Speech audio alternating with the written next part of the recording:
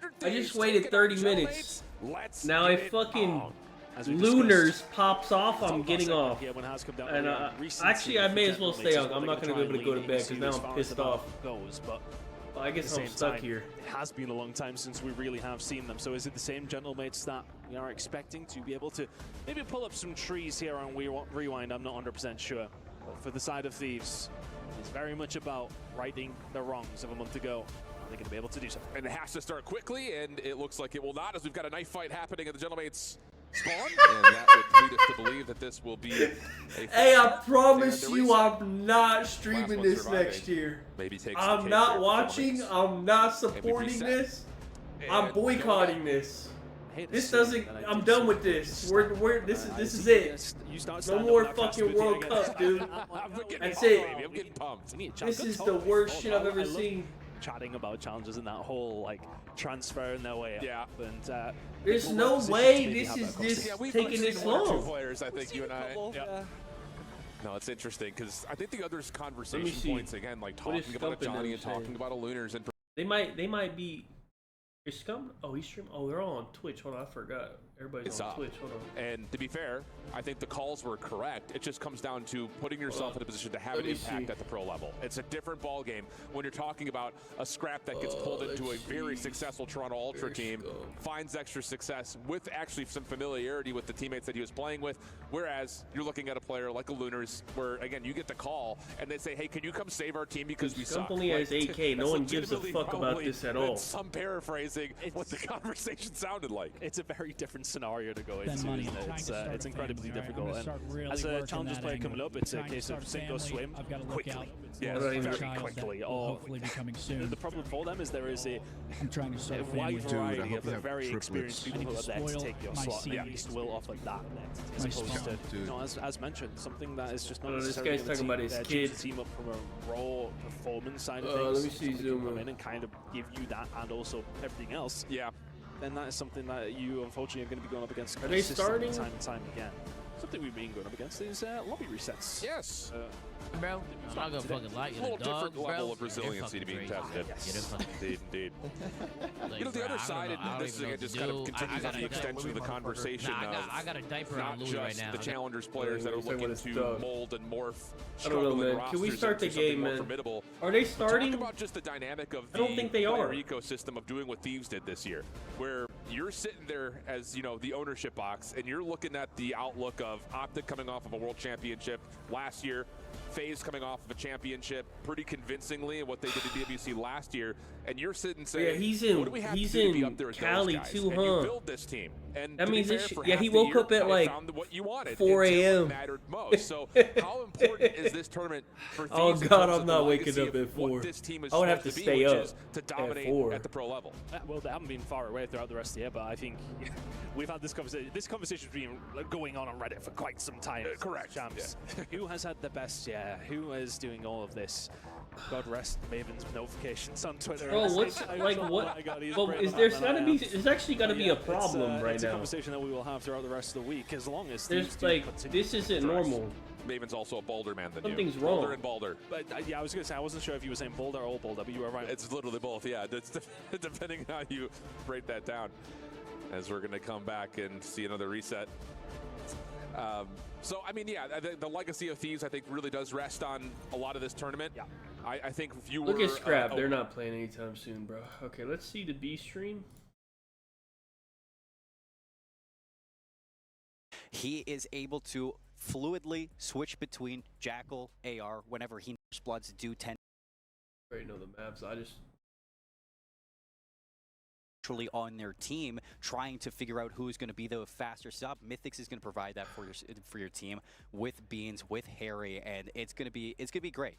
Okay. Well, I mean, one of the best things about these squads at the minute we saw with Mercules, it is the ability to be that flex player, to come in and play different roles necessarily, not just when it comes to that AR SMG. It's also inside those roles themselves. Mythics is able to do literally all 4 out there on the map. I think the only thing he doesn't do is IGL. So you've got this player then that's able to essentially slot into any squad. He's high pace, high intensity, and that is where we have been as a competitive meta now for some time. Those high engagement, aggressive players are able to very much lock. Like that happened, the last time that in the league we've seen some of that was when Octane retired. He ruined the league. Oh, nobody's playing. B stream, they're even more behind. I think that, like, they're not even out there yet. Broke up, and there's so many options, and everything changed. That would be the next, I think, kind of, you know, crack in the crust of what Call of Duty has been, is if that dynamic trio breaks down. Of what? Oh, of him getting a kiss or whatever? Yeah, I pulled it up on stream. We were like having to be extremely tight-lipped. Oh, I'm sure. Oh my word, that was we just knew as soon as we heard it was like oh my word, this is going to cause absolute chaos, and that is something else. Oh, another one? No. I for one haven't heard anything about any rumblings myself. Well, so fair, fair. But we'll see. It's just one of those things that conversations have obviously been largely fueled by the Green Wall on Reddit since their most recent success. But I think there's just a level of when you build a team like this, the expectations naturally are high. But I think it also just goes to show that this year has been one of our most even-footed battles, even though it starts with a very strong phase beginning. They're dominant. We start to talk about like this is Cold War phase all over again. We're back. And then all of a sudden, I think it's starting. They're fist bumping. Wait. But at the end of the year, neither of them make a Sunday. 9:37. So it's just like, what is happening? It's just been a chaotic year. I'm all for it. Almost 3 hours. By the way, I was sitting in the green room during in Kitchener talking about how like this has been one of the most entertaining tournaments, even though it hasn't been the best teams playing in their best COD. Just from sheer entertainment value, could not write a better script than what we had just about a month or so ago.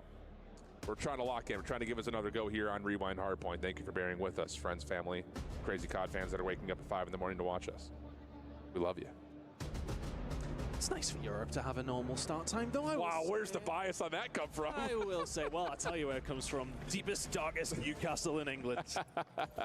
Well, here we go. We're finally getting in, and there's no knives out, at least not to destroy your teammates. So we've got 100 Thieves and Gentlemates opening match here in Group B for the second time. Let's get it on.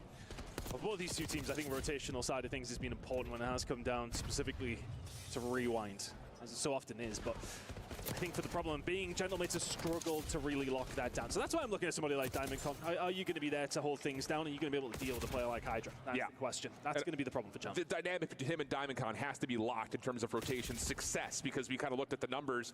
Gentlemates, not the worst rotating team in Hardpoint this year, but one of the worst teams in holding percentage. So you got to have one if you have the other, especially against a strong Thieves team, as Hydra gets to work making a nuisance over towards Laundry, shut down, and with 3 dead in the feed, Gentlemates a chance to get some rotation early towards P2. Yeah, good time to get a few kills on the board. Trying to get another here towards the back, as long as he does get taken down, and does. On by through the front door, not going to work. Nice rotation from Gentlemates. A little bit of a spawn out for one player, though, in particular. Scrap trying to find something, can only find one. That's going to be a lock-in for Gentlemates. Good start. Johnny, the one on the front line. Is Thieves' ass as well? Further forward, nice little bump out to put some pressure on where this Thieves break attempt is going to come from. Now with an AR, Johnny watching the crossover towards the hallway. Both weapons to play with. Shuts down Envoy. Knows there's some more, but doesn't make a difference. Him and Kidsmith do the job that's required in front of them. And so the first 30 seconds looking solid for GM. 2 hitting the side door there initially, and there's good communication from Gentlemates. They split up the push, take their time, but one won't go out of here for Thieves. Hydra can find one. Is that going to be the throw that breaks the Camel's back? Not if Kismet shooting like that. 5 in a row from Kiss. Big save there, too. That's going to lock down essentially a full 60 for Gentlemates. A 2-12 start for Scrap and Envoy. You don't say that all that often, as Kismet is looking like 99 Kiz in the first 2 hills. Rotating over towards the dumpsters, though, Thieves will have the edge, already controlling the street, and Naxel going to be able to follow things up through P1 as we're looking to see our first listen-in here at EWC. Oh, hold on. Right here, dude. Our first listen-in, it's fucking LAG.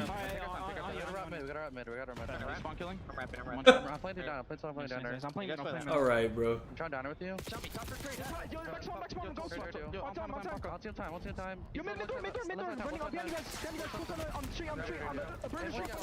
getting double audio on my own. Oh, my side tone.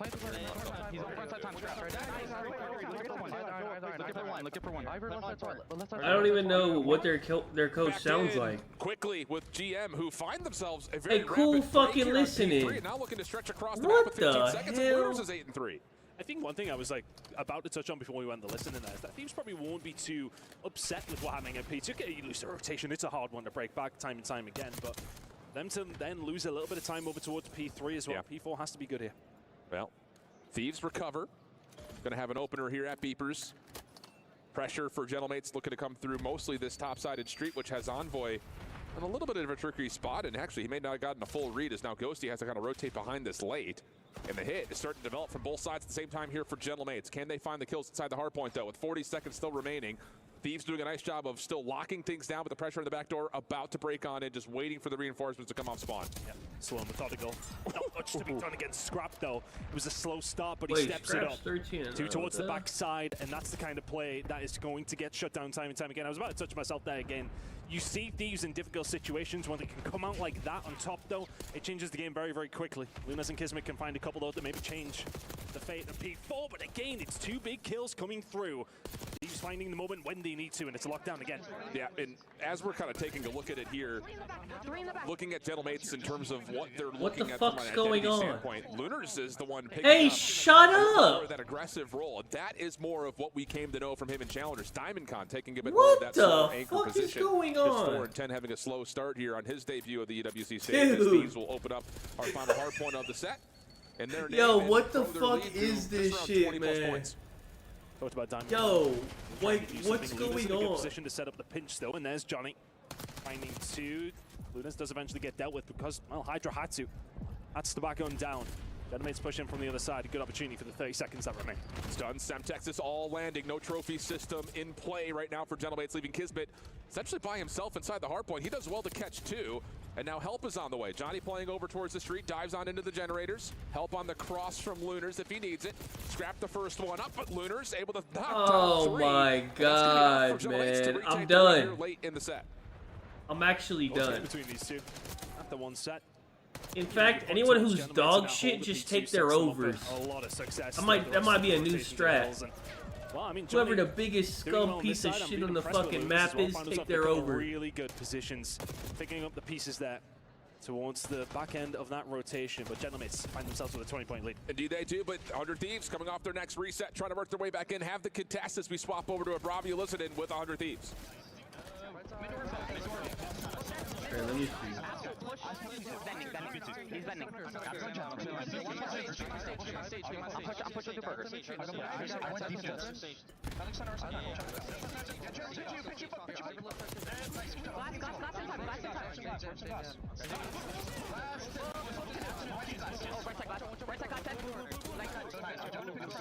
I have it then.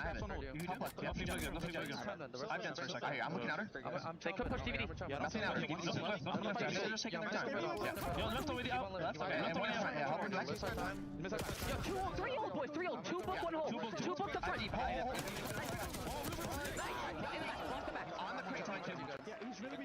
Last 2 fronts. In blue.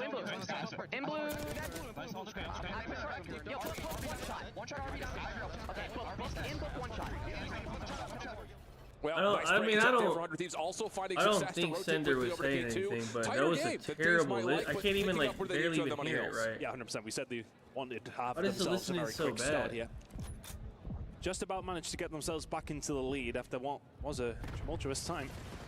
That first rotation, but P2 was really where Gentlemates a good amount of time in the first rotation, and they may well get it again. It's a nice break with 20 remaining. Scrap surviving towards the backside. Teammates may will be too far away to help him. What the fuck is Envoy doing? So, going over hey, brother. Side and rotation will be there for Thieves, but last time around P3 was not good for them. They lost out there as You're well. out. Yeah. Gentlemates, you will take that scrap time all day long. Absolutely, you will. Getting their lead to about 10 points, but again, a pivotal part of the map coming up here between the next 2 hard points. Hydra trying to work on contesting the rotation as they swap over towards this upside dumpster. Ghosty's going to find kind of a vacancy split between 2 Gentlemates players. Envoy also cleaning up. DiamondCon a little bit deeper, and with 3 down, 100 Thieves can stabilize on the new hill. I think DiamondCon actually gets a spawn out there, and Envoy finds him. And what we were kind of pointing out in the listening, he's not having a great game so far, but there's a couple of very important kills and a 4-man down for 100 Thieves. And this is from now very good time on offer. I mean, look what they got spawned. Completely trapped backside burger at the moment. Hydra making sure no long routes can come through. Tally's one on the Lunars. Envoy lines up a couple from the front. Last one standing is Kismet. And Dan says he may. He will eventually drop. And this is where, again, the game gets really scary for Gentlemen. It's only a 30-point game. But as we start to look over towards what comes up next, again, the line of scrimmage set for 100 Thieves is dangerous. And this is turned on its head very quickly. By 7 spree, 8 spree. The 9th, well, he's behind you. Kismet will find it. Really good work from him to reestablish himself back onto the map. Dying maybe not the most opportune moment, but when Scrap is shooting like that, maybe it doesn't matter. And Ghosty starting to clean up over towards the back end of P3, P4 incoming. Will get cut down. That's a good rotation coming through. I wonder if Kismet went all the way around. Did he get a good start? I think he just spawns back there. So it's one of those moments in the comms, 100 Thieves are like, are we joking? Like, is he really just going to spawn up behind us right here? We did the job nicely, but instead, they stop at 197 and a chance for Gentlemates to actually walk away with beepers. Pressure starting to mount to the backside of the street, but the spawns are still in for Gentlemates, and they have a read. Kismet snaps, almost takes care of Ghosty, but with that, Thieves, maybe a chance for a late break. Yeah, Ghosty's going to give them that little bit of pressure. A spawn from Kismet has set themselves up for success here, Gentlemates. Famicom will find one inside, but they've been picked apart from the outside. Spawns are still going to be there for at least 3 players towards this side. Kismet dealt with Hydra at the front of that spear. It's always a dangerous prospect, but Johnny finding 2, still 50-50. But Gentlemates here with the spawn, they will continue to get this time. Yeah, the pivotal scrap time right there late into the game has us looking at essentially a dead tie heading back over towards Generators. 100 Thieves will be there first. Not out of the realm of possibility to contest this, though, are Gentlemates. Stretching quickly across the map. Can you get a cutoff here from Ghosty? If your 100 Thieves are trying to find it, he only gets 1. Now into the hard point. Pistol out for DC. Can only find a couple of bits of damage as Lunars is the last one left. Has the wrong weapon for the job, and as he drops, 100 Thieves will stabilize. So hard there for Lunars because you want to get in, you want to try and do something, but you need to wait on the rest of your teammates. Now they're a little staggered. They need to slow it down. Right now, Thieves cannot win it here, but they will all be but home. Ghosty inside. They need to take their time. Gentlemates need to find something shortly. 3v3 over the top of the hard point. Envoy fresh inside the hill. Picking things back up after his slow start. Now just -6. And he's got control of side hall. Back and forth he goes. Kismet able to find the opener, but tagged up. Has to force it. Finds himself a second. Help on the way. Lunar's able to find the break. And that's going to lead to now Gentlemates over 200 points. If they can get the last bit of the scrap time. Ghosty challenging, but immediately good little fall, leaving Envoy to pick up the pieces the last 5 seconds. Yeah, Trades, you were thinking we're going to work out in Gentlemates' favor. Kismet gets to some wonderful timing to come through elbow. Only finds the 2. Can't pick up the rest of the trades that give the teammates. And all of a sudden, we are heading back over towards P1. 100 Thieves find themselves around 15 points away. And the 100 Thieves will also have a bit of street control here. Hydra dancing with the devil with 2. Expects a 3rd, doesn't need to, as his teammates will pick up the kills, leaving Johnny by himself. And he will back away. Reset for just a moment, but this next break has to be everything. First 2 kills are good for Gentlemates. Ghosty inside the hard point, surviving. Pistol in hand, but eventually dealt with, and Gentlemates are in for some time. Now the problem here is for Thieves. You can hit ult, you can try and get this scrap time over towards P1, but P2 is going to be influential as well. Do you stick or do you twist? It's a big moment over towards P1. Here they go. DC will spawn all the way out. Has to be the heroics of Johnny. Here's Johnny, almost for 3. Envoy taken out though by Diamond Comp, but the spawns will flip with 6 seconds remaining between 100 Thieves and a map 1 win. Not far away. Right, Scrap trying to hold the outside. Gentlemates will get that scrap time. They are not far away from the point though. This isn't the deepest, darkest spawn. You are close to it. It's 1 break, 1 opportunity. Ghosty has fucking 30, man. I'm done. That way, Ghosty picks up everything over towards Laundry Door, and 100 Thieves will survive through map number 1. But I used the word, and adds some emphasis. Survive is the key word there. I think, you know, the whole storyline around Thieves heading into this event would have been one of wanting to come out with a convincing map number 1, steady the nerves. They will get the win irrelevant. It's one of those situations they'd like that to be a little bit cleaner, but full props over towards the Gentlemates side. Really good rotations over towards P2. Yeah, typically when they have a little look. Okay, they get a little bit of a... He got hella kills. Like, he died a lot, no? 30 and... What did I take him at? 52 or something? It's not like that.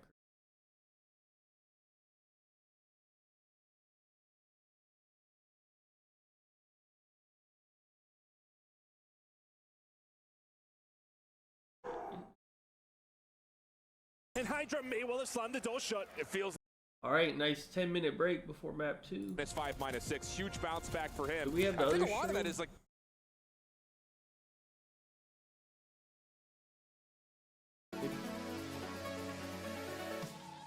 I must stop checking this shit.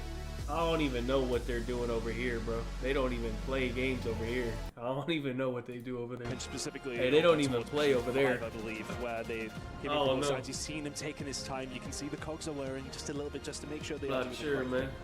And it's hard sometimes in those I situations. don't know what they're doing on that shit, bro. Very quick game that's going to come out. It's been like that for 30 minutes. Yeah, I don't. Yeah, because I kept checking that. to one of They the still best haven't teams in the even game, played looking one to map. establish themselves at the end of the year here as the best team in the game. This stream had a not too fucking bad of a start. They would 10 like to minute clean up at the dub. delay with I the think the other issue part or about whatever. this now, and again, Allie And was the saying other she stream wanted to just been see if sitting Genetics on the would win this fucking series on mountain for 30 1-2-5. minutes. It feels a little, I mean, trepidatious to talk about them winning the 2-3-5, the full Nesla, because you're dealing with the best control team in the game in the form of 100 Thieves. So do you kind of look at this thinking that, as the probability would expect, you don't win map number 3 because you're one of the worst control teams playing one of the best?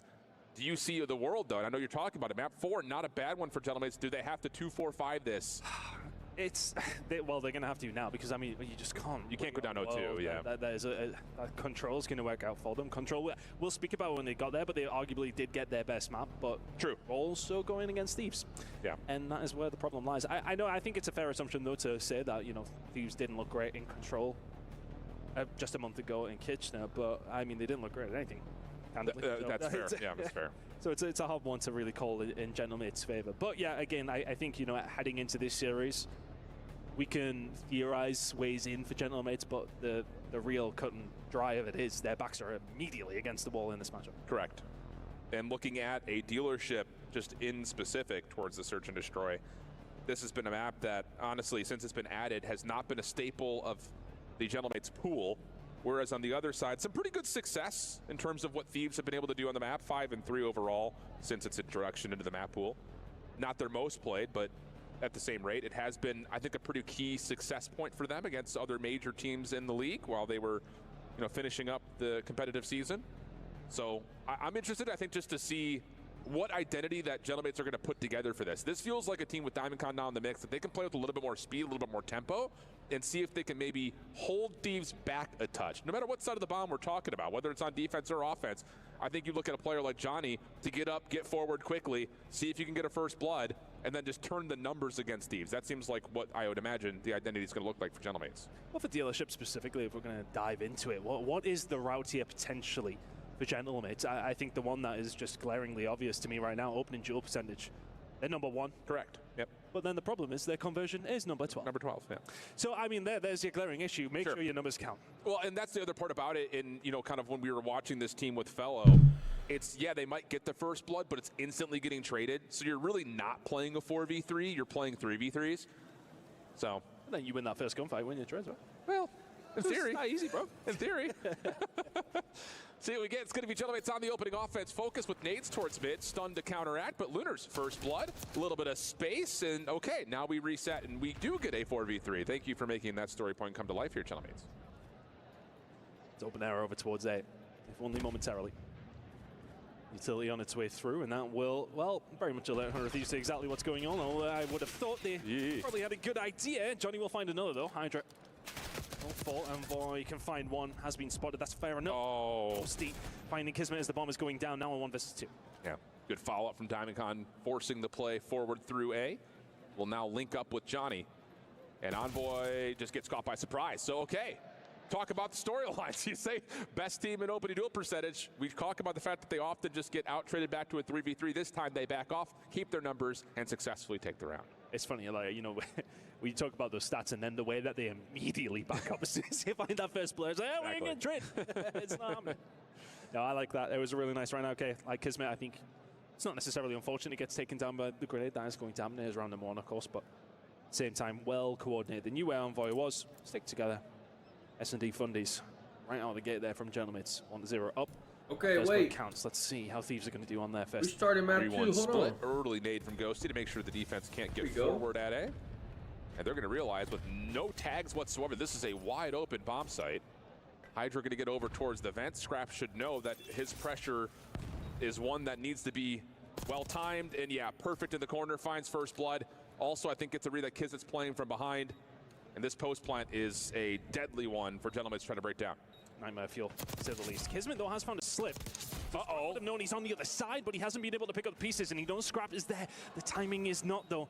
Still a 2 versus 2. Kismet is just breaking things open on his own. How is this broken down? Hey, what the fuck are Thieves doing? Who runs for a moment away from the bomb site, but comes back over to the fight, and Lunars meets him. And what a play from Kismet. Won't call it a full 1v3, but those were all individual gunfights. And he allows Gentlemates a chance to crack the post plant, break down Never actually, I don't think, witnessed by Scrap. I thought for sure he saw him, but maybe not. I wonder if there is an error from Scrap of that. Well, Kismet's going to have to come and find me, right? And Kismet's went, well, yeah, but actually I don't. I'm just going to flank around behind. And then Ghosty thinks his flank is clear. That's a freebie. Envoy, freebie. No problem. Why is no one fucking shooting back at this guy? 1 versus 2. The dog is just shooting everyone in the back. Right hey, turn around. Nice one. Yeah, Mayhem even said, hey, nice shot. Yeah, no. Shout out Coach Mayhem. Picked up onto the spot here a little bit last minute. He has had immaculate success over the last handful of years coaching up challengers teams. Good start. Competitive first map, 2-0 up in the surge. Stuns for 100 Thieves, mostly send over towards mid. Scrap going to take a peek, while Johnny will say, I've got some freedom to maybe play towards back 10. That stun doesn't get to where it's intended, and Johnny will fall. Kismet try to trade with a nade off the corner, does not bank fully, and now he's stuck in no man's land. It's always a dangerous position, because I think if you're the defensive team, you don't want them to have that control, but also you can be shot from 13 million different places. It's a precarious spot. Hydra found himself somewhere precarious for the side of General Mates as well. Well, back on down. Happy to give that side of the map up to this degree at least. Just happy to linger around because they've got the halfway mark, right? They're chilling. Yeah, they absolutely. don't need to make a move. And I think at best, if you're General Mates, maybe you get to read that A is open, but no, you've got to try to clear something out. Envoy through arches, almost turns to find 2, but the rest of the Thieves defense collapses, finds the kills, and Ghosty will win the round. 1-2 now the count. Solid. And I think that's just good communication from Hydra. He goes through pretty much just entirely cuts the A side of the map off, and immediately the other push is going to come back through in the B side. Thieves are ready for it. Nice and easy. There's Envoy in the round finding the first. And that's ultimately what led to Gentleman's downfall. Just didn't have the numbers. Yeah. They're working in their favor. That's the first round. They haven't found the first blood. The first round they lose. Go figure. It's like having extra numbers helps. Yeah, no, it's crazy. Second offensive attempt here for Thieves after what was a very potent post-plant defense that got broken apart in their first attempt at A. Now they're looking over to see if they can find anything at B. Stun check over towards the front door arches. Doesn't connect. Diamond Con seen deep. Envoy will clear that corner with the Semtex. Trophies are down, and it looks like 100 Thieves have shown their hand. They're going to commit here at B. Being able to. Scrap was the one that was creating a lot of pressure through the middle of the map, but as soon as he loses that gunfight, well, the plan has very much fallen apart. And Thieves have actually done well to get out, if anything. Gentlemates could have snapped there, but for them, precarious anyway. Yeah. Most important, though, Gentlemates don't commit to try to retake something when Kismet says there's no plant here. So now they're taking the fight back over towards mid. Kismet caught, trying to cross. Ghosty benefits with the low health pool of Kiz to find himself a double. And now Envoy saying, all right, I got window control. My boys got me. Now I can work on the plant. Really good reset here for Thieves. You just love those adaptations, don't you? Diamond in this position always going to be difficult, but those are those moments that really do separate some teams. A lot of, we'll just try and stick it at that point, see if you can get it down and see how things work out. No, you've got a route out, you can get out. It's probably best to try and do so. But Johnny, you're in a 1 versus 2, 25 seconds to go. He's going to catch Hydra. He ain't going to catch Envoy behind him. There's the 1 versus 1 going Thieves' way. Leaving the odds. Yep. No, you're absolutely right. I think for both teams, after that first piece of contact at B, best case scenario, Thieves get out, Gentlemates don't commit into the pre-aims, but it's the battle that echoes later in the round at mid that just too much force from 100 Thieves. Gentlemates can't even up the odds, and Johnny try as he may. Does not expect that delayed little poke out from backside mid. An easy 1v1 for Envoy. So 2-2 the count here. Gentlemates back onto their offense. Yes, we are on our second match. In terms of what they found offensively, after 3 hours. Bomb plant yet. See what they can do with this one. B has been the favored from both these two teams so far, you would like to say. One player up here from 100 Thieves, that is going to be Envoy. Creating a lot of pressure, coming off a lot of the map, but A is semi-open, or so they think. Thieves are here. Yeah, this feels like Gentlemates trying to feel out both sides of the map. Kind of a fake here at A. Kismet having dumped both pieces of utility towards it, has the 100 Thieves defense pretty eager on the A site. But the thing about this is Envoy has snuck super far up at arches, and he has not been cleared, not with any stuns or nades at all. So Gentlemates really don't have any information on anything right now. And if anything, the information that Thieves is being given over towards A, entirely countered by the fact that Envoy is here and saying, I ain't seeing a goddamn thing. Not going to find the gunfight though. Lunas will catch him. It's a bit of a tough one. Activity now starting to come through over towards the B side. Big gunfight won by Hydra in the middle of the map though. Yeah. If anything, doesn't need to win the gunfight, just needs to stay alive. Yeah, Johnny can't plant. Couple of shots down towards him. Hydra pushing forward. Kismet chasing. Finds the kill on his former teammate. Gotta get out. Scrap, couple of tags. Trying to find Johnny off the post plan. Exit. Nice shots for the headshot. Also knows he's got Lunars on the corner towards the den. Help nearby with Ghosty, making sure there is no long play through the middle of the map. Lunars fighting back. Kismet able to find the timing to get around the side. Leaving Ghosty to the 1v2, seen, shot at, and it's just too scattery, too chaotic. Gentlemates survive in the late round. I love the repositioning from Scrap to just find Johnny immediately, but the problem is it then puts him between a rock and a hard place. They know that they can isolate at that angle. That's exactly what Gentlemates do. And from them, I think you want to try and get your teammate over towards that side, but they're immediately thinking about the flank. Lack of information. There's the positioning we talked about, but Kismet is there just immediately to pick up the pieces. There's very, very little that Ghosty can do from that position. Kismet having a hell of a map to kick things off here. Really sitting at 8-4. Having a hell of a series right now. This has I been a need great simp 2 for maps. Envoy immediately. I think if you're a Gentlemates fan, you're looking at this team saying, okay. Oui. A little bit of a battle, full head bash over towards the outside. Hey, Kismet cannot provide the double to evenly exchange that. So now you've got yourself a 1v3 early for Diamondcon, who's completely stuck in. Yeah, try to change the tempo there, Gentlemates. Flood that corner, that elbow with a bunch of nades. Try to take the battle inside the small room. Doesn't really work out for you. It's a tough one. You start to lose those first couple of gunfights. It's always going to be an issue from there. And that is the thing with Dealership. It is very much... You know, you talk about the opening blood specifically, but when you find them in the middle of the map, yes, okay, that's where it becomes a bit more influential. But when they get aggressive like that, it's just so difficult for the attacking team to be able to do a great deal. But still, Gentlemates very much in this. Very close search and destroy. As you mentioned, a very close map number 1. We are back and forth here in the search. Yeah, and again, in terms of like when you pull a play like that, I actually love the timing of it from Gentlemates, trying to catch 100 Thieves off guard after this. You know, a little bit more of a chess game has been really the staple of the first 6 rounds. This ain't chess. This isn't. This is straight checkers. Kismet pushing forward, sees the trophy down, should have the idea that there's one player nearby, and the kill will be confirmed. Diamondcon got a kill with a stun, man. Scrap's position is known. Here comes the flood. What's going on in the world? Trying to hang on. A little bit of damage tallied, but just too much to deal with. And yeah, Gentlemates 2 rounds in a row. This is absurd. Just slam the door on 100 Thieves. Yeah, lovely job. Yeah, very aggressive, and as soon as Kismet gets that little bit of timing towards the back, sees the trophy go down from Ghosty, it's lights out. Just putting that pressure on almost immediately. Nothing you can do. If you're Ghosty, Envoy can try, as he may, but the one is not good enough. Scrap was never going to be able to pull that up from that position. They know his position, and then from there, it's just lights out. I think the other side of that, again, like in terms of the play call for Gentlemates, echoing off of the last round prior where they're trying to defensively take extra steps at A, I think they've gotten a pretty solid read on what 100 Thieves have wanted to do so far and said, let's just try to knock them out with a huge haymaker. First time doesn't work, second time does. So 4-3 edge, wide open A site. This feels very phase-esque in terms of how you play the defense. Do they have nades to get back over the top? Trophy system to keep Thieves safe, plus a first blood from Hydra. Went for the haymaker in the previous round, the uppercut, I should say, of just stacking over towards B. At the moment, isn't working. Kismet's still alive though, and with anything you have a little bit of hope in that scenario, not if he's left on his own though in a 1 versus 4. Solid there by Thieves, and that's just a roll of the dice, right? It is. You know, we kind of talk about how phase play, and they like to do that in that scenario, but you need to make your utility count. And I think what is really important there though is the fact that Hydra finds himself in such a good position for that transition. He's there to pick up at least one, and from there, if he can survive, it's lights out. Absolutely. That did feel very phase-esque though for a defense. Stack over towards B, late rotate to that back square, throw your nades. You also have an RC.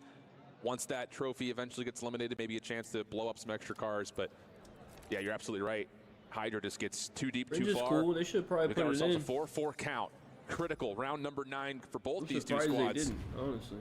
Here as nades, this actually feels very familiar to round number 1 for Gentlemates, but this time they're actually committed to taking the battle at office. They do push off one defender, but for the most part, Thieves will respond to set themselves up nicely, and the follow-up nades are perfect as Scrap connects onto Johnny.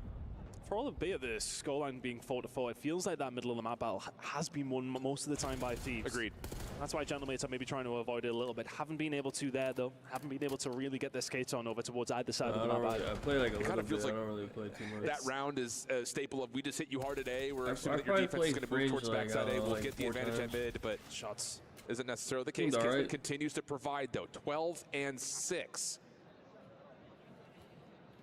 And this is the information they're going to get off Diamondcon, though. The fact that he's been able to push all the way through. Seen though. He has been seen, and the problem is they don't have mid-map control. Yeah, the pressure's just going to come through immediately. But they choose, off that information, to really go for it. Rotate all the way back through. E-bomb going down. A 2v3 situation, you are surrounded. Yeah. Should be dead. Oh, and Hydra maybe there to pick up the second. Oh, that is unfortunate. Lunas will fall. But that's tough because like you get your teammates saying, "I've just walked through B." What do you think's the play? Correct. It's a tough one. Do you stick it where you're at, or the problem is you haven't cleared up the map? Crazy. And I wouldn't be able to the play issue. if that guy told me like. The fact that Scrap does Imagine catch that guy information on Diamond criticizing before he can get your play around the back at A to find I another wouldn't be freebie. able to play. But again, another moment you look at and say, because Thieves winning mid-map, they are finding all the success in terms of controlling where they're putting Gentlemate's the only windows of opportunity. They can control all that space, all that rotational pressure, and now it's down to can Gentlemates find a way to take 2 in a row, steal away map number 2. Good start, but Thieves have really come into it now. Damn, Kids got a spree across the board for them at the right time. Didn't he drop 40 he was map the one? main weapon so far. That's This actually time, though, going Gentlemates are insane. fully committed towards the middle of the map, and they may well be getting aggressive with it. A couple of attacks from Hydra. Stuns come through, and Hydra says not interested. And look at Scrap. Yep, he says, that's a lot of nades into my teammate. I can push forward. 1v1 with Lunars, wins the first one. Traded immediately, though. And the fight afterwards through the garage door, good. And Diamond Con will have the final shots needed to take care of Ghosty. 11, Good man. help from Johnny. Wait, and yeah, these the streams response from still Gentlemates ain't not commit on the started? flank. Rotate back to Stop. garage door works out. We're going round 11. That's difficult for Scrap because There's you no see way. the open door and you think I can waltz straight through this. You and win telling the me round B and the stream has for only us. played one match Doesn't get in greedy, 3 but hours? in that moment, you kind of just need a little bit of time to maybe go your way. As I say, you see that with Lunas, you're maybe not Oh, it expecting just the started? immediate child to come out from garage, and all of a sudden it does fall Bro. apart just a little bit. It's a tough one. Big gunfights run through the middle of the map, ones that we didn't see, but irrelevant. We have forced our way to around 11. And a big one for Gentlemates, as mentioned. As the series does get towards, well, map number 4, I actually don't hate it for them, especially with what happened in map number 1. Sure, Relatively sure. Close game. You can take this search and destroy. You never know. Well, they're on the offense, and we're not taking the bomb out, looking for some early aggression, whether that's by way of nades or opening battles. wait, Couple hold of on, round shots 11, on let me both sides see. towards B. Nothing to come What of we it. got? And it'll be Diamond Con who was responsible for the Playing bomb carry. pussy as hell. As Look at Kismet him. does get Goddamn. naded and stunned in the corner. Follow-up from Thieves not going to connect. So lots of utility already spent, and now it's just down to how do you crack into this A site. Oh, they see Hydra. Yeah, you have to send Kiz first with the way that he's been shooting. Hydra has a little bit of help now. Shots ringing out over towards the safe side. A tense round to say the least. 50 seconds to go. And Hydra's got an AR, so he really cannot challenge too far forward from this position. Trophy system late added. This is going to feel very comfortable now for Hydra and company, knowing that any late nades are not going to do anything to deter your setup. And for Gentlemates, this might just have to be a raw, we have to just push it and hope we win our gunfights. Backed up. Backed at the wrong time, though. They have positioning, and well, did they know? The Gentlemates may well hit that with force. Let's just make sure we survive. They know exactly where they are. How's this going to work? Envoy looking at the vents. Don't hit it. Sniffs out one RC card to try to flush that out. Does it actually get in? A little bit of trouble finding its way into the vent. Diamond Con finds first blood in the process, but the chain effect of the nades coming through do work out. Trades go evenly, 2v2. 30 seconds on the clock. Ghosty, Envoy, working together. On the other side, Kismet, who's had a hot streak so far in this series, taking the proactive play, but can't finish the first Wait, he got them kill. both It's one just down to shot. Lunars. 1v2 situation. This guy's not clutching. Has to check. Envoy on for the defuse. First shot's good, but sticking is Envoy. Lunars Check the isn't gonna bomb. check it. Oh, this guy's dumb. Secures the round 11 by holding onto the bomb. He didn't even try to And check. Kismet has an all-time of a search and destroy, What but the when he needs to hell? find the kill there in round 11, it doesn't get secured. That guy was so nervous. If he finds a kill there on that flank, it's a wrap. Correct. There ain't no way that Thieves are able to pull that one off. I think he put bullets into both, did not finish his dinner. But it was so patient from both two teams. Gentlemates then get into that kind of panic moment towards the latter stages, but Thieves sit patient, they back up, Oh. they give them that control. Watch that again. What is this guy doing? Can't see bomb. First kill. It's only 22 seconds. Just down to Lunars. 1v2 situation. Has to check. Okay, like there's 17 seconds, dude. Envoy on for You killed the that defuse. First guy. shot. Like You should assume the other guy's probably on bomb, man. There's 15 seconds. That's good, but still. Like, there's a reason Ghosty's standing there watching that, dude. Sticking. At third, and he still didn't. He knows that bomb's not planning on his side. Hello? Is this guy retarded? Shot's good, but sticking. He knows bomb's planning on the other side. Clearly, you can't see the bomb. Like, I don't get it. Sticking his envoy. Lunar. He ran back to the corner. He actually was never gonna check. Is it? Well, then he ran in there and then was running out the door to check from the same angle again. He was checking that same angle again. I don't know, man. That guy's just crazy, man. UC was pretty one-sided in both of our streams. 2 different 3-0s.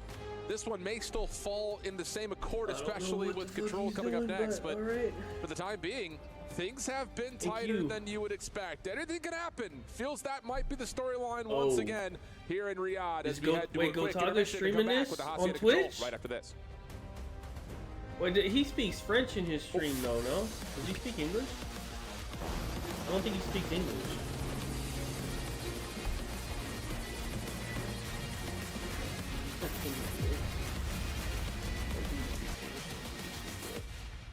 Is B stream so they're playing? Stability in the rotations. Now you're going to have a little bit of priority into these next few hills. So can they keep the ball moving? Big job here for Beans in the middle. Sees that Somehow his teammates Beans finding is their kills, worst over player. by Old. He's looking to try and get round the back of this Surge counter line and stop them, basically. C'est surtout mal posé. Et oh là là, vas-y, je parle avec des dégénérés, c'est pas possible. De base, pourquoi ils posent comme ça, les gars? En face, ils ont une R6D. À côté, de l'autre côté de la bombe, il y a une voiture qui peut exploser. De base, bien sûr que c'est bien posé, les gars. C'est juste que là, dans la position lunaire, c'est mal posé pour lui. Oui, et puis même, t'as le wellbang au niveau de la door, t'as le wellbang en bas, t'as un... Oui, c'est là où tu dois poser la bombe, putain. Arrêtez de refaire le round en mode de... Non, c'est... Ah là, ils ont mieux joué, tant pis. Wait, let me... Can I see the reaction to the round 11 itself? 70. No way he's gatekeeping VODs when this guy's got 4 million. This guy's insane to gatekeep. How many subs does he have? Come on, man. You way too big to be gatekeeping VODs, man. Ouais. He probably has like 10k subs, man. Be serious, man. Is he on YouTube?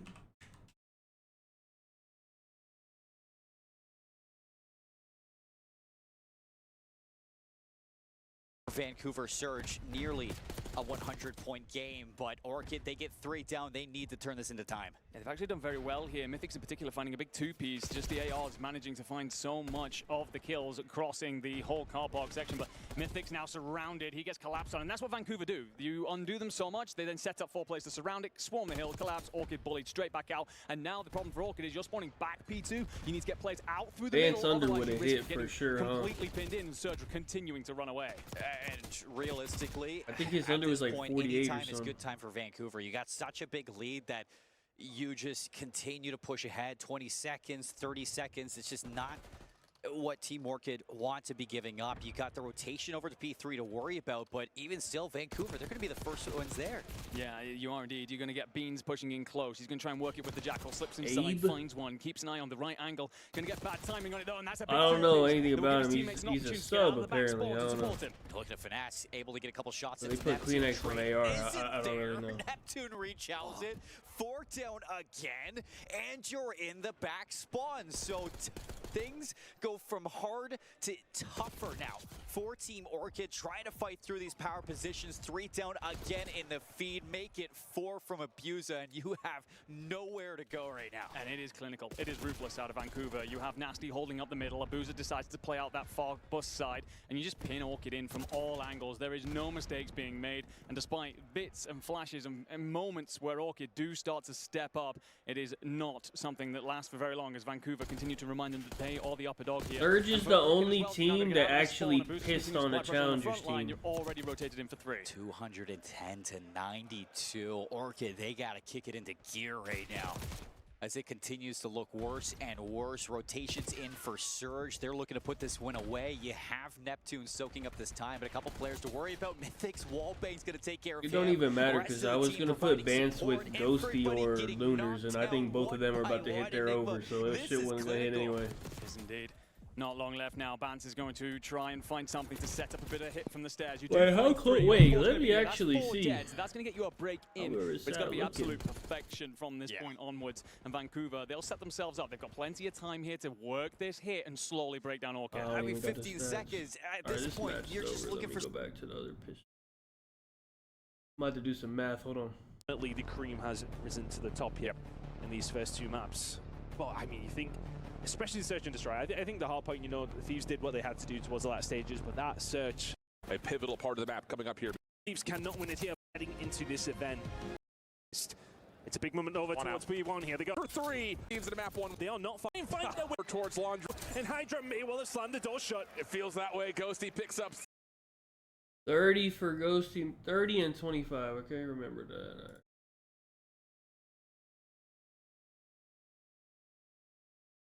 Two in a row. Really, it's storm down.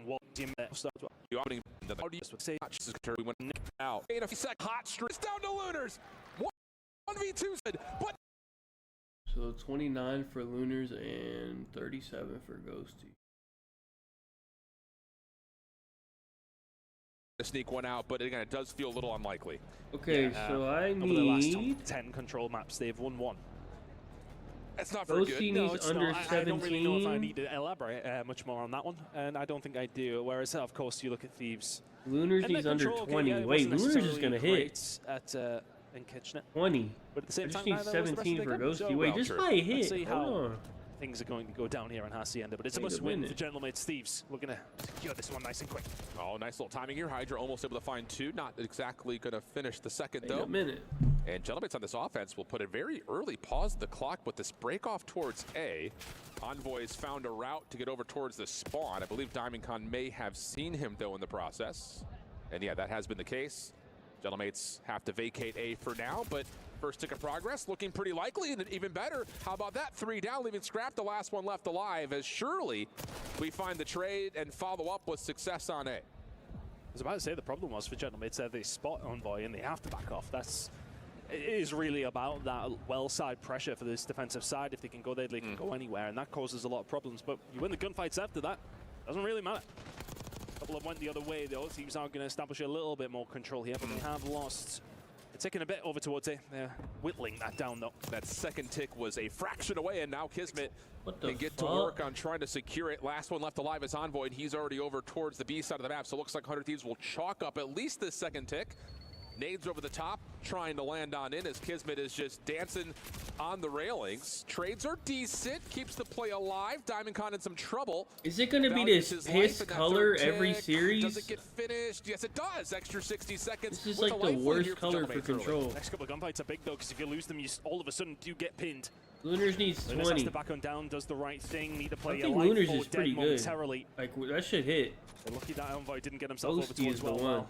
Very well established in the end by DiamondCon. He will get himself some pressure there, but this is the problem. You committed over towards the A side, and you've given up a lot of map control for it. Indeed you do. Trades are decent, though, as 100 Thieves will gain the life edge for now.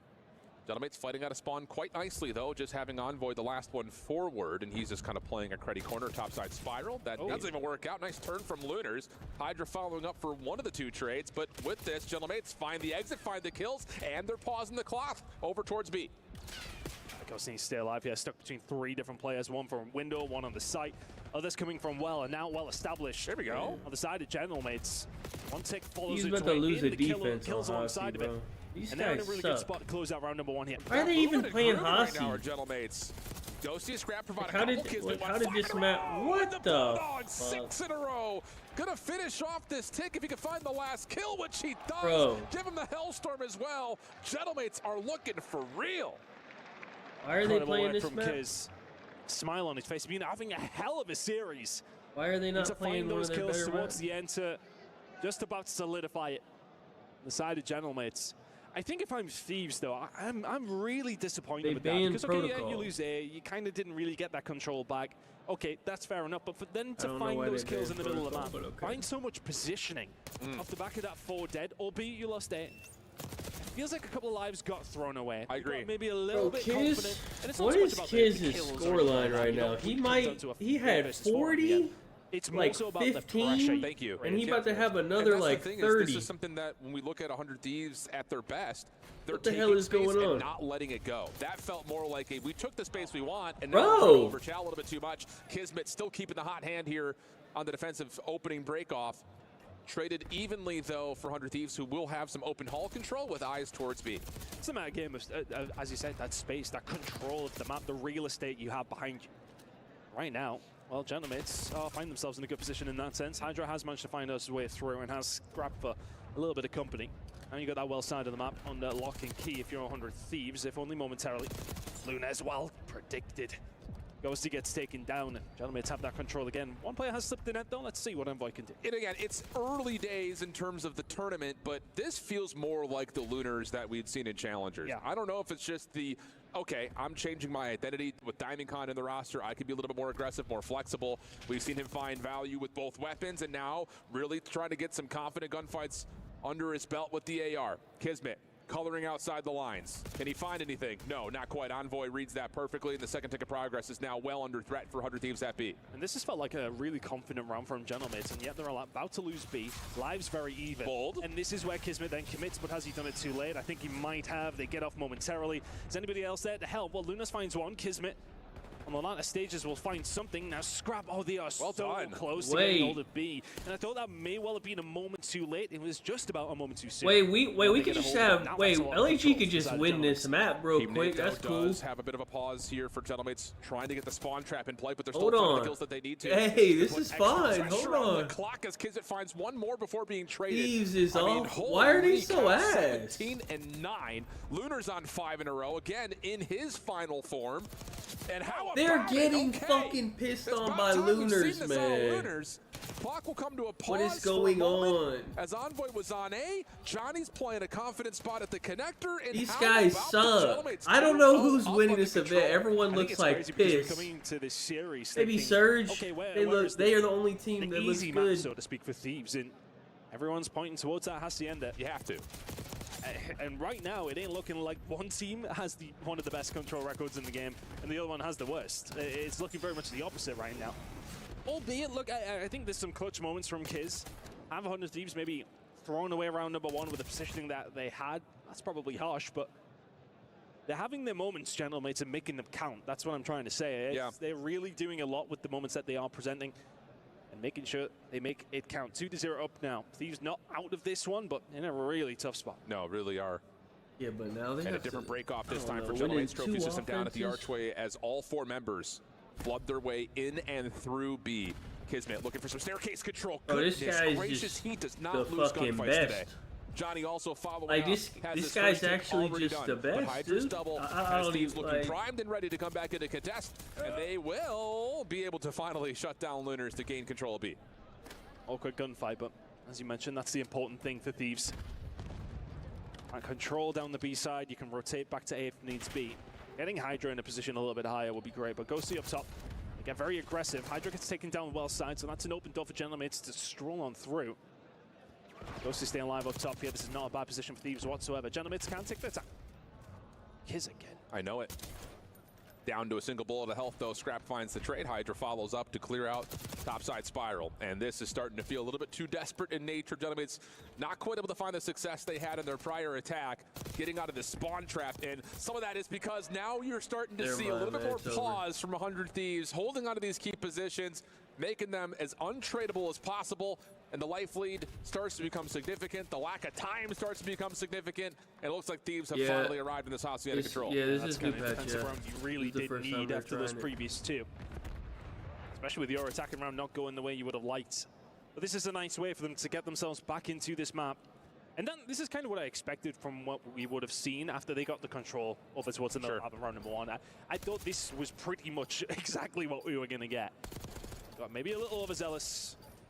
Have they done this time? Well, no, because there's not nearly enough time to get over towards. Now they're about to win this fucking back into it with offense. They're gonna go fucking out of control. Round 5. Hacienda looking all my unders are. How are they gonna find themselves an attack? I think I'm done. Frankly, it didn't look close in the previous attack. Well, actually, I suppose B, you weren't far off. Yes. You know, Kismet brings in the Hellstorm to save it. Yeah. Well, he certainly doesn't have one now. He's got less than that count on. Let's see if you can find something. Yeah, that just felt a little bit more representative of the control identity that we've seen from 100 Thieves over the course of the year, rather I should say. So a little bounce back moment, but again, I hate to keep bringing it up as if to beat the dead horse. This just, again, does not feel as convincing in nature as you would want to see if you're a 100 Thieves fan. Not just across this map, but across this series at this point. But there's something to be said about you put the right player on his right role, things start to turn around. That's been the case so far in this series for Lunars, as well as obviously seeing Kismet play more to that 99 level we've come to know. Kismet having a very good series, but they're now going up against Thieves, who have a little bit of a taste of blood in this control. The number one attacking team on Hacienda as well.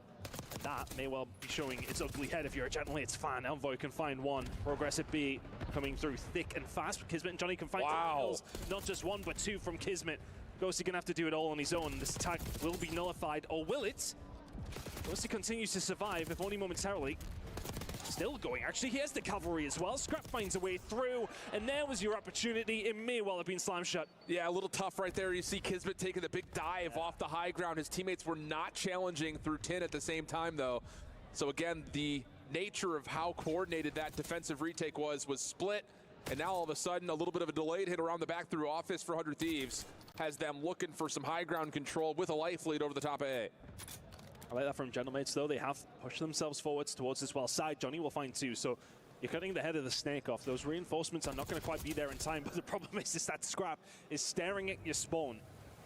If I'm Gentlemates, I maybe send one player back to try and help deal with him, because the way that he's shooting, it's going to be difficult, but you're in a good position as well. What do? You stick or you twist? Big shutdown as Scrap was a fraction away from earning himself a Hellstorm, which could have been huge if this does get to around 5. That is not a guarantee, though. Good shots from Envoy. Shuts down Kismet from playing forward.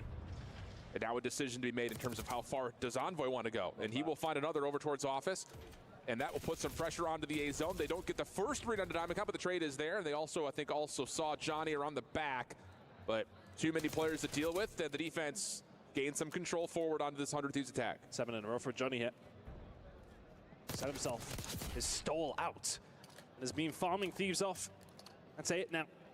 And this is the kind of situation that's difficult to deal with. Eventually, Envoy will turn around and get rid of him. Now is the opportunity for Thieves to maybe push through. The full minute to go. Life's pretty tight. Especially with a Ghosty in that position towards office, making sure the defense continues to not have any high ground control. Clock comes to a pause at 102. More kills for Thieves, growing their life lead now to 4. Johnny up top, trying to find an angle onto Envoy. Not going to happen. Ghost able to find the kill. That could be and should be the third tick. With everyone stacked up, it will be. Wow, what a bounce back here for Thieves. And the only thing you could really kind of say as far as almost feels bad is Scrap was so close to the Hellstorm, but regardless, you're starting to cook back up on your control success you've had all year. And I think that was meticulous from Thieves over towards A, but really what I want to concentrate on was B. I mean, Ghosty surviving as long as he does to allow Scrap to come through and find those 3. And then that delayed push, as you mentioned, I was kind of questioning it with my facial expressions towards you when Diamond. I don't know, hey, Kiz is having a great time with the new sub, so I don't know. He did a good job. Well, mostly thanks to Johnny to keep them away as long as they did. Envoy but Thieves is always not having had a that good control time with it. It always feels like you have somebody in mid-map on the attacking team that anything is kind of possible. They found that opening. And now find themselves in the defensive side to close out this series if they possibly can. I was just about to say the stonewall that they had in their second defense plus the full success capturing 6 gives them the advantage to start on the round 5 defense. And the first 2 kills off the break-off are perfect. That's window-to-window battles up top over the top of A. Same break-off that Gentlemates had hit us with in their first offensive attempt. This one shut down nearly completely. A couple of trades to keep the spawn trap away from Gentlemates, but still a bit of pressure already early, down to 60 seconds to play as they look towards B now. Slowly waking their way up fences, though. And this is where things are starting to get a little bit scary down for the side of Thieves. Envoy knows the pressure's going to come in from up top. Trying to survive over towards this fences side. And Gentlemates choosing not to bite necessarily over towards B, but Envoy. Great timing. Bites back harder. Now we'll get a bit of control over towards Well and allow the rest of his team to pick up the pieces over towards A, which they have done. Doesn't this feel familiar to map 1, map 2? Gentlemates doing everything they need to do to keep themselves in contest, but when it matters most, when they need to ice up and make the right calls, just not quite there. Ghosty trying for the shiv. Doesn't work. And now down to under 30 seconds. The only lifeline potentially on Johnny, who's gotten through. And you can tell by Scrap backing up, they know he's back here. Couple of kills from Johnny, though, give the numbers to Gentlemates. They can jump on with 2 players at B. Scrap does his job correctly by finding the furthest forward member, and then Hydra can now set up the pinch. Trouble as it's just down to DiamondCon on the B point. I mean, you're seeing the examples of players staying alive in the right positions on both sides of the coin here, but Hydra is the one that has done the damage. He will eventually fall. One more opportunity for Gentlemates in this series, maybe. Not looking good. Numbers are already here for Thieves. Wallbangs back and forth between Envoy and DC. 5 life disadvantage, but no one's going to get back to a zone in time, and oh, mercy me. A series that honestly you look at and say Gentlemates could have 3-0'd the other direction, but when it matters most, late into each map, they falter, they fall apart, and the excellence of 100 Thieves really shows itself as they find themselves a 3-0, if only by map count, because they got tight. I think Scrap looking confident there. There's an air of a man who has plenty of it. Same time, though, you have a little look down the line. Hydra's kind of looking like, well, I don't know who plays next. I think little Ultra. bit cleaner, but they will get the dub. Irrelevance. They will find themselves advancing through, sitting at 1-0 in their group. One more win, find yourself to the knock. Yeah. 2 storylines I think we take away from this. Yep. 100 Thieves, 3-0, but barely. Yeah. Is it as convincing as you need to see? We'll leave that question for the desk. Deliciousness. All this for just $6? Ain't just a meal, it's a steal. Excited to get that first kill. Surge is going to lose the S&D. For the round. Bomb going down towards A. Do we have an opening for the Great Egg? Mythic's going to get fast into it. Trades up to Neptune, 3 versus 3. And it's not going to stop just yet. Fast as ever to get right into the face of 0-4. And it's all down to Nasty to clutch a 1 versus 3 with 30 seconds, but it's not going to happen. And Orchid have tied us up against the runners-up from our previous tournament. They're British. I don't even know who they are. I only know bands. Les 2 équipes réunies, hein, vraiment. Wow, il a fait un match, mon Dieu. You don't seem too upset. Wow. He said, wow. Ah, GG1. One Red Team. Je pense que ça reflète un peu notre saison. Alors, on n'a pas eu ce niveau dans la saison, mais dans le sens où, genre, il te manque des petits trucs par-ci par-là à chaque fois. Il te manque ce truc pour gagner, quoi. Ouais, non, clairement. Mais c'est pas terminé. I'm fucking done. I'm not doing no more today. Maybe tomorrow, man. Mythic's, what, like a Black Widow or something? He's sitting there just waiting, venomous, to strike. None of the good teams are pissing on the challenger teams at all. Search, as we expect from one of the best search teams that we know from challengers, and that's going to tie us up in this series. It's going to set us up for a very exciting map 3 coming up after this break. We'll see you soon with more EWC. Like what am I like? Hydra just went negative against LAG. Like what? Like I'm done. I think Lunar's hit. Oh no, Lunar's tied. It was 49. He tied.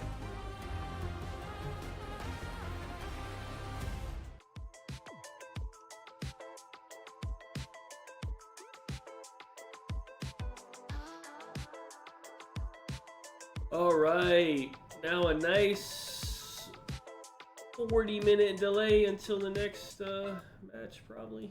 We get better and better, more confident, and like I said, oh, we are doing interviews.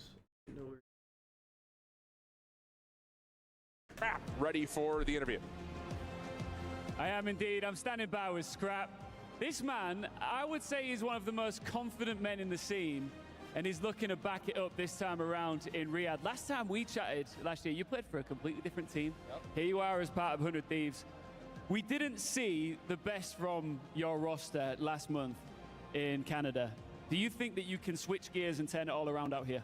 Absolutely. I mean, I'm real with myself, to be honest. So We got ran going into champs in practice, and the practice going into this event has been pretty good, so I'm excited. It wasn't a super convincing win, despite it being a dominant scoreline at the end there. Do you think you're going to grow into this tournament, and why? Yeah, I just think we're a team, as the tournament goes on, we get better and better, more confident. And like I said, we get more confident as the tournament goes by, so that's why I think we're going to get better. If there are any doubters out there that are thinking that you guys are going to flop at EWC, what would you say to them? I don't know if I can say this, but fuck them. Wait. You know what? I don't know if you can say it either, so I'm just going to say sorry just in case. Listen, the EWC trophy is right map there 4. over your shoulder. Have a quick look at it. You've accomplished a lot in this game, and it's early days here. How much do you want it? Oh man, come on now. Champs was a fluke. I want this more than anything right now. All right, I'll go let you join the rest of your teammates. Thank you very much, Scrap. We're throwing right back now to the studio. Always a great time hearing from Scrap Ian Chambers with another excellent interview. Bro, Vance is at 25 kills on map 4. 100 Thieves just secured their spot in the qualifying match later Well, tonight. they lost this map too, right? Hydra Yeah. looking Wait, hold pretty on. strong. The Surge rest map of the team 4. A little shaky on We and might off. have We our saw first Scrap good start off bet. 1-6 before getting up to 16 Hold and 7. on. Ali, what is it happening If I here lose this, in I'm the really opening done. rounds for LA Thieves? Why aren't they as clean as we know them to be? I wish I knew that answer as well. We might have to ask them later on, but they have had incredibly slow starts. It just feels like they're not all on the same page at the beginning of these hard points, which kind of puts them Who's their behind worst and 3-1 makes it a player? lot harder 04? on themselves. And that's what often happens with a lot of these top teams. Is it's usually 04 is their themselves that worst make them 3-1 struggle and have player. some of these states. I would say it's a good sign though that His like line in is these games 27. they're having strong finishes. Yes. I mean, you look at the search and destroy, final round strong finish with the defuse. All right, Look at the man. Control rallying back a bunch of rounds in a 04 row, and then even the and hard Vance point got very under dicey at the end. I map mean, we've seen 4. Gentlemates earlier in the year have massive comebacks This on don't hit rewind. on- Well, they're able God, to I'm put the done for Swans out today. and close it out. So I think if you're a 100 Thieves fan, you know, it was closer than you would have liked it to be, Chris, Yeah. but you love to see the strong finishes. Now, I want to talk a little bit about Gentlemates because Kismet put up ridiculous went numbers. off. You see the 40 bomb in this first game. If you listen to some of the hold quotes on, from what was the Gotaga, stats for the that? ones that reached social media, they said, oh, Kismet's playing for himself. He's not playing for the team. Did you see that at all? Because it looked like he's doing everything he can to win whatever game he's playing. I thought he Kids gave it had his a all here. I mean, I think he was 1.27. playing really 80 well. kills. And you know, Somebody there's a help large this reason why guy, they bro. played so well on that map number 1. Diamond Con had Diamond Con 30 started off kills. Extremely slow. You know, it's not something What that you like to the see for a guy coming in. You want the added, you know, firepower. But bringing in Diamond Con seemed to activate something in Lunars. He Yo. looked great. Like that was the best we have seen from Lunars. The in my opinion, best so we have far. seen So, from Lunars. You know, we're at the final tournament of the 0.89, year, by the but, way. you still have life if you're Gentlemates, and those are some really Anyways. close maps, Sally. Gentlemates got to close these out. How can they do that in their next match? Because 100 Thieves clearly one of the big 3 in this tournament. I think trust. Alright, man. Oh, we have a fucking break, bro. Okay, man. This is insane. They just keep just putting this stupid trophy in the fucking desert, man. No one gives a fuck, man. Fuck.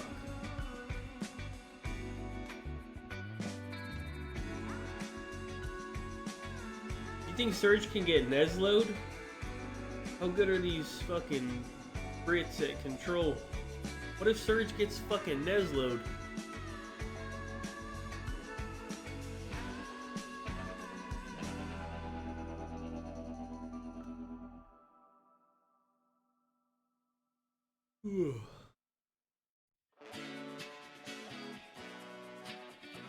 Why am I so moody? Because they do one match every 2 hours. Actually, B-Stream does one match every 3 hours, by the way.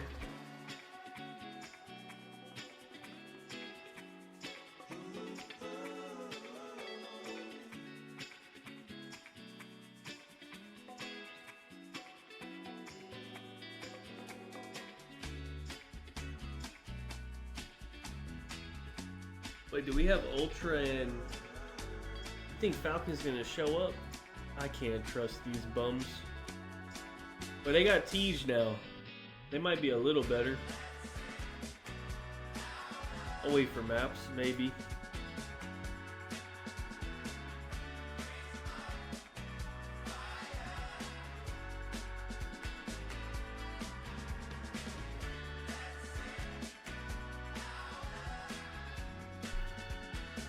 Surge is minus 92.5, map 4.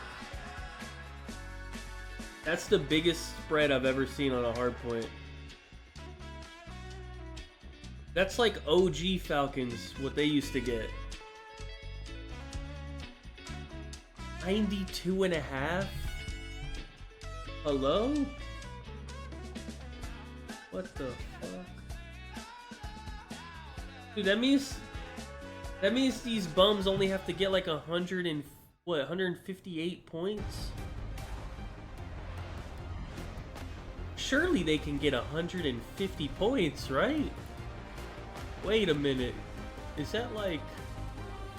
How many... I mean, shit, they only got 114 on red card.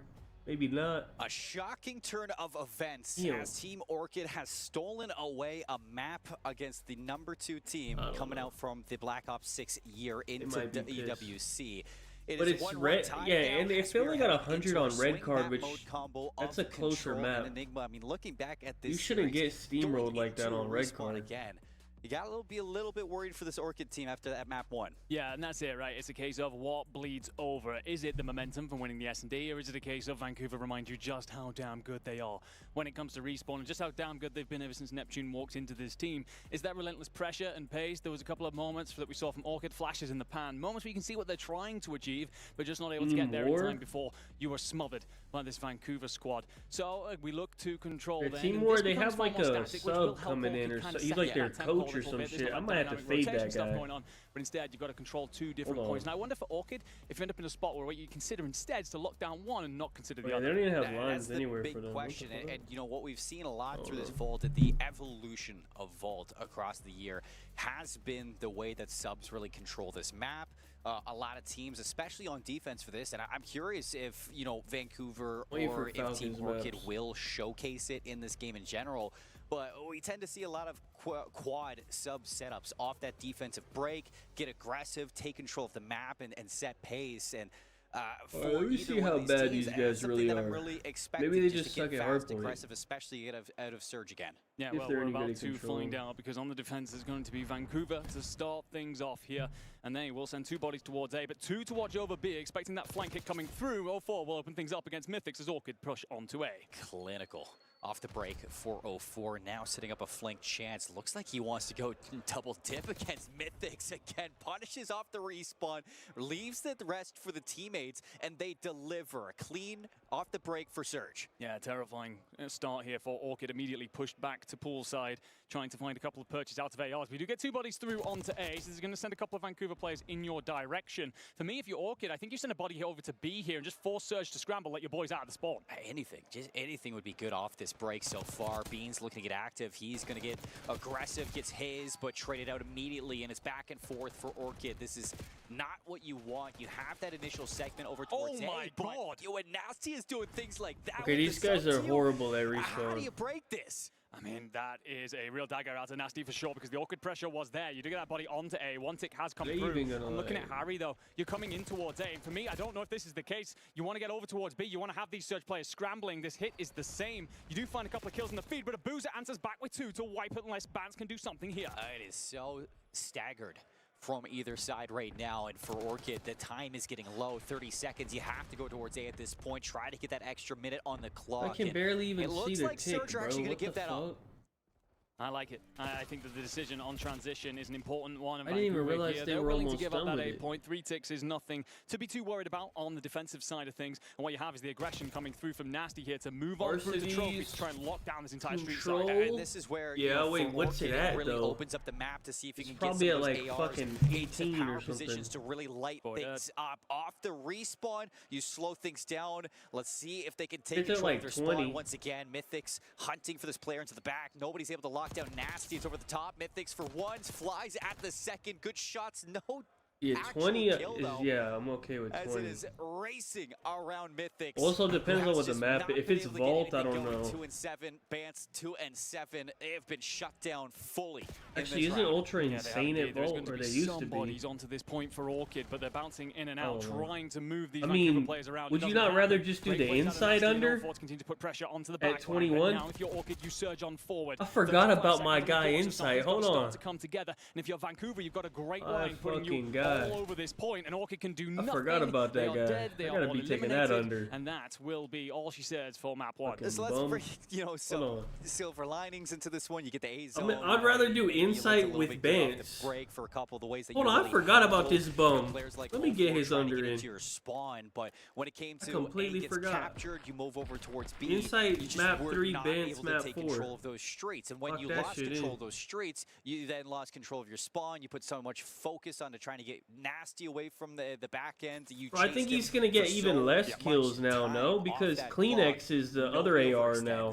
You're lucky who's to get that even 3 seconds faster off than that. Beans. That was near perfect for Surge. So he's gonna be to be honest, it so moved so far quickly. I like think it's a quick slower look at than the the rest of lives, the just because team the now. situation there for Vancouver, The you know, team we got still even thought we had plenty of faster. time, and instead the And they got pace, the this aggression slug. again from Surge, just meaning that we're bleeding through lives so very quickly. But well, they come out here, they're going to try and set up this B hit early, handing A over, and well, Orchid now going to figure out a bit of a retake. Yeah, Beans, he's not going to get fooled at all. Little misdirection, but you do shut down that flank presence still. Vancouver bleeding their way in towards this B zone. You have some forward presence as well from Nasty. He's trying to work at least in and around Art. A lot of attention to take him away from this position. Still a segment going to be gained. Nasty, he's rogue. The chase is on. The kills come through. And hey, you have shut it down right now if you're Orchid. So now step 2. Can you get any momentum on this defense?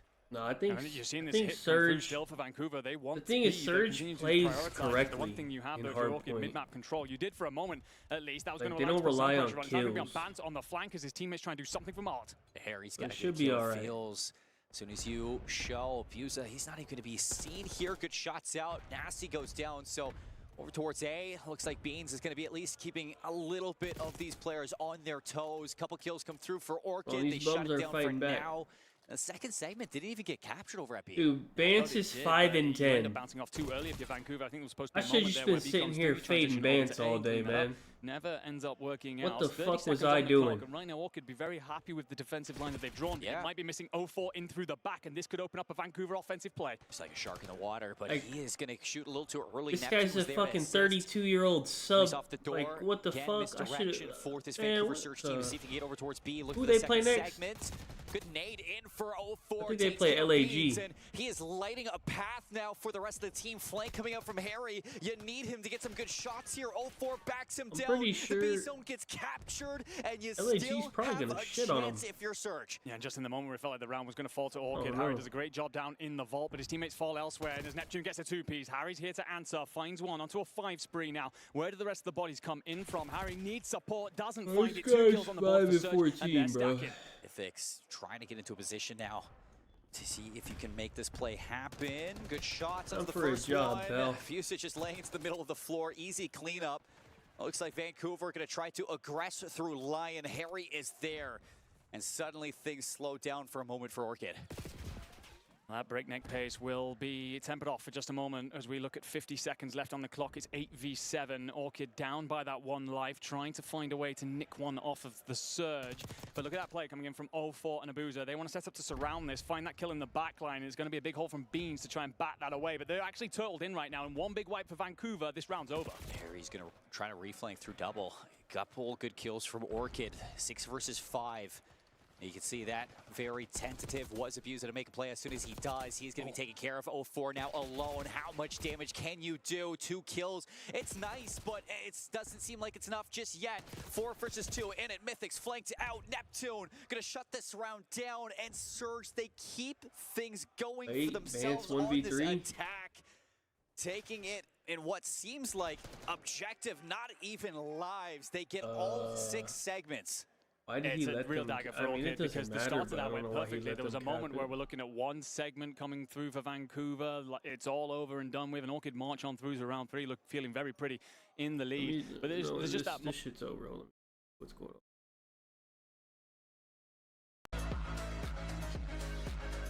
Talking news. Transition over to A, then Harry's on his own. He's basically on an island trying to hold off 4 players. Never really comes through and pushes them into that life situation where you're trying to nick one away from Vancouver. And it's very rare. These guys hunt in packs. They don't often go alone. You don't get handed a couple of freebies. And as such, they mop it up from there. Vancouver on game point. And it really just feels like the Orchid Dude, in the my the three-man I put and they just before the event, I did Hixie, Lunars, and Bance. So many times that you're trying to catch a time. Lunars hit, and Bance is gonna hit. Open, but Hixie decided that he wanted to slay out today. So Orchid needs to go into what a this fucking pussy, man. Be careful for an attacking round. Again, you're looking for A at the start of this one. A couple just trades come through. Beans is still here. First segment locked in. Second one to go now. Well, the problem last time around for Orchid was that transition over to B. They were not able to catch Surge out, and Beans is actually firing really well right now. He's had a slow 2 rounds, but 3 on the board will allow his teammates to stack FaZe? But this is where Surge backed off last time. They were playing Miami, I think. And that body over to B now should force Surge to scramble a little bit, so I like what you're trying to do. Harry continues to work the point, on to 23 and 12, has 3 and the point, and now you can move on over, but all of a sudden, Vancouver just start to collapse around, set the bodies up. They're not in a great place right now, though, but Orchid also don't have the reinforcements to hit 2 minutes. They got to figure out and work this defense. This is Harry looking like Lucifer right now. 23 and 13. He is undeniable at this moment for Orchid, and he needs assistance. And you look towards Bance to see if he can step things up in this round to assist in that column. Well, he's going to get over towards B, stop that clock, and start this progress on the zone. Bance, another one, looking for this first tick. He gets it, and unfortunately, he's surrounded by players, but that's a moment for Orchid. Gets him closer to the finish line. Yeah, there was actually a huge kill off screen by 04 and Mythics. He was trying to work his way in through the backside of P4, but 04 does find that kill. Then you get reinforcements, and he's bumped along to try and support the hill. So a system in place here for Surge on this defense. Again, very happy to give up A and play around B, but Beans will find a nade kill. Unfortunately, then traded on out. And this is the thing for Orchid right now. You're not going to get anything clean. It's bits and pieces. It's pinstripe feeds. And as such, you can't really get that full send onto the point. And Neptune nice and close, nasty over the top. This is going to be a difficult minute 15 for Orchid. Now or never, it seems. Orchid have to start working over towards this B zone flank.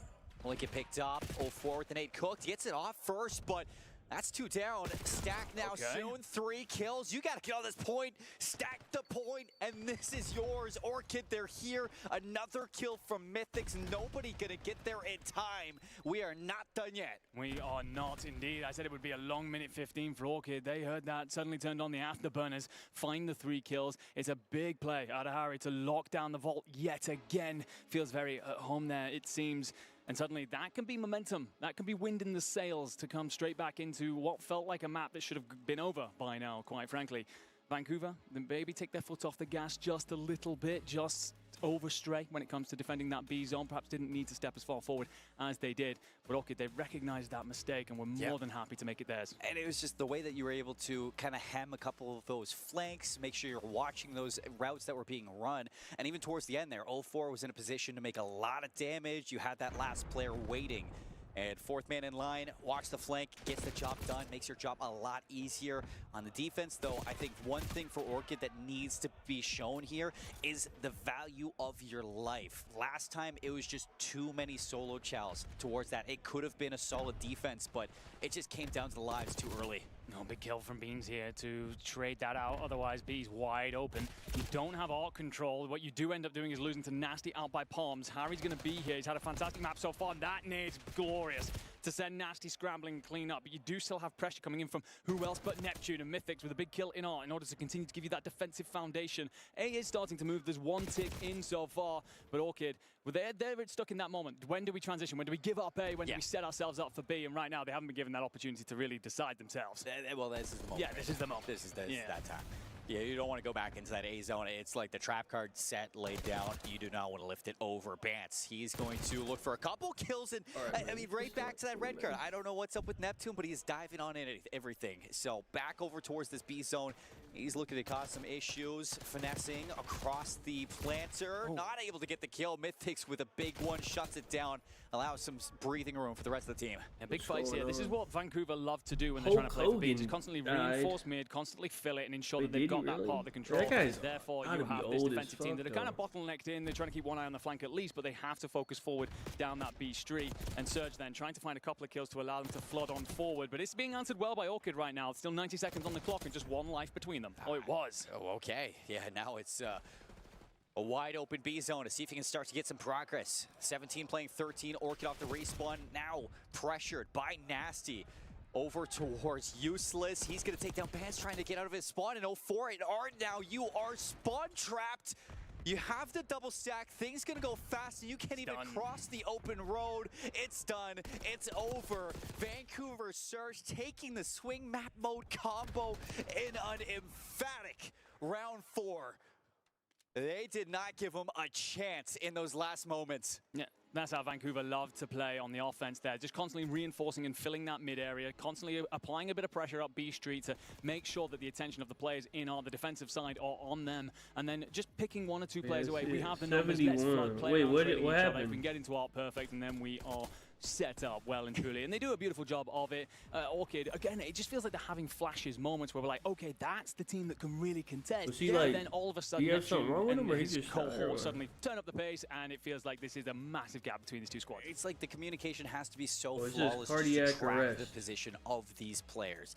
You saw it for a second from Mythics. Neptune tried to get in towards Art. He turns around, he takes him out. But, you know, as the round goes on, things get a little bit hectic, and that's the really tough part about a game mode like Control, is it starts to ramp up as you lose lives, as the pressure is on to start to make those plays and take that space back. And when you overstep like you did for Orchid at the end there, it's almost like everything fell into place for the perfect scenario. Nasty inside of Catwalk, 04 inside of Art. You were trapped in your spawn and like trying to get from the back of P4 across the street. Wait, what does he look? I don't think he ever even stopped taking steroids either. The worst things to do. So that is. Let me see. What did he look like when he was old? Pretty sure he was still on that when shit. you're on Vault. It is indeed, and it's a difficult one because in your heart of hearts, you kind of know it's over. You've still got to try and descend. You've still got to try and put up a bit of a fight. But once Vancouver get themselves into that kind of position, we know which way it is headed. As we glance on over at the players setting themselves up then for this map. You see so much energy coming out of Rambo, for example, in behind. We've talked quite a bit about the Call of Duty coaches coming in. They're able to now communicate between rounds or between maps, and you end up in this spot where Ray's just reinforcing, keeping them locked in. Don't underestimate this team. They're known as a very good challenger squad for good reason. On the opposite side, it is calm and collected. Wait, actually, I think I do remember. Right now, this series, I mean, you take away the S&D, you're feeling quite good about that. You've also had moments shown flashes in the pan, but if did you see we go into a hard point now, the interview with Hunter Biden? Yeah, we wanted them to come into that map one and I think immediately I only seen their clips chests, come of it. out We'll swinging probably and watch it show this that they're a force weekend to be reckoned with. That didn't happen from there. It felt very one way. So I think in map 4, again, I'm asking for them to come out here and remind Vancouver they're in the series. I hope they watch this back and hear what I'm about to say. I'm unimpressed with how loud they are on stage. Channel 5. I actually think that Vancouver. It's 3 hours. When it comes to the oh, energy never that mind. brings What to this the game. fuck? And that was unexpected. I just seen some funny clips from it. What the fuck? When you look at the players who are sitting on this Orchid side, you go into this hard point. Damn, I thought backs it was like against the 45 wall. minutes or There is no excuse right now. You gotta start bringing the energy, bringing the vibes. I know the pressure is on. All right, really wait, hold on. Right now, this map 4 coming up. it's like you just gotta let loose right now. And see if you can reach that second tier, see if you can level up inside this game in your own right, because you're going against it. Bit early. Is yes. Any reach his former form? Yeah, I mean, well, you look earlier in the year when he was frying. I mean, he did have the SMG in his hand, so they're probably going to look to make sure he is in that SMG role. And in Search and Destroy, he was commanding the troops, like taking over games. And that has been where Falcons have gotten their wins. And when you look at them throughout the season, and when you look at the last time you saw them in the last stage, they were frying in Search. Hardpoint, getting cooked, right? Yeah. So bringing in Tej, added slaying power, he can put up some numbers, could help them alongside a guy like Pred who can pop off. And then who needs to have a bigger day today, Arcides or Pred? Oh, they have a bunch. That one's Damn. tough. I think Arceus. I think he's in a weird spot They on have the like AR 4 because we matches know on how Sunday. well he can play with an SMG as well. Where the other teams, it's kind of opposite. It's the other way. So I'm gonna go with Alec in this one, especially as a veteran, as a ring holder as well in this team. A little bit of pressure. I think it's Pred, man. I mean, it seems like Falcons are investing a lot into Pred going forward. He's their face. Yeah, he's their face. It looks like it. And trying to build around him going into this offseason, he has to leave a good taste in the Falcons fans' mouth after this tournament. He has to pop off. Everybody knows and loves Coach Clayster, but there's another man on the Falcons lineup who goes by the name of JP, an analyst. We caught up with him before the game. What's up, everybody? Blaze here with team analyst JP from the Falcons as they get ready to play on their next matchup on the main stage. Who the fuck now, is that? JP, we know that the Falcons picked up a new player, a fan favorite, in TJ Haley. Talk to me about how he's been with the team so far. Yeah, obviously, he's already got a great relationship with AG in the team, so he's been the natural fit for us. We want to try and change it, bring another sub player in, No one wants to interview this flex, fucking random guy, man. Just try and bring a bit more pace on the off. team. Where's try and Clay? help us with that side of things, and so far so good. Player, fuck there you off. go. You got a sick SMG duo, like you said, with Pred and Tej. You got RCDs on the AR, and as you said, XNit on Flex. How has he been performing in that Flex role, kind of switching from what he normally does? Obviously, he's already got one of the greatest in Clay to try and guide him, show him the ropes, and so everything he does, he's been picking it up naturally. This game, fortunately, is very fast-paced anyway, so having 3 subs sometimes isn't an issue. So it's been an easy thing to try and transition to. There you go. And one thing that's also helping you this event is that you're the fan favorite, okay? When you guys came out on the main stage, everybody erupted. The Falcons fans were out there loud.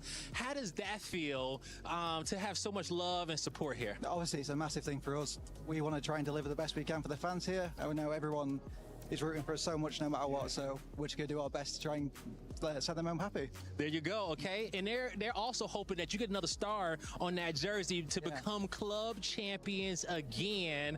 What would it mean to you guys to be able to bring 1,000 points over from Call of Duty to do that? Absolutely everything, that's what everyone at Falcons wants. Everyone wants that second World Cup, so we're here to try and do our best to try and help them get there. There you go, okay? Ladies and gentlemen, that's going to do it for me and JP. Cheer on the Falcons out there. Stage. Remind Is this everyone that match if your badges starting? should be I think it's back about up to on these start. kind of We need some stages, or if unders. you're Mythic to deserve your opportunity in the first place. What You do I may have need? an opportunity to certainly Ben do Vance so here and tell under everyone exactly who you are. We get a quick check in here 5, with the I fellas as think. they get themselves ready. And you can see, Vance footballer. Yeah, exactly. Yeah, He does give 25. off footballer vibe in that jersey. Beautiful jersey, by the way, coming out of All Orchid. right, But Ben. you can see here they're locking in with a game plan against that star. I feel like we're going into that P1 on Rewind. You want to be sending all your bodies in. Yeah. You want to be making sure Vancouver feel your presence. I need this Orchid team to bark a little bit. And I need there to be some bite behind that Be bark. right on time. Not just All right, in let the me see. game, but out the game. I want them to get loud against Vancouver Surge. They took map 2. They pushed us to a map 4. Can we get a map 5 Surge? I need it in my veins. And you get 3 kills, though, out of Surge immediately to bully Orchid back. You get a spawn out, though, out of Banter. I don't know if that's going to be red. Can you set this up, for a pinch situation? Well, it's not going to matter because all your teammates fall on the front side. And the problem you have now is Surge already starting to look like the team that can set themselves up for P2. So when you get that rotation come in, Orchid will at least find a little bit of time here. But Vancouver, they're on the preferred side. So it's about how Orchid not only break first wave, but also then start to rotate in themselves. It's just been met by the iron fist that has been Neptune, and then Nasty across this P1. Finally, a lapse in the kills for Orchid to work into this first hill, get a little bit of the scrap time, see if they can push forward. Beams with the pistol out.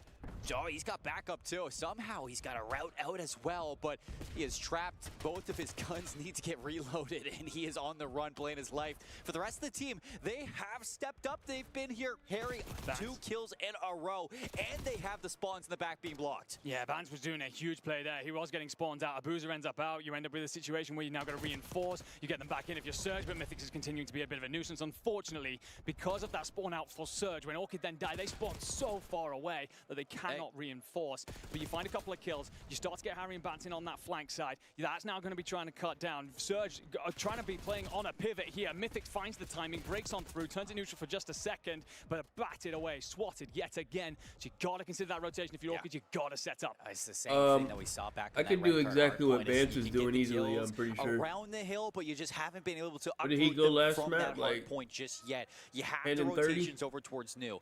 On red could card, do they that. were broken within what, like 10, 20 seconds constantly. This has to be where you put your foot down. I like this, though, from Orchid. You're not playing necessarily on top of the hill. It's not just one wave and you're done. You've got an opportunity to squeeze out and force Surge to approach you from one direction. It's 2 big kills in Courtyard, but then you're trying to do too much. Nasty finds 2 to push in, and that's that break we're talking about. It happens so quickly. Bance will be last resistance, and, well, the boys in blue, they will break back in. Nasty on a 5 spree. Orchid have got to figure their own way in. So many layers just not sewn together. And Orchid, they give the opening up. Nasty on 5, soaking up this hill time. Can he make it a 6th kill? Can He they not change their colors? He's gonna trade him out, hop into confused. the objective, and it's Neptune's turn, but Bance takes Why him is everyone away. the same 24 color? seconds that you'd love to get.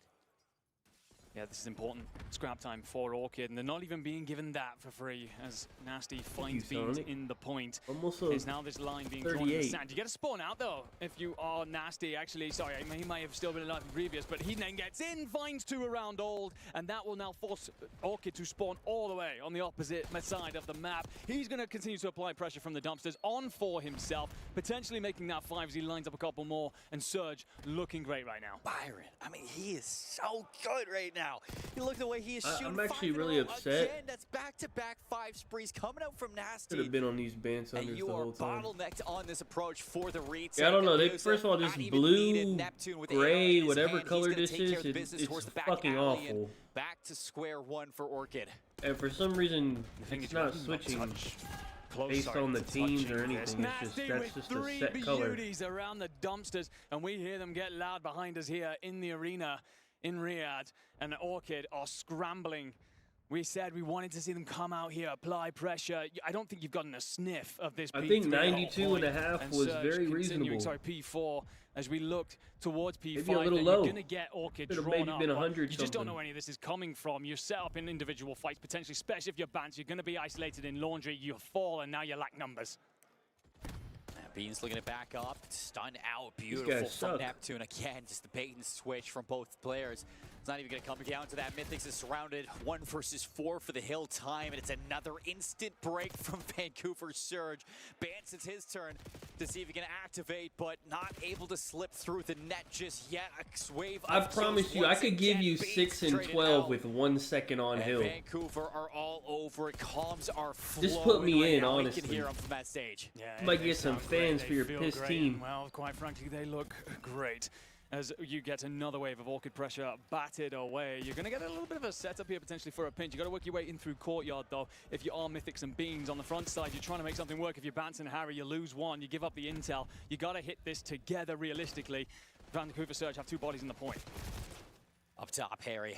Good shots in, but a little bit more to do when you get your rotation over towards New. Double kill for Orchid. And here's your chance. I didn't take it, 39, no. playing 177. 92 It points is was just never too much. over, I guess but I should have taken back it. into It the hill just to start to cut this lead down. it Harry seemed in trouble on the ridiculous, so I outside. just didn't take That's it. the team But I guess I bunkered in. should have. And big play from 04 as well. He's flanked in. He's looking to apply pressure through Elephant. So you end up with Orchid then trying to flood out to the hill. Just stay alive for a moment, get your boys back in. That never really happens. Harry will find one on the outside, but Vancouver threatening to go over 200 here, while Orchid haven't even crossed 50. 2 kills will get you back inside at least, but you never stay very far away. Nasty tucking himself into a corner. You've got to find him before you can set up your own defensive line and ever get comfortable. Here's a couple kills. Another chance, though, for Surge. They're grouping up for yet another retake. It feels Neptune backs up for the moment, but off the regen, looks like you're going to spring into action. Good shots What from is this Beans, guy not actually able to lock doing, down bro? that He's kill. Assistance 8 from and Mythics, so the 18 trade's with coming 2 through, seconds. but all up to Beans to try to make anything happen, but bait and switch What the fuck is he That's the actually double shot. doing? And you are down for the count. Last time the rotation in for 2 was with Surge, but Orchid found plenty of pressure and purchase through street side. You're not being handed that here from Surge as they relatively spawn out. You get a close spawn out of Bance that I don't think he was expecting. Mythics is there as well, so suddenly Orchid being handed an opportunity here then to get up nice and close. You didn't get the opportunity to lock down P2 last time. How does it look when you do? Well, Surge, they're trying to find their way again with 2 bodies up through street and 2 in the front. That fight that Bance has got in his hands is a huge one. Mythics just looking to play his life. Need some support here. Good route being run from Bance all the way in behind. Does he get here in time? He's not needed just yet. Spawns in the back, gonna be frustrated. And look how far you're spawning. Yeah, if you're Orchid Bance, he's gonna join them as Surge have uprooted you from this P2 setup. Looking across 200 points on Rewind. Striking distance of a series win. And the Orchid, they gotta dive deep. They have indeed, and the thing is the rotation's actually better out of Surge, really, when you consider the mid-map presence. You do have Beans over on the point, but your boys are isolated away from you. They're cut off. The reinforcements aren't coming. Neptune's going to apply pressure. He will fall at least. So your boys do fight their way out if you're Beans. but then you get picked off by a boozer. So there's nothing really happening for you right now in the terms of positives as Surge continue to flood forward. And we saw them break quickly last time. It's even quicker this time out. An efficient trades. Beans on the route. Nobody's going to be watching it, but he doesn't get there in time. Oh, Not brother. fast enough. Trying to be quick on his feet. His Oh, fat ass for the couldn't crossfire. get Nice back in shots quick in. enough. 30 seconds Hey, just from fucking taking this stand up map, and leave, the man. split Just spots give for up, Orchid. man. Not going to make it easy to break Guys this hill are together. terrible. However, they do get the shots in. Nasty alone inside Burger. Oh, there it is. We're getting pissed on, and we pull out an AR and start kill whoring. If I get fucking robbed again by some bum doing this, I'm gonna freak out. Would be a moment to really pop off. It never happens. That's 3 dead for Surge. That's a break back in. You can't win it here, but you can get pretty damn close. Spawns out for 2 of them, so pressure's in, and Surge know that, so the attack comes through. 0-4, a double kill yet again. 244, now pushing in Oh, for we're good, Vancouver Surge to take the series and take the He just game tried to do it against again. Orchid. Hicksy did it earlier. I'm sick of these bums doing that. Club, a statement Like, made you fucking on the suck. stage. Quit trying to do that. It is All right, painful man. in the respawns. You show. Hey, when you this are team in the plays Surge. LAG, I will be making some bets. I don't know what they're gonna be. They're gonna play LAG, right? I'm pretty sure. LAG should shit on them. What I just seen. Make sure they're gonna play LAG, right? Yeah, they're gonna play LAG tomorrow. Oh, yeah, it's tomorrow at 9.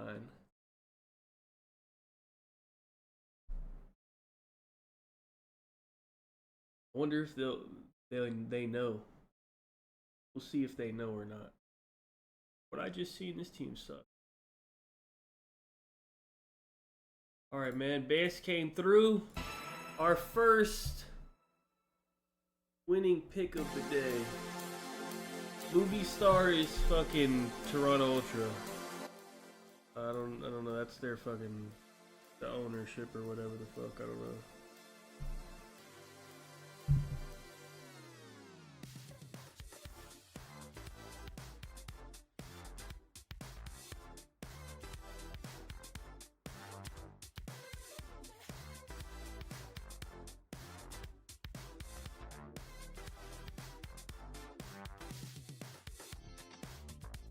Wait, how many kills did 04 have? Fuck, I wasn't paying attention to 04. Wait, he didn't. He couldn't have had that many. That was fucking. Unless he just went crazy at the end. Hold on.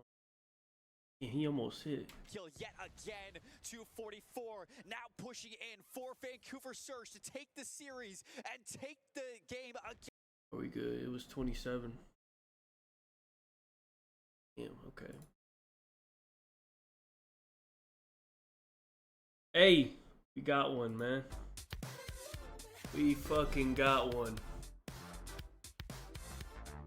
I feel a lot better, man.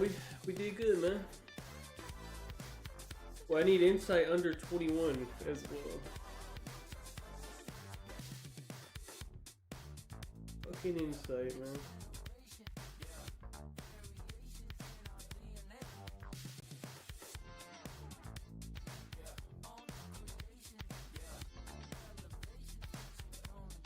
Yeah, it is. I don't know what city exactly, but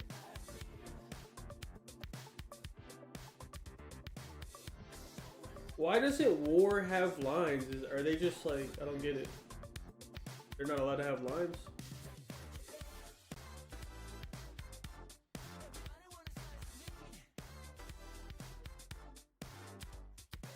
They just don't have it.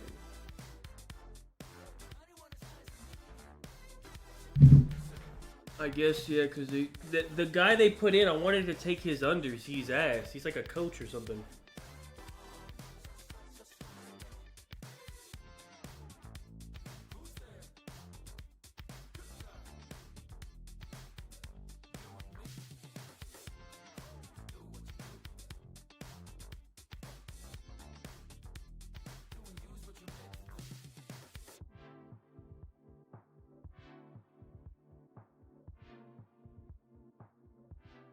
Bro, why is this? Oh, there's a.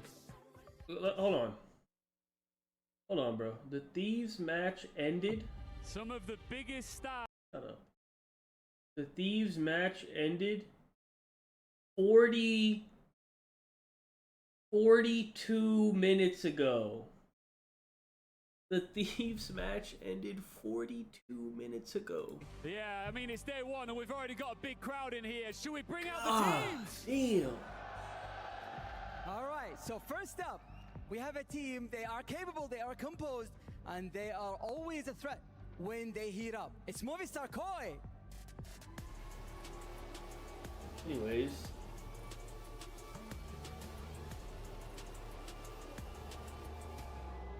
Wow, what happened to Trevor? What you mean he can't get on? Wait, what's the new guy look like? Oh, that's him. Oh, he's just a little guy.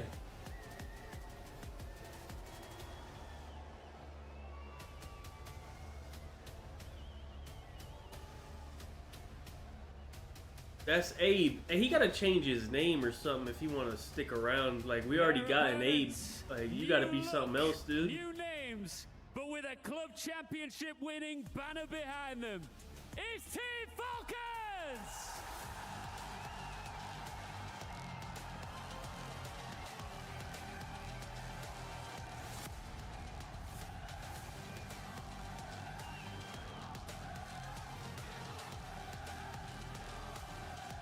Falcons, Koi, a spot in the winner's match on the line. And the crowd, all Falcons. Let's run it. Wait, what was map 1 on this? I don't even think I know the maps. I still don't even know the maps. What the fuck are the maps on this? Did they go over the maps? What a matchup we have here, folks. The group stages continues. Team Falcons, Movistar Koi, and 2 new faces. That Vault. Vault control, vault hardpoint. Okay. Damn, vault, huh? That Joe to C's over, man.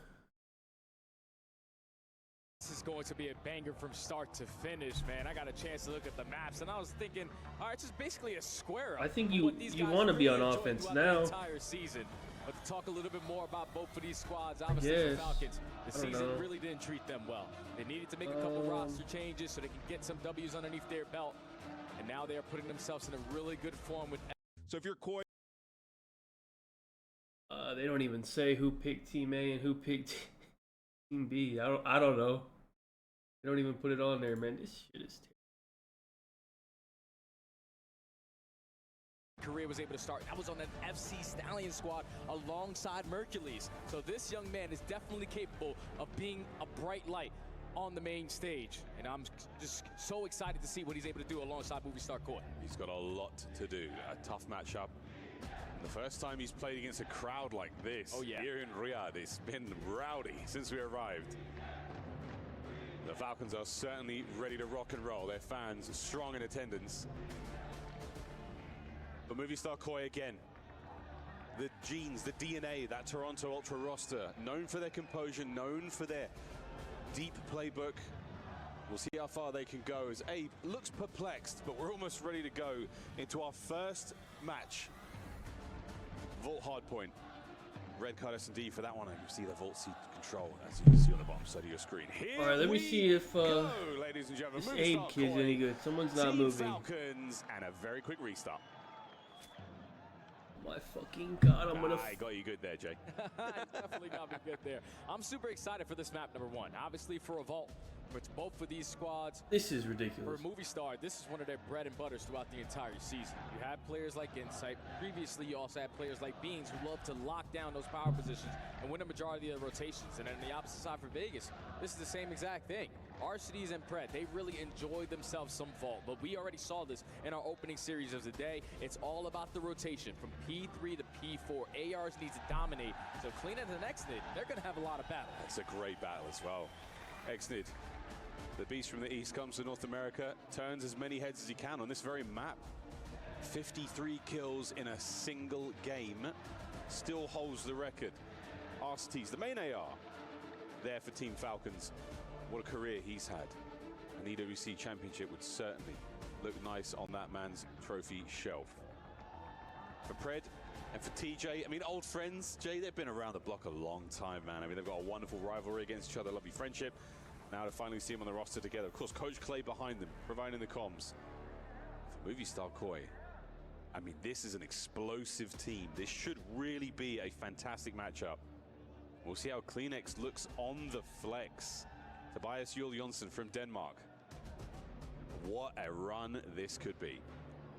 I'm excited to see what Kleenex is able to do in that flex role. You heard Nameless touch on it a little bit, how it's going to improve their pacing. That was an issue for them when you went up against the top teams with Beans and Insight, not really stepping up to match the pacing on the opposing end. But with Kleenex, we know that guy does not care who's on the opposite side of the stage. He doesn't care what the gamer tag looks like. He is going to fly and fry with that AR in hand, and even with the SMG.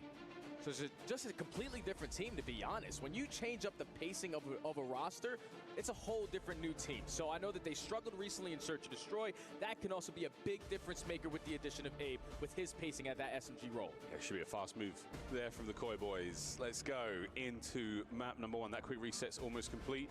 We'll see how Exnid feels on the flex. We've heard Clayson talking about trophy placements, things like that. It's a whole sort of new play style to learn. A lot of responsibility on his shoulders going into this matchup. And Abe, pressure on the young man. I wonder if the nerves are there. I wonder how well he's been sleeping, maintaining himself, you know, across the planet. He has for comms as well. It's also noise canceling. It's also for the mic. It definitely is a lot, but the and they have in-ear alongside players who are calm, cool, and collected. You'll see them when they take off the headset. They have like some in-ear ones for the actual game volume. As much as we possibly can. But this is the series right here where I think the coaches on the comms is going to be the most impactful. Because for Falcons, obviously Exnid, he's not from the US. It's very difficult to communicate with Americans with English if it wasn't your first language. So having a player like Clay, who is one of the best of all time, standing right behind you, going to assist you in comms and also assist you in your gameplay, we might see a whole different level of Exnid this weekend. Oh, a real change here. On the other side of the stage, Movistar Koi, of course, Flux, who's been a part of that squad for the longest of time, helping Toronto Ultra secure multiple championships. Put Abe to the test. His composure, his resolve, how quickly he's been able to get into the system here for Movistar Koi. All right, here it's we time go, to go, ladies and gentlemen. Movistar Koi, Team Falcons, full Hardpoint, take 2. Here we go, off the rip.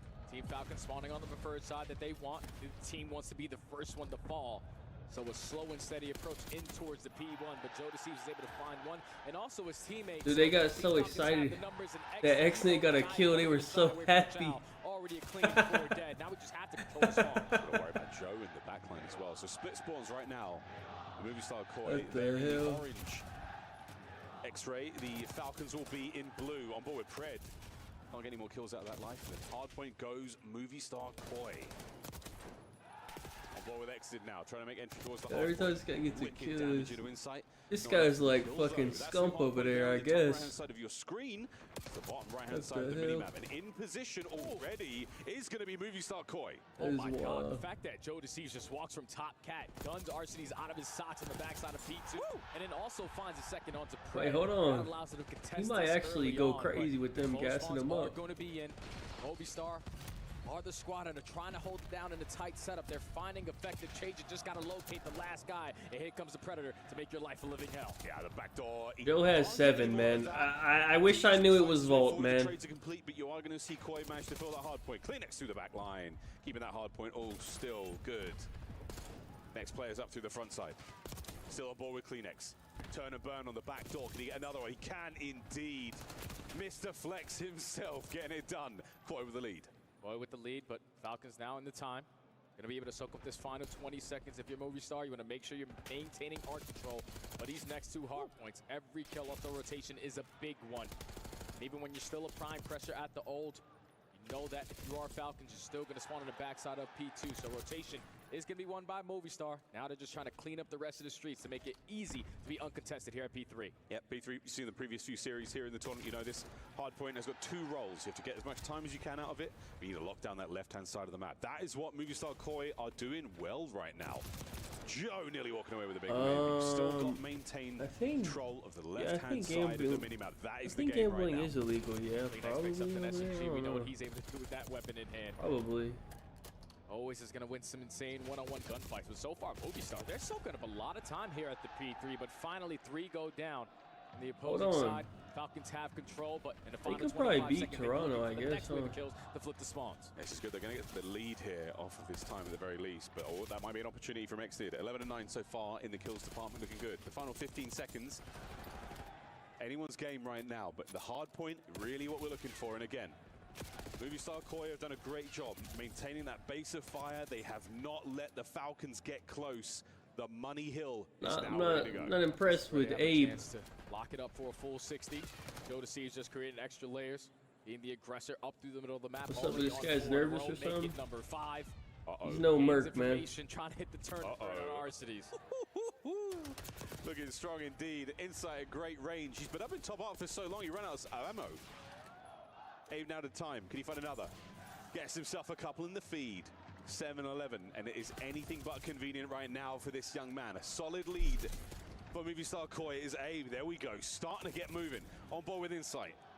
As the attack now starting to develop here for the Falcons. Sometimes it takes a little bit to get going on a map like Vault with an SMG in hand, but find yourself in the ideal setup for Money Hill. All you have to do is watch across, but everyone watching across just gets gunned down. Too many ARs on the side of Falcons lead to a clean 4 dead, potentially for the final 20.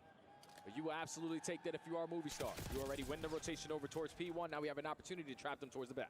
Yeah, that was a nice bit of a break. Again, a little too late there. You wanted more, a sooner break there for the Falcons to get more time at that P4J, but hey, we've seen it. First time round, we're going to go back now to P1. Second set already on us. The kills department not looking too bad whatsoever for the Falcons. TJ might be helping with the pace, but not necessarily with the kills so far. 8-15. We'll see if he can get himself going.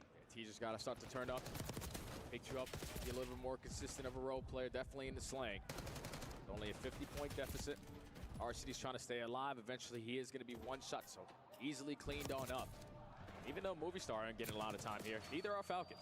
One of those P1s, man. Just one of those. Tej unable to make anything really happen here. Waiting for his teammates to get involved. There are players all over the shop. Kleenex and Abe get theirs. Preyed on the cleanup here, and that should be Falcons in control, unless Insight with a shimmy. What a win Jamie Craven holds. Now it's all about the rotation. If you are Falcons, you do not want to die in this position. TJ's just going to take some extra space away, but he is going to be spotted.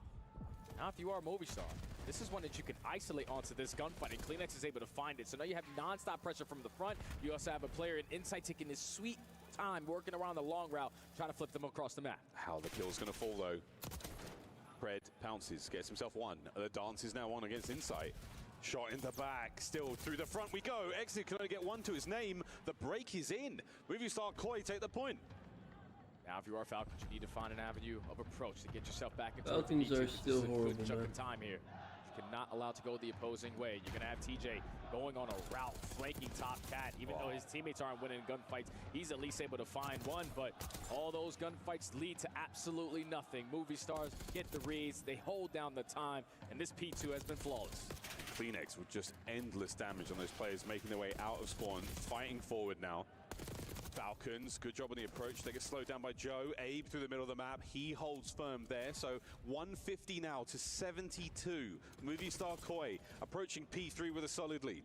And if you're Falcons, this is the only way back into the game. We cannot allow them to get P3 time, and we also need to flip the spawns and beat the team initially to start off at the P4.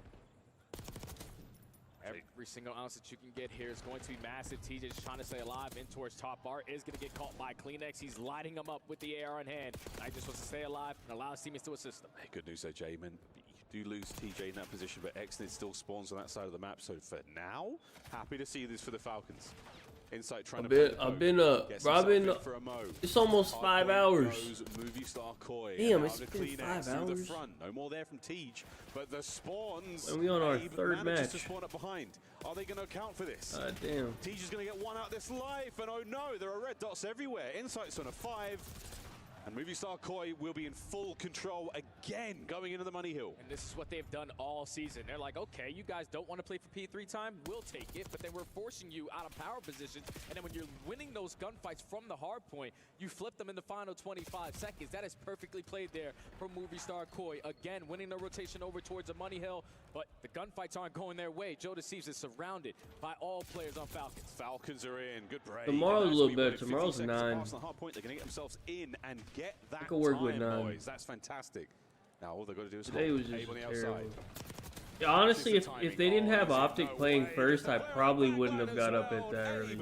I would have got up at like fucking 9. Worth his weight in gold. They fucking put Optic first to make everybody wake up. Another player that I have yet to find. Eventually, Exton is able to fly on down from top. Secure this final 20 seconds, but it's still a massive deficit on the side of Falcon. We need to start playing a whole lot faster, probably whip out an extra SMG because right now they're getting outpaced and out fundamentally playing. Yeah, it's a tough look so far. While third set of hard points is now on us. Starting what we've seen from the Falcons here, it has not been ideal. The kills aren't so bad, but you said the fundamentals, the foundation of play. What are you really missing here? Just things that Optic plays again start off on the right side of the today. I couldn't tell you when. Take your sweet time to go maybe in like 2 hours or something. And then once everybody comes off the respawn, we lose gunfights. FaZe has to play, and then Optic can play. So there's still this match plus FaZe, then Optic. Neither team wants to fight for the time. We're focused on the kills before anyone thinks about the objective. Well, maybe like 4 hours. Starting very animated there in the player cameras. And Falcons still battling for this time. They lose a few fights. Let's go for a Bravia listen in with Team Falcons.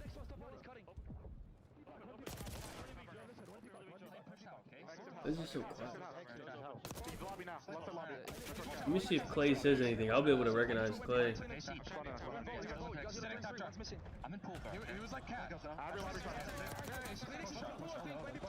That place to lurk.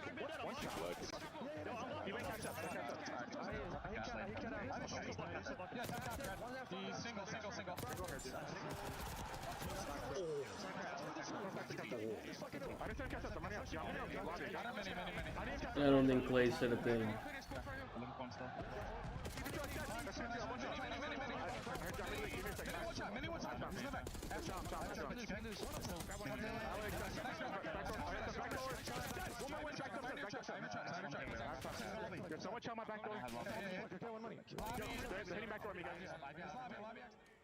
I don't think he said a word. Falcons, a little taste of the comms there. Exnid, oh wow, great shots into Abe rather. As we fight our way once again towards another P3, and this time Exnid. Yeah, I don't know. There's not much of an opportunity. They don't really need him to say anything during a hard point, unless there's something just blatantly like they need to say. Like, at the money hill, but you can already see movie stars are getting aggressive. They know that they have the numbers. They know that we can. I'm sure S&D they're saying stuff. Flip the spawns. Now only need probably a little bit in control. But Hardpoint is just too fast paced. Kleenex at one end of the snake. Can't find his way through. Hardpoint's going to be open for a second. Falcons get themselves in. Kleenex, oh, the flank gets 2 out of the life, and that's going to be the break. 20 now for the win. Still do this. Hey, thank God I didn't take the insight 1 through 3, huh? You gotta invest in stunts and nades. You gotta get them out. He farmed these bums. Trophies in play. Final 10. Hey, this Abe guy. Not impressed, man. Hey, didn't these guys say they could? Remember when Merc did good? They said we could plug anyone into our team and they would do well. It's not Merc. But that should be that, folks. Insight on a spree. New hard point good to go. Abe on the contest. And Exnid keeps the game alive for a second longer. Okay, so Team Falcons trying to show some fight here.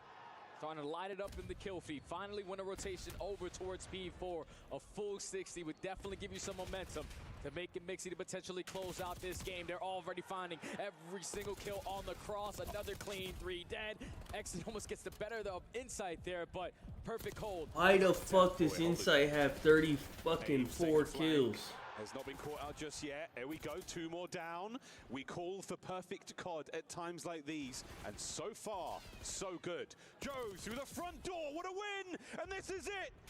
Sneaks through, contest is done! Ring the bell!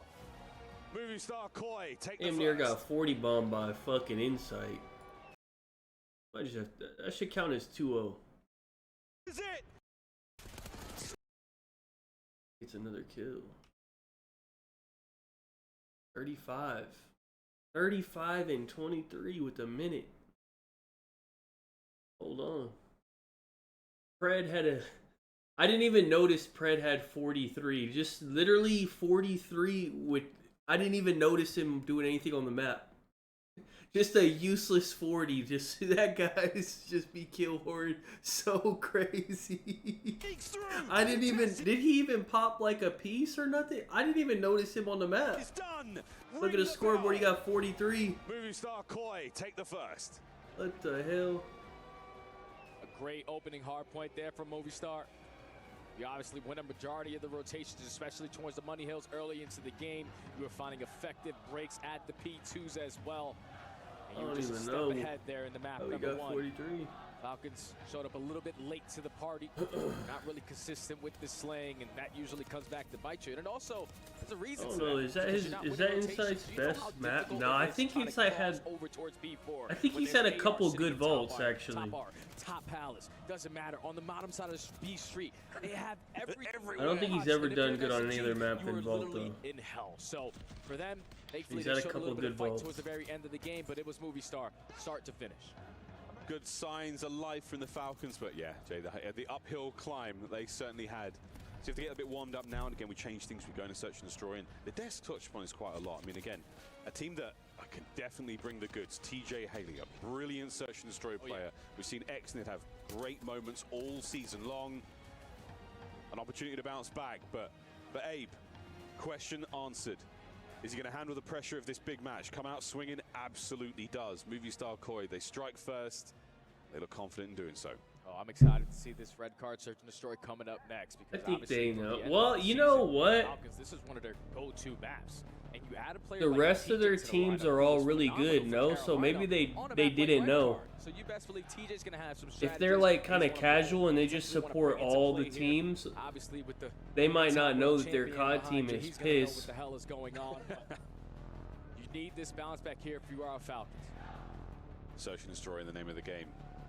Happy to see it. As Riyadh is on its feet. Wonderful turnout for Falcons fans. Can they get a second club championship in a row? What a story that would be, but they've got a tough opponent to get through first to keep that dream firmly alive. Movistar Koi, formerly known as Toronto Ultra, a difficult turn at the previous tournament they've been in. Not the result they were looking for on home soil. They find themselves now on the other side of the world, fighting for their lives once again. That pressure is on. Pressure is on. Oh yeah, it can never be at its highest in the final tournament of the season. Everyone wants to try to go out with a bang, especially if your season didn't go as you potentially planned it to go. But you already see on the side of Falcons developing strategies. Fist bumps are going out. Same thing on the side for Movistars. A big map number 2 here. With a map like Red Card, where a lot of these rounds can be slow and steady, it can also switch very, very quickly with the aggressive plays over towards B. So you got to be prepared. And for both squads, I think I'm looking at Pred on one end, and then obviously Joe Deceives on the other. Both of those guys are extreme playmakers in search and destroy, tone setters, and hopefully they're able to capitalize or at least lead their team potentially to a victory here. And we have criticized Pred's gameplay. Sometimes those routes are a little too long, a little too late. Who's playing on the other stream? And you can read it. You know he's coming. If you count those plays, like who looks well, for let me just. Is someone even playing on this? While they are a good team, this is Oh, this is Team War in Boston. We do not need to check down that. And out. Abe now trying to make a play, and look at the aggression. Why is there music? The new man on the squad, and he gets involved as well. Last man up, taken care of. The bomb defused with ample time, and look at the coverage there. Hey, turn the fucking music off. What's in my ear? That was a beautiful play call there from Falcons, though, to cause a distraction over towards the B site, to invest a lot of players and tacticals on that side of the map to allow RCDs to get the bomb down for free. But once why are there drums in my ear? TJ can't really afford to die in this scenario, but obviously Kleenex turn it off. Shine whenever the hell he wants to. The wall paint good enough for the first blood, and the retake. Oh, is that the crowd doing that? So many guns over by the B-bomb site there on the defensive side, so Koi got complete superiority in that position. You get a couple of tags in, you get TJ that weak, you don't let him get away. A great moment there from Movistar Koi. They do not let that advantage slip. They run that all the way. There's no way they're sitting there doing that mid fucking map. Aggressive up through hedge. Hey, cut that shit out, man.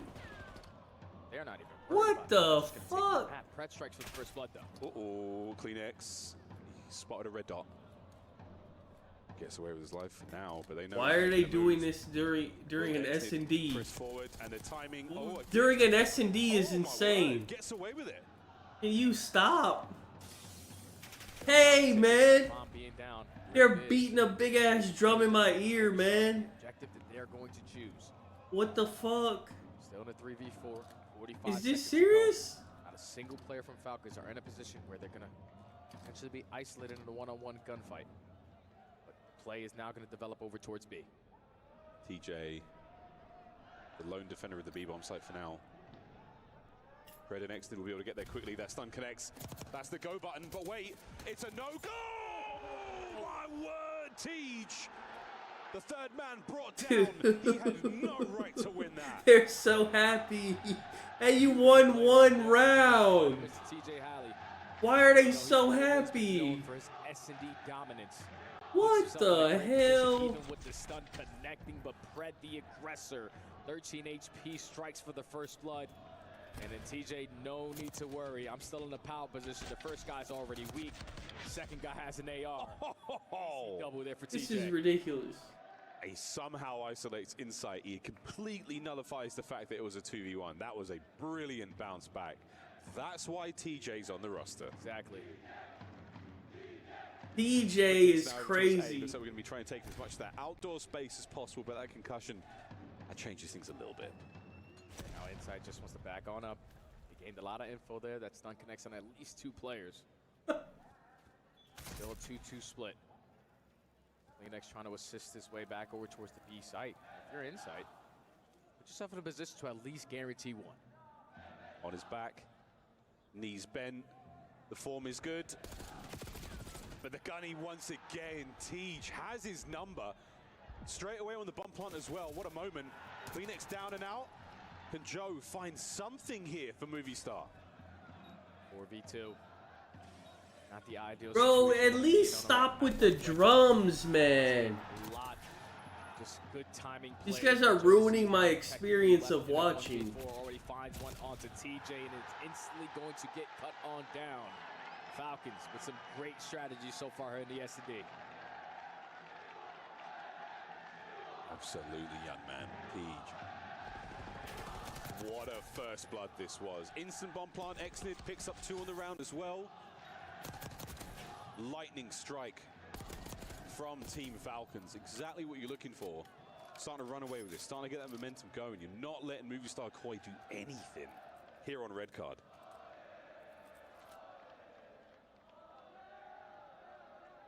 Back to the offense for Movistar. Not a huge amount of success when it comes to either bomb site just yet. Leaning A. They get a kill or 2, so certainly going to help. But Joe tagged up. No body bag yet.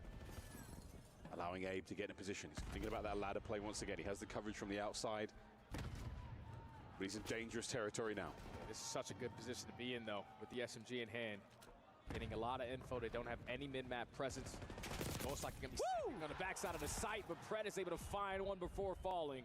A 3v3, but Falcons gain all the info. Arsties versus Insight, a fight we have seen many times over the last 5 years. Bomb plant, fresh mag. Abe takes care of Tej this time with a key piece of the puzzle out of play now. Movistar Koi, this is your round to lose.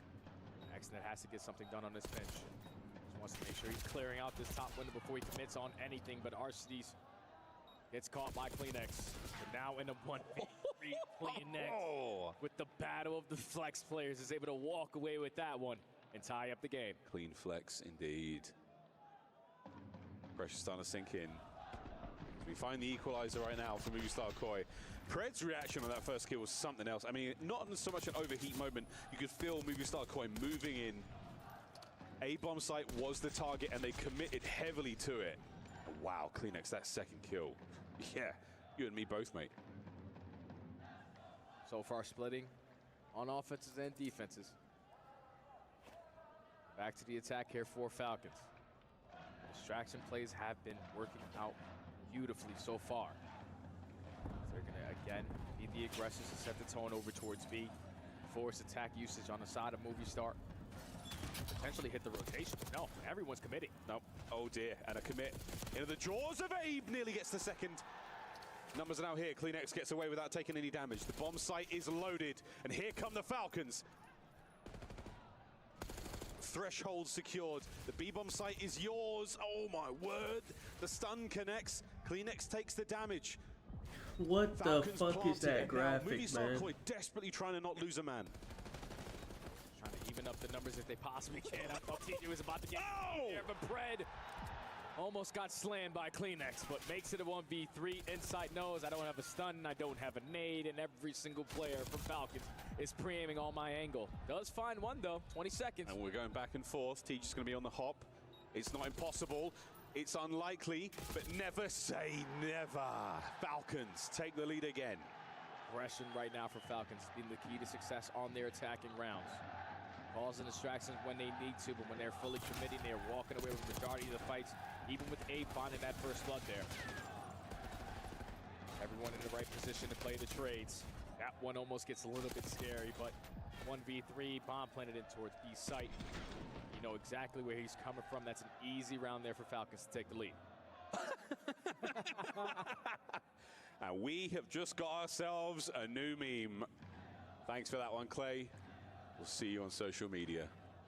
Movie Star Coil on attack, Joe with the bomb, and a nice clean spread across the map right now for the Falcons. They've had this set up before, and it's paid off really well for them. Again, it comes down to the chemistry, comes down to where you're committing those resources. And Pred is doing what Pred does. And Jay, this could be a big one. Yeah, he gained so much info. He's given his comms to his teammates. They have to be towards B, so TJ has to be ready, but he is not for the first gunfight. Man advantage, Movie Star. He's moving in. He's been red on the flank, and again, this is what you worry about. Can he get a kill? Cannot. Identified and removed from play. Arsty's now from the front. You do not have the manpower or the resources to retake this bomb site, and CleanX makes it all the more difficult. What a round out of Movie Star. Aggression matched by aggression on back-to-back attacking rounds over towards the B site. If I'm TJ though, Pred gives you all that info. We gotta have gun up, ready to go. Unfortunately, does get caught with his pants down. Allows CleanX to get the first blood. And Pred tries to instantly make a pinch play. I don't even think. I think Simp is like 5'3", dude. For Movie Star to tie the game. We worry about sometimes those flanks. The timing's so good. A little slow. God, there's another meme. We're absolutely killing it here. This is fantastic. It works though if TJ actually gets that first blood, because no one is in a position now to watch pinch. They're all trying to play for that trade. He just wasn't ready for that first gunfight. All tied up at 3. Back on the offense here for Falcons, which has been their go-to. Aggression has been the key, but this time they get caught by Joe. Young Joseph Thieves from his corner. Connects with a stun. Catch this one, Tej. An exchange of lethals, the damage dealt, and TJ in a tough spot. He doesn't have the coverage from Exnid. Joe, murder on his mind! I don't believe it! Tej, how did you get that kill? And they still have him in this corner. Oh! Doing it all! TJ Halley pops takeover in a corner where they gained the info 10 seconds into the round, but no one could find the kill onto that young man. Another massive round out of TJ and the advantage against the Falcons. Unbreakable.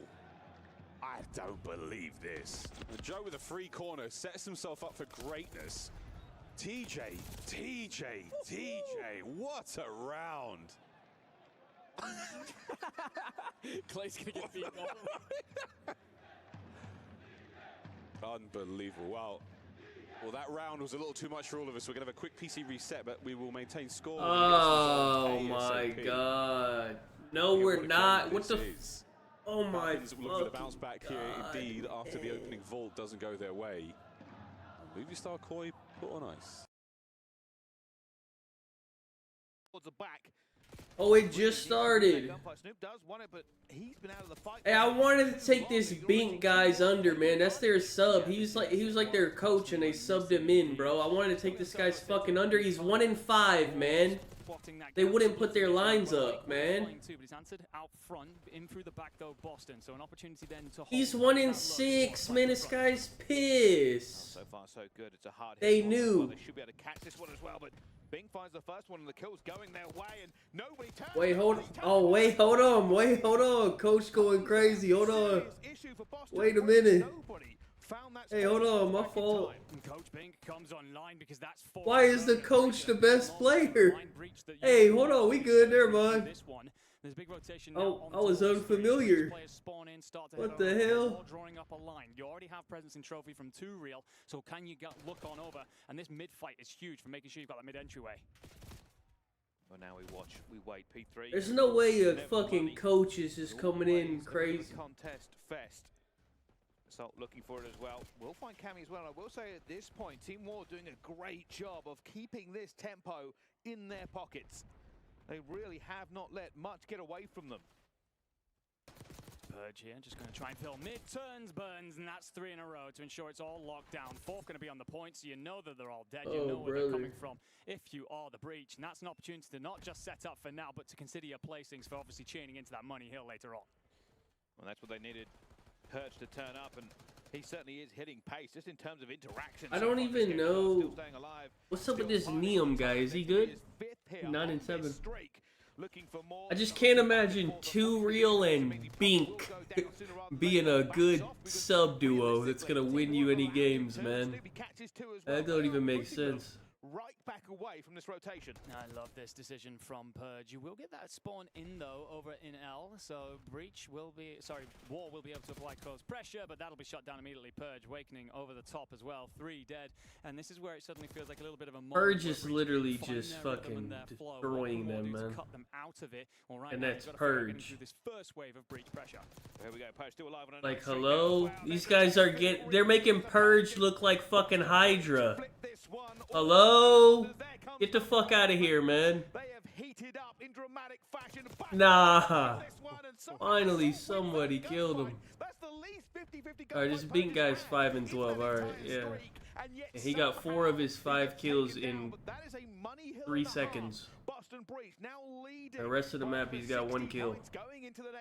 I'm actually mad they didn't let me take this guy's under, man. But it's that 3 in the middle to really open things up, chain things, and then into 3 and 4, and that will give you a healthy gap. And War now scrambling to try and find their way to find some sort of foothold here as Purge finds 2 more and is going on a tear. You called it a purging, but he's well and truly putting War to the sword. Oh, here we go once again, and maybe this is just the confidence Boston Breach really needed to accelerate. Slow start, fantastic mid game so far. And now it will be Team War fighting from the back foot. Who do these guys play? These guys play Falcons? Nobody wants to get I think they play Falcons. And Breach will actually hey, Pred's gonna fucking 40 bomb these guys for sure. So you're gonna have to turn now. You're fighting on all fronts. 2 real's gonna be weakened up. Surely gonna be cleaned up, and no, he actually gets coverage in. Might take a Pred over when they play these guys. His backside. 15 seconds left on this for War. You were hoping to kind of push on over towards 2, and 2 real getting 2 full light side will allow you to squeeze out and put some pressure on this backside. Now, second time Team War have done this, taking that early pressure onto that P2. But they lost it last time against Boston Breach, and both teams being a little bit loud here, we can hear on the stage.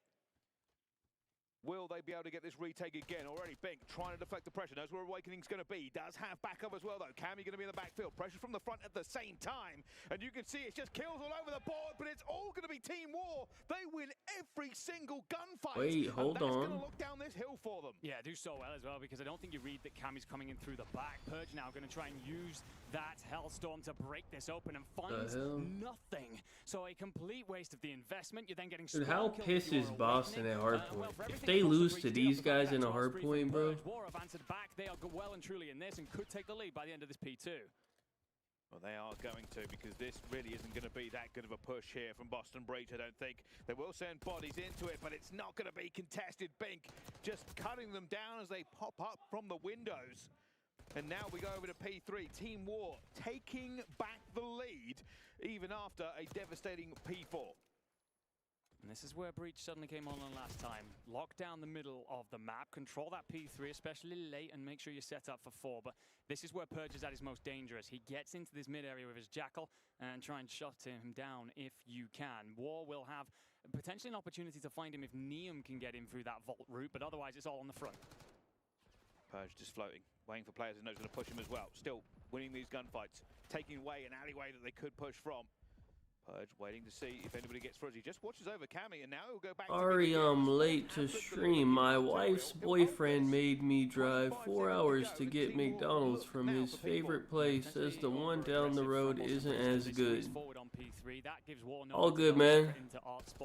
And as such, gives them an Here opportunity. now. So it's handed over. We've seen you fight your way back into this game. What does it look like when you go for P4? You couldn't break last time. A hold typically considerably easier if you get your ARs in place. And Assault being one of them, I like the decision. Back up, play your life, let your boys cover. FaZe lose to Omit. And this is a very important. If FaZe lose to Omit, they would be in serious trouble because they would also lose to Miami probably, and they wouldn't even make it to fucking bracket. So but now they find themselves outside. They probably don't want to do that. Catches 2 more on the timing. Boston Breach are looking fragmented. And it does feel like that little bit of split push is coming through. That little bit of a slap in the face has come through. Breach being reminded about how good War are. Reminder, Bink is their coach coming in for this. A minute in the hill, an SMG in hand, looking good with it. You are going to get close if you Breach, but you're just not finding any sort of actual breakthrough.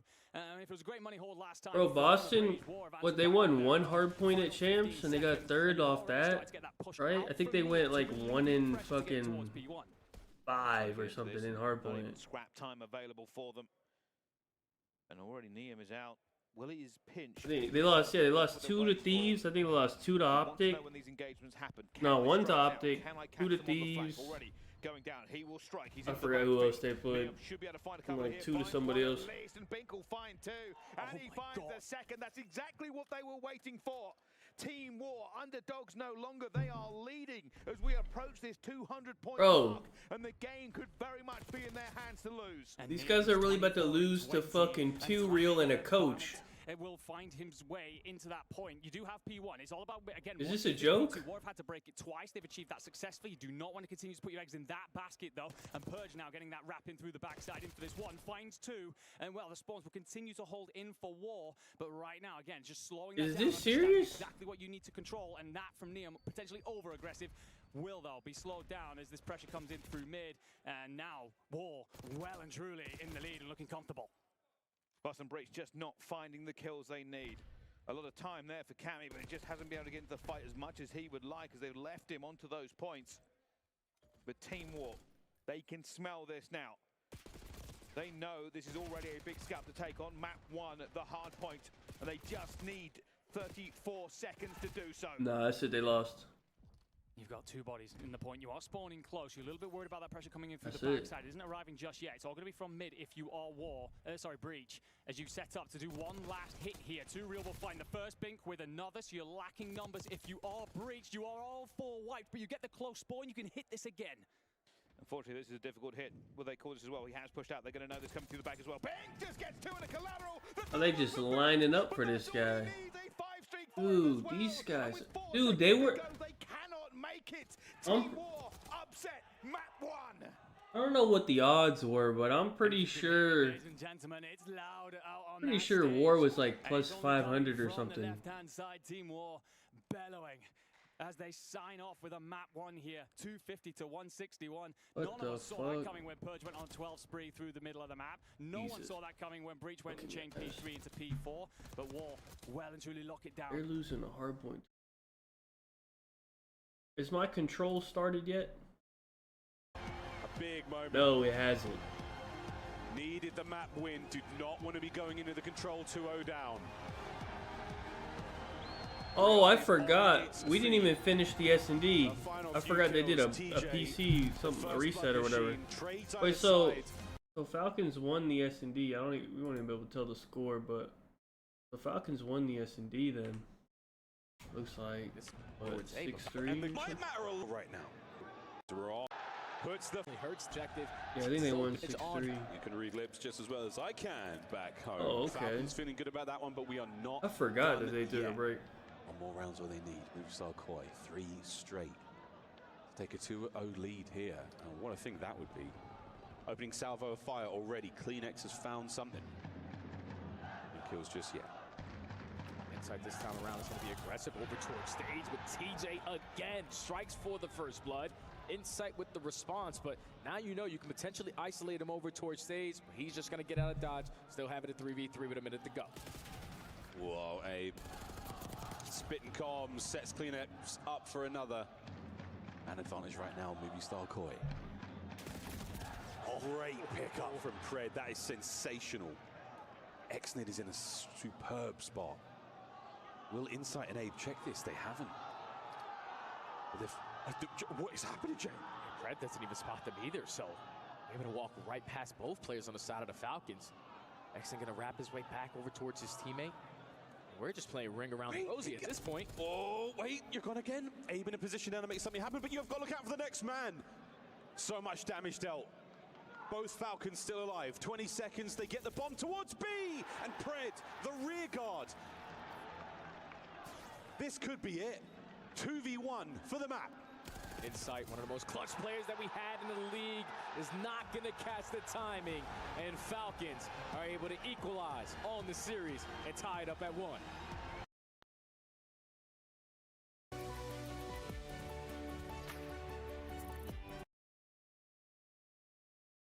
I mean, this starts to open us up to a couple of other questions, of course, around this series. But as we get a look continuously at these highlights, Assault popping off in big moments. We talked about him and 2Real, the experienced duo in that lineup. They've been up in that top echelon. You've got Neon, the superstar, starting to come through. Bink, as a coach, he comes into that setup. He's playing a lot around that hill. He's trying to just be the glue guy for the rest of the team. Honestly, that system was perfect in terms of pulling Breach apart. Yeah, and it worked so well. You can see here. Let me see what other. Earlier they didn't have that many other streams. Let me see if they got more. Now they still got StarCraft and some mobile game shit. But that's it actually. StarCraft.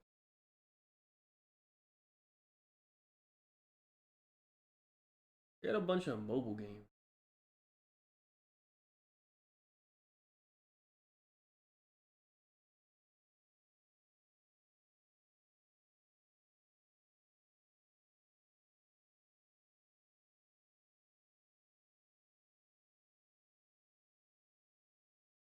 They were tested a little bit there in that search and destroy, but they bounced back real quick. I saw you guys talking to Ray on the desk. What did he say? He was saying, you know, it's a couple of issues when it comes down to some search on the day, the change in scrims to I don't remember the game. S&D. It's just a little rocky sometimes when you get that transition. But for the team, they've been working on their hard points. They've been trying to perfect some things that were, I guess, not as good when it came down to previous tournaments. But they said that instead it only strengthened things that they were already good at. So that's good for Seattle, but for Ray and the transition of being a coach behind the stage and now on the stage, he's having a blast. It looks like a candy shop. He has so much control over the team. He looks like he's right where he belongs. Yeah, direct to the troops. Okay, we're about to see primetime Ray out here this weekend, and we're excited to see what Seattle Surge is going to do. But that's it for me and Seymour. We'll see you guys soon with another update. Who's the best player on the Omit team? Vivid?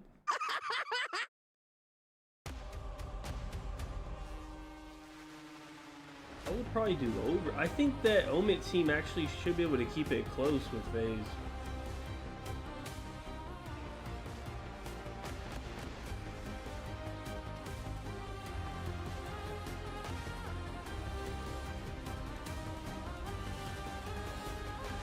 Tied up 1-1 going into the half. Control now awaits. Movie star Koi taking on Team Falcons in our group stage match. And it is low-key, I might bet Omit to win map 1 versus FaZe. They could win a Hardpoint versus FaZe, I think. Absolutely brought the goods there on red cards. But at least probably gonna take their spread. They're gonna have like a fucking 80 spread or something. This is why you add him to the lines to get more consistent in your best mode.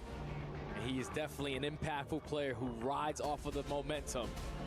TJ filling himself after we got one. Wait, there's our second is coming up right now. We need Insight. What is it, 21? Because this is another one of those Wait, respawns where 21, technically a square. We need Insight under 21. Absolutely. Both of our squads made significant team changes. The stats kind of go out the windows, your expectations still through the roof. Vault Control, though, that's what's coming up next. Hassie and a Hardpoint, we are guaranteed. And if we have to go the distance to the dealership, we will see if the DNA of Toronto Ultra still courses through Movie Star Koi's veins, because it hasn't treated them well.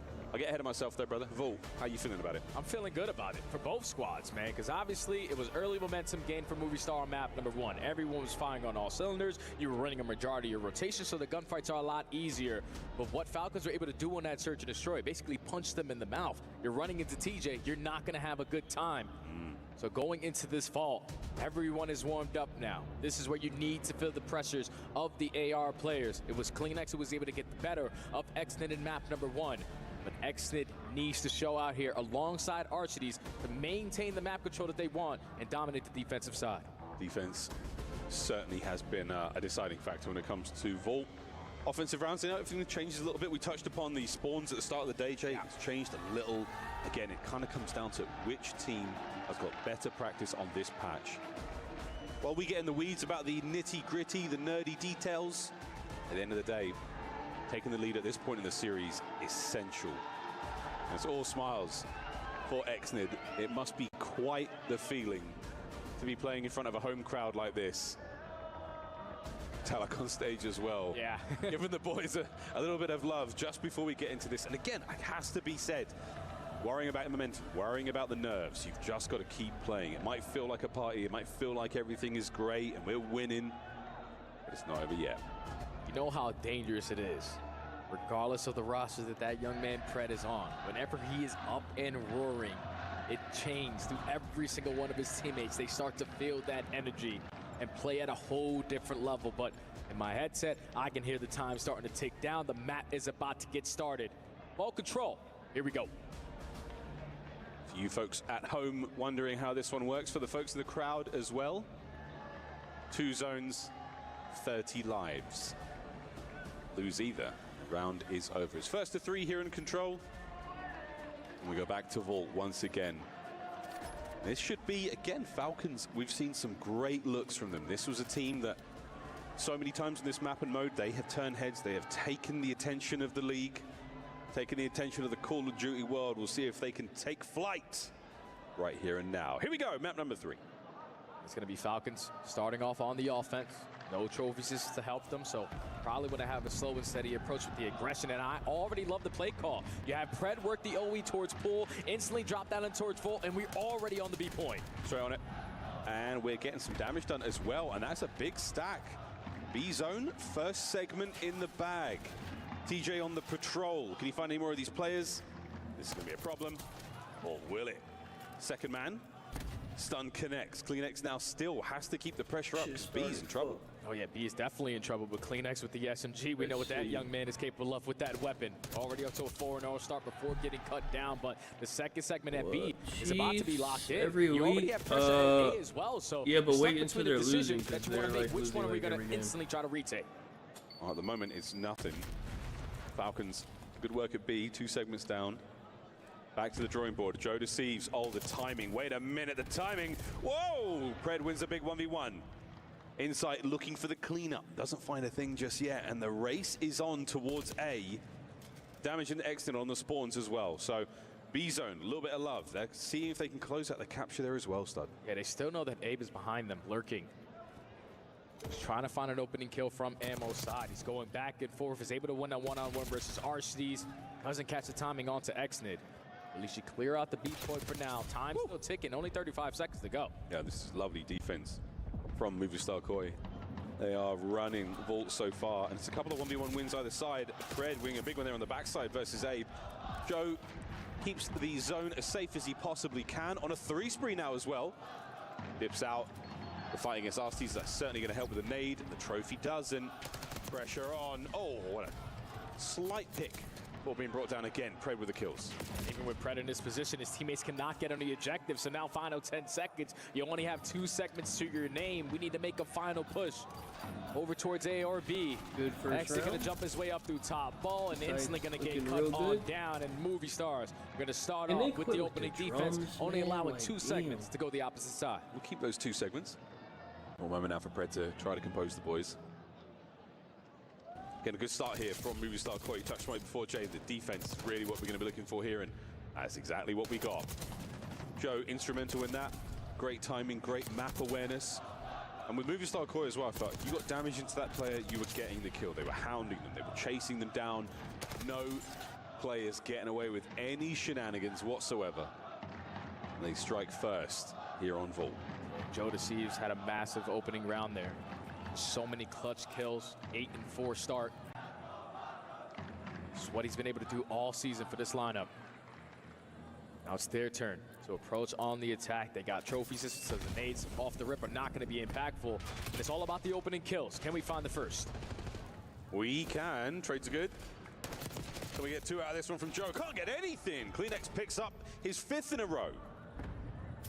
A perfect stun doesn't actually hit him. Well, it hits him, but it doesn't hit him. You know what I'm saying, chat? As Pred now pushing forward, keeping Koi in the spawn. Pred was able to slip by right through the middle of the map. Double, and now everyone on the side of Movie Stars is coming off the respawn. Goes the back of the default space. Your Falcons, you can trap them for as long as you possibly can. If you want to try to not allow them to earn even segments, that's even better. But with a couple players already falling, Movie Stars haven't found their way on out. Game clock pause with Kleenex jumping on A. Yeah, Fred's starting to get real in the personal space of Movie Star Koi. Falcons with great presence here in the kills department, showing at the life count a massive difference. Exnid walking away with the win with 5 HP and the full regen now as well. There's battles taking place all across the map, as Arcetes is proving to be a true nuisance, as this protracted gunfight is taking place as well. On the Tej, 3 cleanup, stays alive. What a snap at 10 and 7, 25 on the clock. Falcons looking to take their round. Yeah, Insight is just hoping eventually we can get over towards the B point. I have all our control. All we have to do is just hop on the objective. First segment already going to be locked in, but it's TJ's turn to make a couple clutch kills happen at the right time. Trying to isolate onto the player on B is going to get cut down, and eventually now all the reinforcements are here for Movie Stars. That's 3, make it all 4 dead. B is gone. Oh, it's not over yet. Here comes the stack. And these players will capture that zone real fast. There we go, Movie Star Koi adding a minute to the game clock. Life count solid now as well. Falcons have loosened their grip in a big way onto a segment in the bag as well. Insight is not allowing them to cross. You gotta take care of this guy towards top art, because he is causing you so many problems. Finally, you gain some info. TJ's able to sneak his way on out, but the second segment's locked. Locked in the bag. On the way out as well, no one there to contest. Oh, the last man Tej done. The round complete. Movie Star Koi capture all the zones. Bro. And there has been a timeout requested. We'll see what that means later, but for now, what a return to form. Falcons stunned here on Vault. This is a delay. It all starts with Insight just putting himself in that position towards top art, man. Wins clutch one-on-one gunfight after one-on-one gunfight. That was the one that starts it off. They were firing. Fortunately, we're just getting word that that round is not going to count. So it's still going to be oh my 1-0 in favor of Movie Star. Ready to envelop this, and he did get the bomb down, but loses his life. Does not get away clean. Yeah, that round don't count. Bomb down is going to force water flood, though. Not giving it a moment just to respectfully try and find a bit of more Purge on the kills. Purge here, though, with the wrap in through the back. He could be the difference maker as he finds Assault. Looks for one, trying to put the pressure on as well, and this has completely worked for them. Boston Breach, 4 rounds in a row. Lost that player on the plant. Does not matter at all. There's Purge on the flank, and realistically, I think the rest of the team was actually in a better position than you gave him credit for. They keep losing a little bit of site control, waiting for Purge to hit that flank, and then everybody died at once. Yeah, I mean, the fact that Purge gets out, the fact that he slips the net so freely. Insight had, I think he only had like 3 kills in the first round, but that last round don't count. You end up with that play collapsing in through the back. It's glorious out of Boston Breach. A post plant from the playbook, and now up 4-3, leading in this one.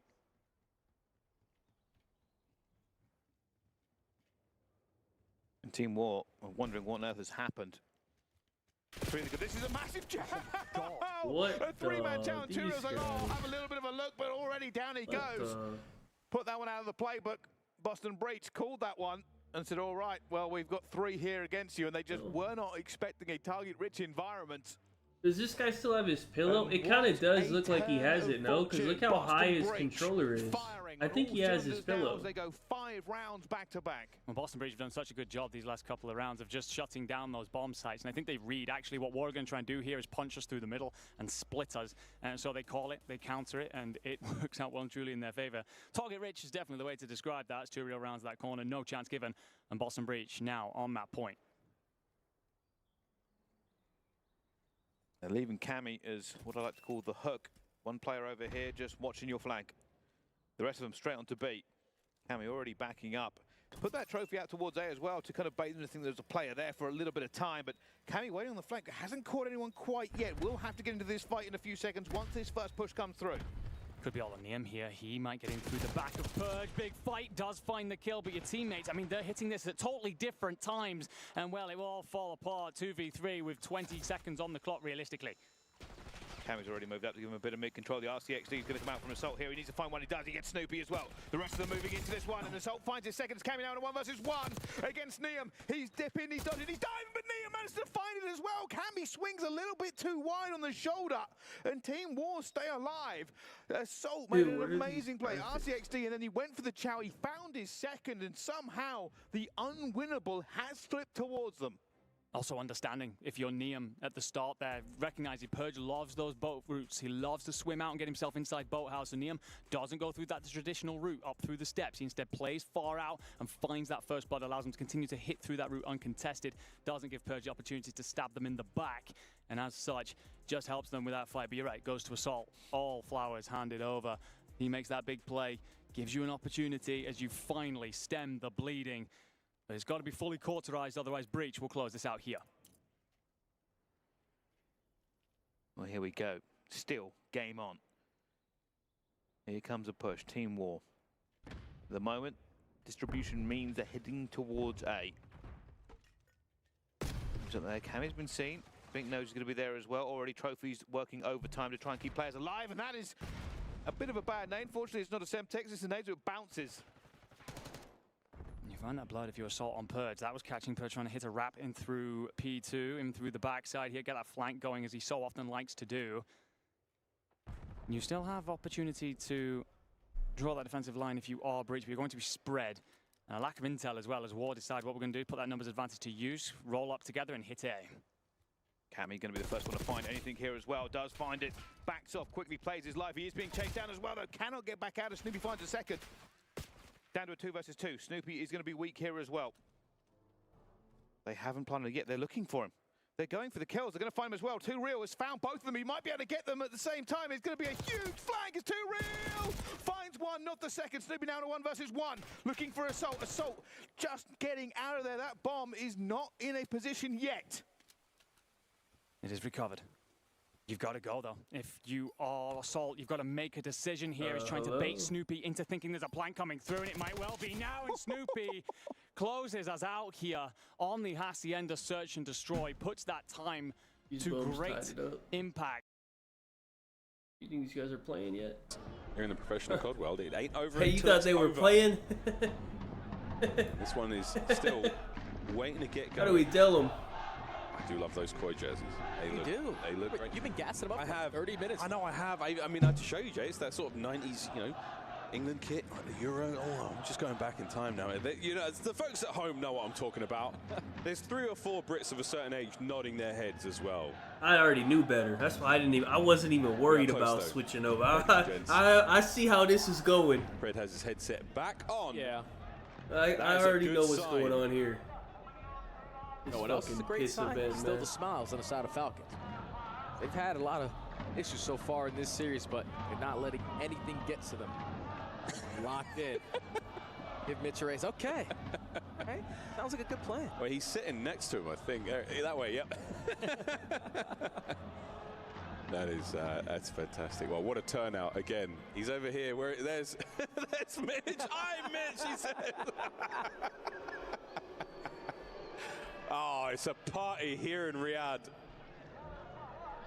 Wow, we've been memorable memes from this series alone, Stud. We have been treated to a great game of Search and Destroy and some wonderful moments. What a community we have here in the Call of Duty world, and it really is a world. Fans from all over. Previous tournament, I met people from Malta. I mean, we were folks from Turkey. We met in Madrid at the start of the season, you name it. Everyone the world over loves a bit of Call of Duty, and we love you guys too. You know what I really love, though? Talk to me. Getting back in a vault. Yeah, I would really love to. Refs are on it. The refs are on it. The players obviously are itching to get themselves back into the game.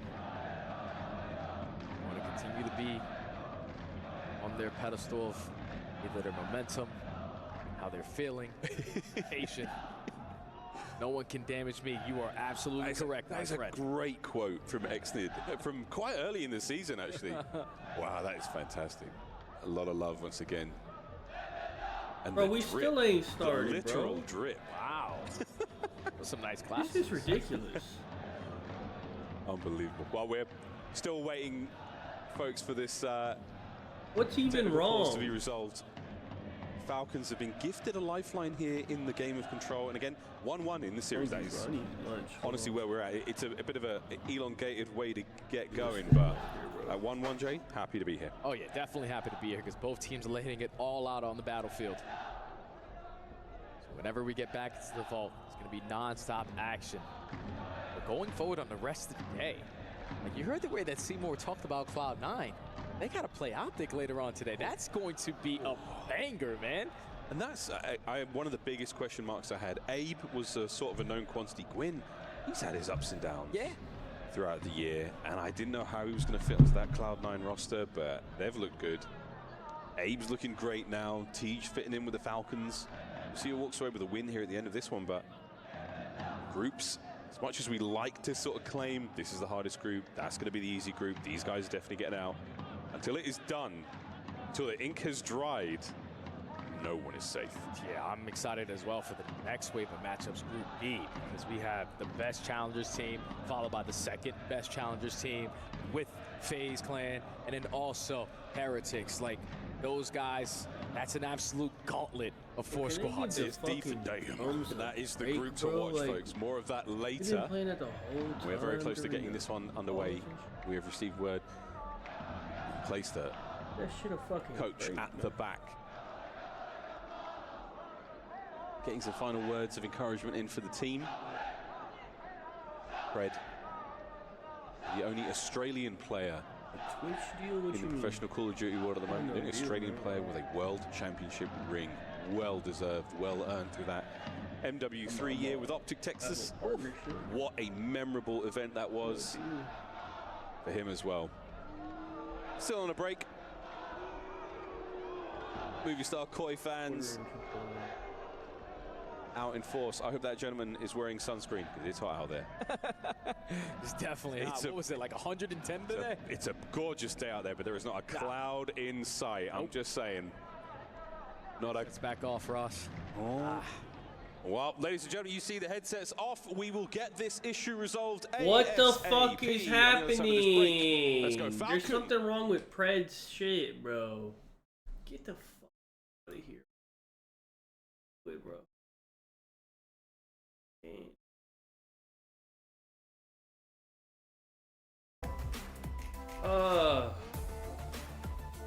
Listen, man.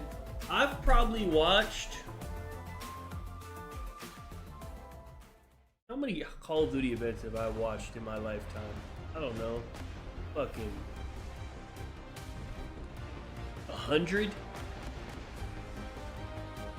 Maybe more? Ladies and gentlemen, hello and welcome back to EWC. Might be the worst one. This is worse than the ones back in the day when they were getting fucking DDoS. Throwing haymakers, and so far all tied up. It was still less of a delay than this. Point from Team War. Boston Breach, though, looked like they could take a bit of a beating in the S&D, but fired back with 5 rounds back to back, and have got this series all tied up. Yeah, and it was very important for Breach to do so because S&D has been their bread and butter basically all season. It's the one where they've really hung in. We now move over to a Control after this, and this is where they've suddenly come online recently. They'd really struggled through a lot of the year, kind of factoring in that respawn element of not being if this was at like well, Hardpoint, we are still normal seeing issues time, I wouldn't even be as this mad. very series. The Control just seems to be somewhere where they've really profited from the dynamic situation when it comes to the points of ingress. So for Boston here, it's a case of continuing that. But I think here, you know, we're tied up 1 apiece. War plenty in this. They have looked great, especially in the back half of that hard point. Well, let's see if they Wait, let me see continue this guy's into this pillow. next respawn. That Wait, I think you could see it. Does he have a pillow? I actually don't think he... Oh yeah, he does, right? That's what that little... This is a pillow right here, I think. The little gray. In the back half of that hard. Yeah, that's a pillow. Oh yeah, it definitely is. Yeah, he still got that pillow on. this series and the map pool that we ended up with. This is Protocol. Boston banned this more often than not, so I wonder if this was supposed to be a testing of the map pool. Could we figure out a couple of strategies coming into this tournament? I think they would have expected to be in a 2-0 position right now, making that decision, but they've ended up. If I was playing this guy, I'd break into their fucking how much of that decision they regret. locker room and steal this guy's pillow. Or whether or not before the match will help you perform better through the rest He'd of the probably tournament. be so ass without his pillow. Grown so much recently. They certainly have it within them, the capacity to learn as they go. And they certainly want to figure that out, though, with a victory here in map 3. Well, here we go. Let's see the break. Let's see how these teams are going so far. And Snoopy already pre-firing, almost catches a player there from this War. guy's hacking, man. That's Everybody's a still report, looking honestly. for these first couple of kills. Purge will find Assault. Snoopy checking the coast is clear. Might challenge. I think they're playing with their actual online accounts at this event. What if? Not quite. Yeah, just about what if he just reported the guy he got shadow banned mid-event? They couldn't play on the casting booth. And well, the first tick, I don't think it actually fully came through. I think you got a half step on here to clear this up, and you bait a couple of players in, and you start to find plenty of purchase in those kills. Players coming back off the respawn. If you are War, you do find a little bit of something, but you're looking a lot at 2 real here to kind of stop this Boston Breach wave that's hemming you in. I don't know anything about this Neum guy at all, but I mean. Just trying to get he's been onto the point well, here. no? I think he's going to hit the flank. I'm unsure if they know where he's going to be. There should be an easy couple of kills for him. Finds the first. Looking for a next one on the rotation. Isn't going to get it. Purge shuts him down before he can do any more. Purge again in that kill feed. But it's just going to be enough. 2 real takes down Cammy and tries to push his advantage. At the moment, War are holding. They are indeed. Boston, I wonder how much they regret not clearing that B capture. They stepped off before that segment fully came through. Assault tries to check over the helicopter and will be back down. Just about stays alive for a moment, but Purge continuing to be a thorn in the side here. 7-2 start. Just needs a little bit of support into the teammates, but 2 real he'll match him in the middle. Cammy will trade it back out. You're not far away if you are Breach. We've got 20 seconds to really take another swing at this. Oh, they need to make these kills first. That's the most important part. Bink, I think. Make the kills, get out, get he looked like a little coach. Commit. Unfortunately, that time is ticking away. They don't have the kills or the positioning. They will jump onto the point, though, and 2 from Cammy. It might be enough. Quiet series from him so far. Has this been enough to turn the tide? Second tick comes through. Cammy with one and Awakening with another. So it's likely about that transition over towards what's B. the next Hardpoint? Won't be here for War. And you hear Cammy break in through glass, but he might be able to slip away. Huge fight with 2 real here that could give you plenty of advantages in terms of positioning. And those kills will now let you onto B and Breach with an opportunity to squeeze War. Can't find Cammy. They've got to be watch their backfield. They know he could be in there. Obviously, you can't even. Well, let me see if they have map 4. Hold on. Neum, that's a huge 2 to get as Snoopy falls as well. Team War will stabilize on that push. They've done enough. Purge spots 2 real. They don't even offer underneath here. 4. 4v5. So why are they being so weird about get caught this? And fall, but you see that double hit coming through. Snoopy, Cammy, they play off the back of that information, make it a 3v4. So essentially, an S&D in front of us right here, but only 30 seconds on the clock. Breach have got to go. Neum in a great place, shutting down everything down low. They're unsure if they want to take him on. 25 seconds, Boston Breach. The calls must be perfect. Where are we going? How are we doing it? Team War, they know they just need a hold. And Neum again, I keep seeing him in the kill feed, and it's at important moments. Snoopy finds the first one though as well. Assault throws his shoulder, but it's going to be seen. Awakening takes down Neum, and they are back on the point. That's how you hold. As Assault tries to find the look over from the top of the turret, you run along the barrel, you check one way, get shot from the other. Potentially a window there, but it is closed as Boston Breach, see that off in eliminations. And well, you think plenty of reason there to believe that they weren't going to get that round through. It looked slow. I'm going to guess no. Which one of you think is more likely to fit into the box that I'm saying? If you think it's yourself, you raise your hand. If you think it's the other player, you pass. So what do you do if someone lies? Like if I... So many opportunities. I will say I think Neum was a highlight for me, just over and over again, finding crucial kills. 10 and 8 doesn't sound that impressive, but the quality of the 10 was very, very good. But unfortunately, on the other side, Cammy had a great 10. We saw him open up proceedings to get back onto that 8-point and give them the time to win that round. And that war wages on as Cammy finds Neum in the first, a headshot at range. And Snoopy then finds Bink. Snoopy finds 2 real, and all of a sudden, you've only got Assault stopping yourself being trapped in here to that spawn trap we've seen so many times through the year, the one that bleeds you so heavily. As Snoopy continues to just find his roots here through the arches, now looking over towards Heli as well, will be eventually cut down, but not before Purge can then arrive. Awakening finds one kill. Purge looking for it on it as well, but that actually opens up the map completely. Boston Breach now floundering in the backfield. Cammy will find one, but unfortunately he is massively outnumbered. Oh my goodness, Assault gives him a brow to shoot and he rips it asunder. Holding, eyeing it up here if you are Breach. Just trying to figure out where War are making this play from. There's going to be kills down low, actually, and this is something that Breach didn't do much of last time round. So War trying to get creative, and they need to. With 30 seconds on the clock, 3 lives down, they must find a break. 2 Real will find the first onto Purge, so is this the moment where the flood comes through? But it looks like the attention started to turn towards B. Huge fight over there as 2 Real finds Snoopy, and that could start to send a couple players scrambling, and Breach, they have to make sure they close this up here. This could get very messy. Awakening tries to overextend to put a bit of pressure on towards the back here. He's going to work. A bit of a headbutt going through as well. Purge still waiting to try to get into position here, but 2 Real kills near, and that could be bad because that is a horrible trade from them as well. Bing is going to try and find Purge. He loses that gunfight at the same time, and what could have been wonderful for Team War turns into a rout, and they are now coming out of spawn with 11 seconds to go. Dreams almost in tatters. And Tuo's just got to put his head down and go at this point. I don't think there's enough time left on the clock. 3 seconds, you'll get into top grandmas. You will find one. Do you dive? Do you touch? No, is the answer. A half second later, and you make it maybe, but it felt like delaying the inevitable. Boston Breach, 2 rounds up here. I think if you're Team War, you're surprised at this because you had the opportunity to close out. I'm gonna guess no. News is we see the fist pumps going out, so we are 100% loading back into vault control. It was a no, but now it's a yes. Hold on, they're loading in. The opening defense. Wait a minute. 2 segments earned on the side of Falcons. Now it's their opportunity to potentially strike on the attacking round. Insight had 2 kills in the real first round, right? What a snap, but 10 is... This is the real first round. I think he had 2 kills in the legit first round. Maybe 3 kills. It was a quick defense. Just so you know where we're at. Wait, he had 4. Okay, he had 4 kills. All right. Only gonna get cut on. Insight is currently. Take top cat and at least work these pinch routes, but it's already some segments guaranteed in the side of Movie Star. They guarantee the first. Now it's all about if the rookie can find a double, but the team kill is also gonna help.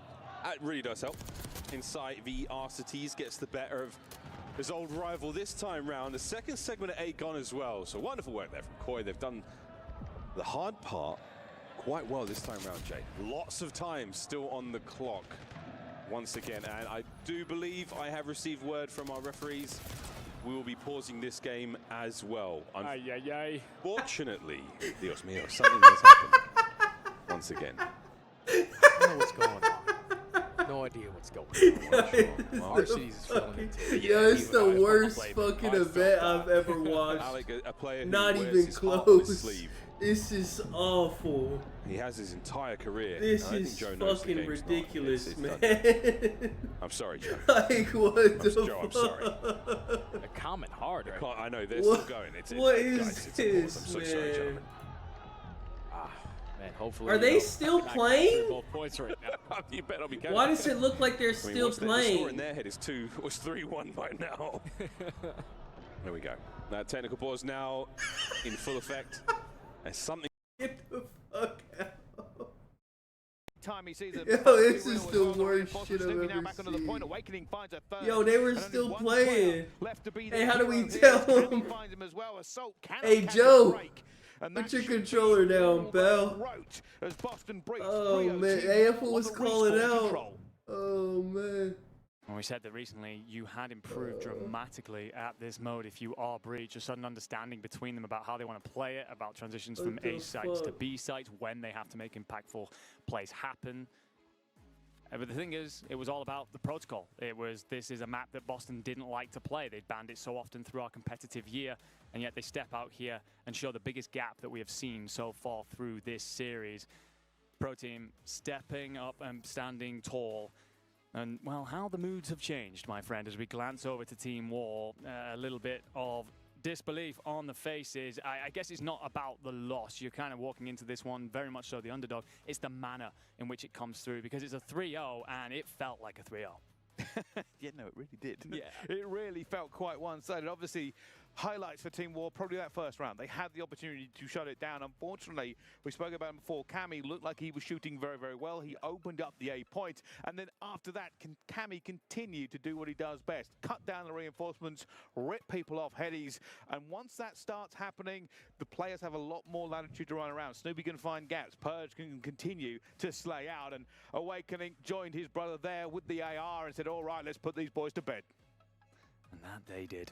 I mean, you got to think from these Team War players, you're coming into this, you've gotten that map won. It's very much so jubilant. Us to break off again, realize, okay, they beat me towards top cat, probably don't want to go to that position. Bro, they've been going for an hour. When did this control start?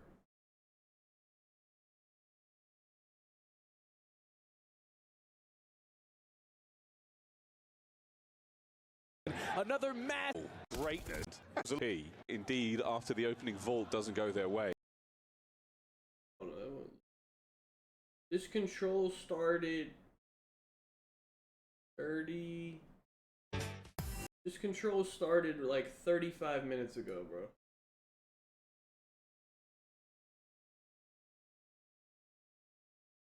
Crazy. And in multiple situations like this, understand, don't worry about it, guys. It's out of our control. Just do what we do best. Play Falcons, Call of Duty. Play fast, play furious, play together. It's been 6 hours, bro. We on our third match. It's literally a match every 2 hours. A few times now. You know there's how many more matches left? Put your headset back. But we can't do a match every 2 hours, bro. Hair's always been good. No, the hair's always There's good. still. Hair has always been good. This is going on. Got me thinking back to, And then we have one more here, and then a winners. Black Ops 4. Is that it? They did have. Oh, there's 2 sets of winners. There's still 3 more. Certainly We can't be here for another 6 hours, bro. That was rookie simp year. There's no way. With the sniper just clipping everyone and putting them on the. What time is it over there? Man. Wait, it's getting late over there, no? Once They're gonna be playing till like fucking 4 a.m. over there or some shit. This can't. They gotta do something, bro. Red did justice to his hair. This can't be it, bro. Flawless right now. The flow is on point. TJ right there alongside. Let me see. Hold on. Those jerseys look very comfortable as well. Nice. Especially with the club championship star right above the logo. It's 8, dude. It's 8:30 over there already. I'm trying to soak up all this cash here at UWC. Nah, they gonna be playing till like 2 a.m. Like I don't think so. Here we go. Something gotta change. Vault control. Movie Star Koi still up by 1. Back at it we go. We've seen many opening breaks now. Movie Star Koi on the attack last time round. 2 segments at A were good. On a B we go this time. Instant switch up. Can't go back over to A. They're most likely going to prepare for that initial push. So drop down in towards Vault. Try to take some space over through the B street. The Falcons are covering every single base. RCD's with a massive double. Xnib with the trade. Map control in favor of Falcons. Xnib just absolutely strong-armed his way through the Movie Star Koi lineup and keeping him at bay, and he is still on the hunt here. Kleenex has been pushed back. He's still got 2 kills on him, but I'm pretty sure Xnib's on his tail. Like, he's chasing him now. Tej brought down, both zones being captured. Movie Star Koi fighting forward. If you're Falcons, you want to make sure you get them off of this B point as fast as you possibly can before some segment get earned, but already the first one's done. Same thing could be said for the gunfights at A. That's 3 dead in the feed. Not the ideal restart you were looking for your Falcons. 1 segment at A, 2 at B. Still with the capture going inside, staying alive. Bro, Toronto has won this round 3 times down. already. Joe down as well. They gotta win it again. Save it on the goal line. Ridiculous. Back over to the A point now for Movie Star. Build this pressure on both angles. Make sure we watch our pitches. TJ with a massive opening gunfight onto Joe. Now it's all about finding the trade. Xnib strikes forward. Why the fuck did they got just the numbers put to that reinforce your way back through mid, but we got to make sure B Street is cleared on out. You got a little bit of love towards A now, so let's get rid of that second segment. Let's get that one in the bag. Let's get moving. Kleenex back with his old pal, the Jackal in his hand, finding those kills. Arsty's still alive and kick in. Oh, that is a disgraceful 2-piece. And he's managed to save the zone. Reinforcements arrive. Arsty's, what a play. Oh, man, he's had a massive round so far, man. Multi-kill after multi-kill. 6-2 start. Now you don't have the numbers to reinforce your way back through mid, so you're gonna forfeit this A point, stack everyone over towards P. You're currently down by 2 lives, and there's a lot of time for Movistar to work with. Yeah, no more chances here. B-zone already under pressure. Wonderful crossfire there. Pred walks away with the final 2 on the tally. On board with Joe now. Desperately trying to find an opening here, but there is nothing. Falcons defense, solid as a rock. 11 lives either side and 1:14 to play. And this is where Falcons Come on, man. Y'all need one tick, bro. You're finding kills on your side of the map. That's great. You put the life deficit basically even now with RCDs falling on Outer Palms. When we get kills in sync, we need to create extra layers to not allow them a free roam to just sprint right towards the point. Perfect timing. Absolute perfect timing with the trophy in play. There we Kleenex go. finds 2, 3 dead in the feed, and that is going to be the round. RCDs at great range. Kleenex closes the door. Kills inside out. 4. Guy, man, he got a nice 8 kills on the match. RCDs at great range. Kleenex closes the door on round 2. Perfectly played right there. Hopefully a nice 3-0. You start off with actually a 7-0. You gain early segments. You count all the resets. Points. It was 2-2 split on A and B. But when Kleenex needed to have pop-off moments, he was able to find them. RCD's on the opposing side to give his team some more lifelines. He was able to find them. It's just right there, Falcons. Once you find that set of kills, I'm pretty on there, sure push. We either got to push vault. I haven't lost that much. Or take some ammo space. I think I was down like you need to 80. do off the respawn if your Movistar is But win one if gunfight inside in hits, Street, I'll probably only be down like I mean, they 40. win that one gunfight, and then it allows this to happen. Yeah, I think I lost like $50 alone on dumbass Hixie. I got too excited. I put that piece of shit in way too much shit. Can they get us out of this vault control? Kleenex is doing his very best to make that happen. On board TJ now, he's managed to get himself towards B. Kleenex is on fire. I haven't even bet on no winners or losers because all the odds are so terrible. This is what I'm talking about taking some space away. Look with Ape in his positioning, what it's doing to the spawns on the side of Falcons. You are forcing them to work this OE. Kleenex on 6, trying to earn himself the cruise missile. I will probably bet on Optic just get out of dodge. He's managed. Actually, I don't know. Optic looks kind of mid. He's still going. Janssen! What a kill and a TJ, and he is red hot right now. The Great Dane on a tear, and he lives to fight another day. Man. The guy is just moving, not able to earn himself the cruise, but the impactful play is already going to be felt. Thankfully, if you are Falcons, you at least had one player on the B point to still have a lot of time to work with. How do you find that kill and turn it into a 3-man stack on the B zone? Well, real fast, that's how. 1 man down. TJ holds it together. The second segment does not get captured. Oh my! Movistar Koi swoop in and save it. Now RCDs needs to find some success with the SMG in hand. Unfortunately, he's going to play a little bit of cat and mouse game, but there's more players on the side of Movistar able to find trades. That's 3 dead in the feed. Exnid, last man standing, trying to push his way over 2 lights, and there's only 30 seconds to go. We need to try to extend the game clock. I mean, indeed, it's not easy to do. Final few seconds, 25 to go. Pred looking for an opening, trying to find the window. You've managed to get yourselves onto B for a second. RC's playing for space. His teammates trusting them to get the time, but they've all lost their ones. The final moments here, Stud. This could be it. Last push for Falcons. Everyone dropping at the wrong time. Final 10 seconds. You gotta get past Mr. Kleenex, and that's not gonna be easy. This is looking like it's over. 21-6 for Kleenex. That is it. The death knell for Team had, Falcons here in control. 12 kills. What a round. To be a I can rely on that guy, man. Hey, there's one guy that don't let you down, man. That's fucking insight. 21-6 in 2 rounds out of a brand new flex player. We know what he is capable of when he has the SMG, the movement, he's never caught off guard, and the Great Dane strikes again. The tissue always has been an issue. And Movistar Koi, they are up 2-1 in the series now. The true clean flex. And that's got to feel good. Movistar Koi taking the lead now in our series. We go into the Hacienda Hardpoint.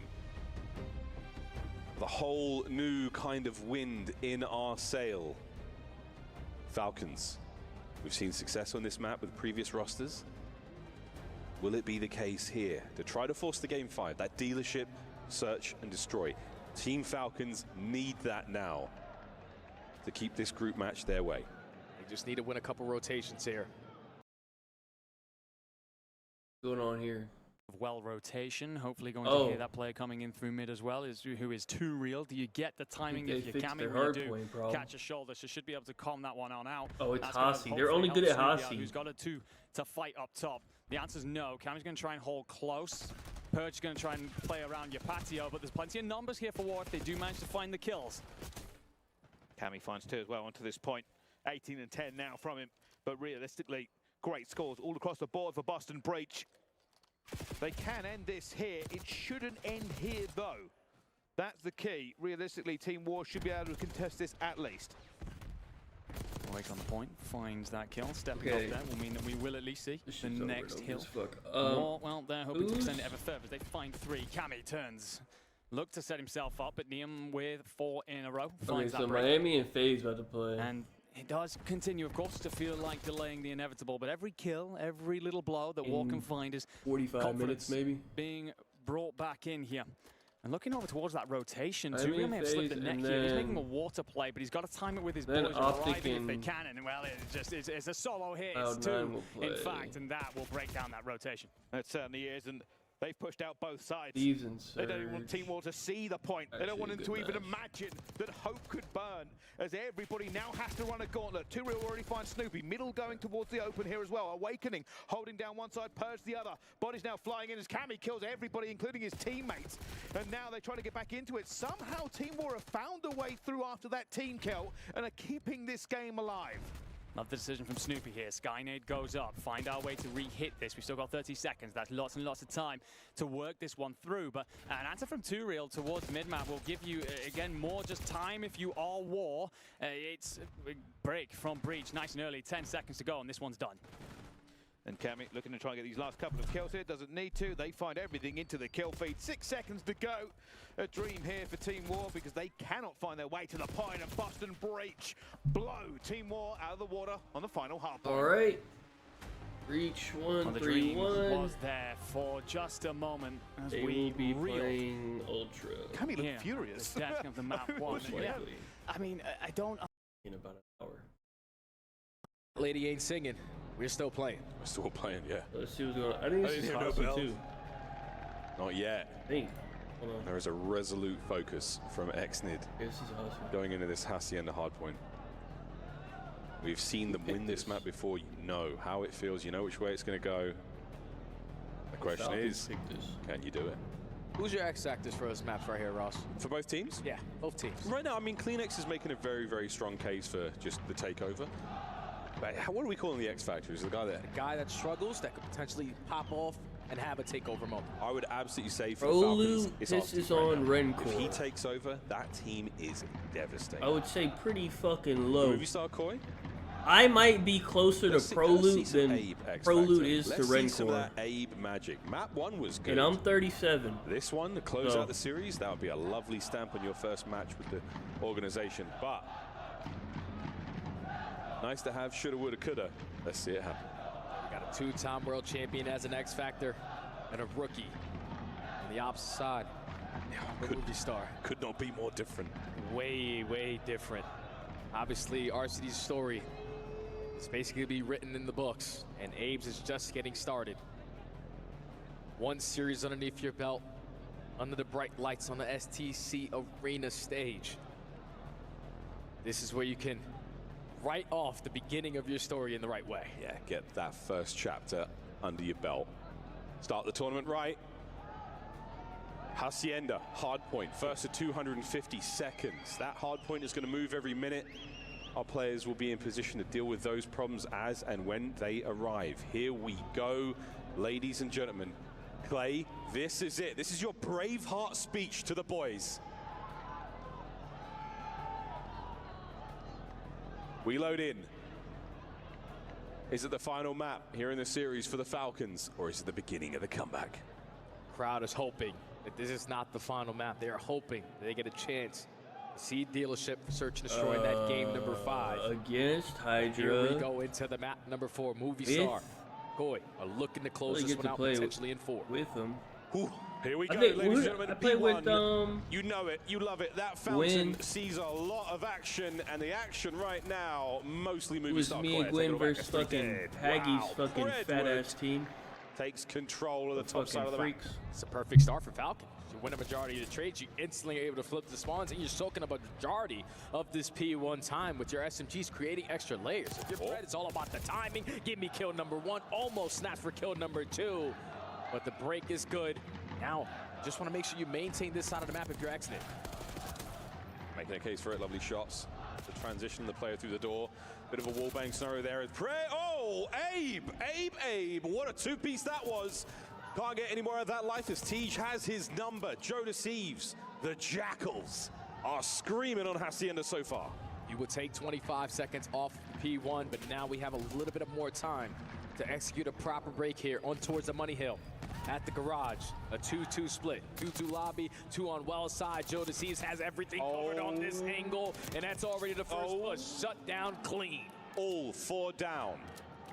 Movistar Koi will take the lead here on this hard point. Oh yeah, well I forgot I shit on Shotzi, but that doesn't count because he was playing with no aim assist or something. The well drive kills once again. Hey, how do we tell him? That boy thought he could pull up into my lobby with no aim assist. Held at bay. Perfectly how do we tell him? They haven't been able to get even close towards this hard point.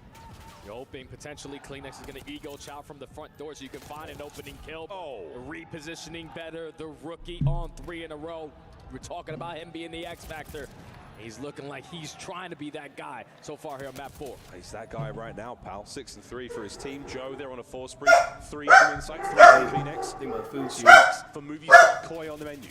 Who's going to be eating over towards fences? Now we go. But look at that. It's Falcons in the feed. They win their initial gunfights. That's their time. Yeah, massive kills there from Falcons to catch the players who were thinking about that rotation.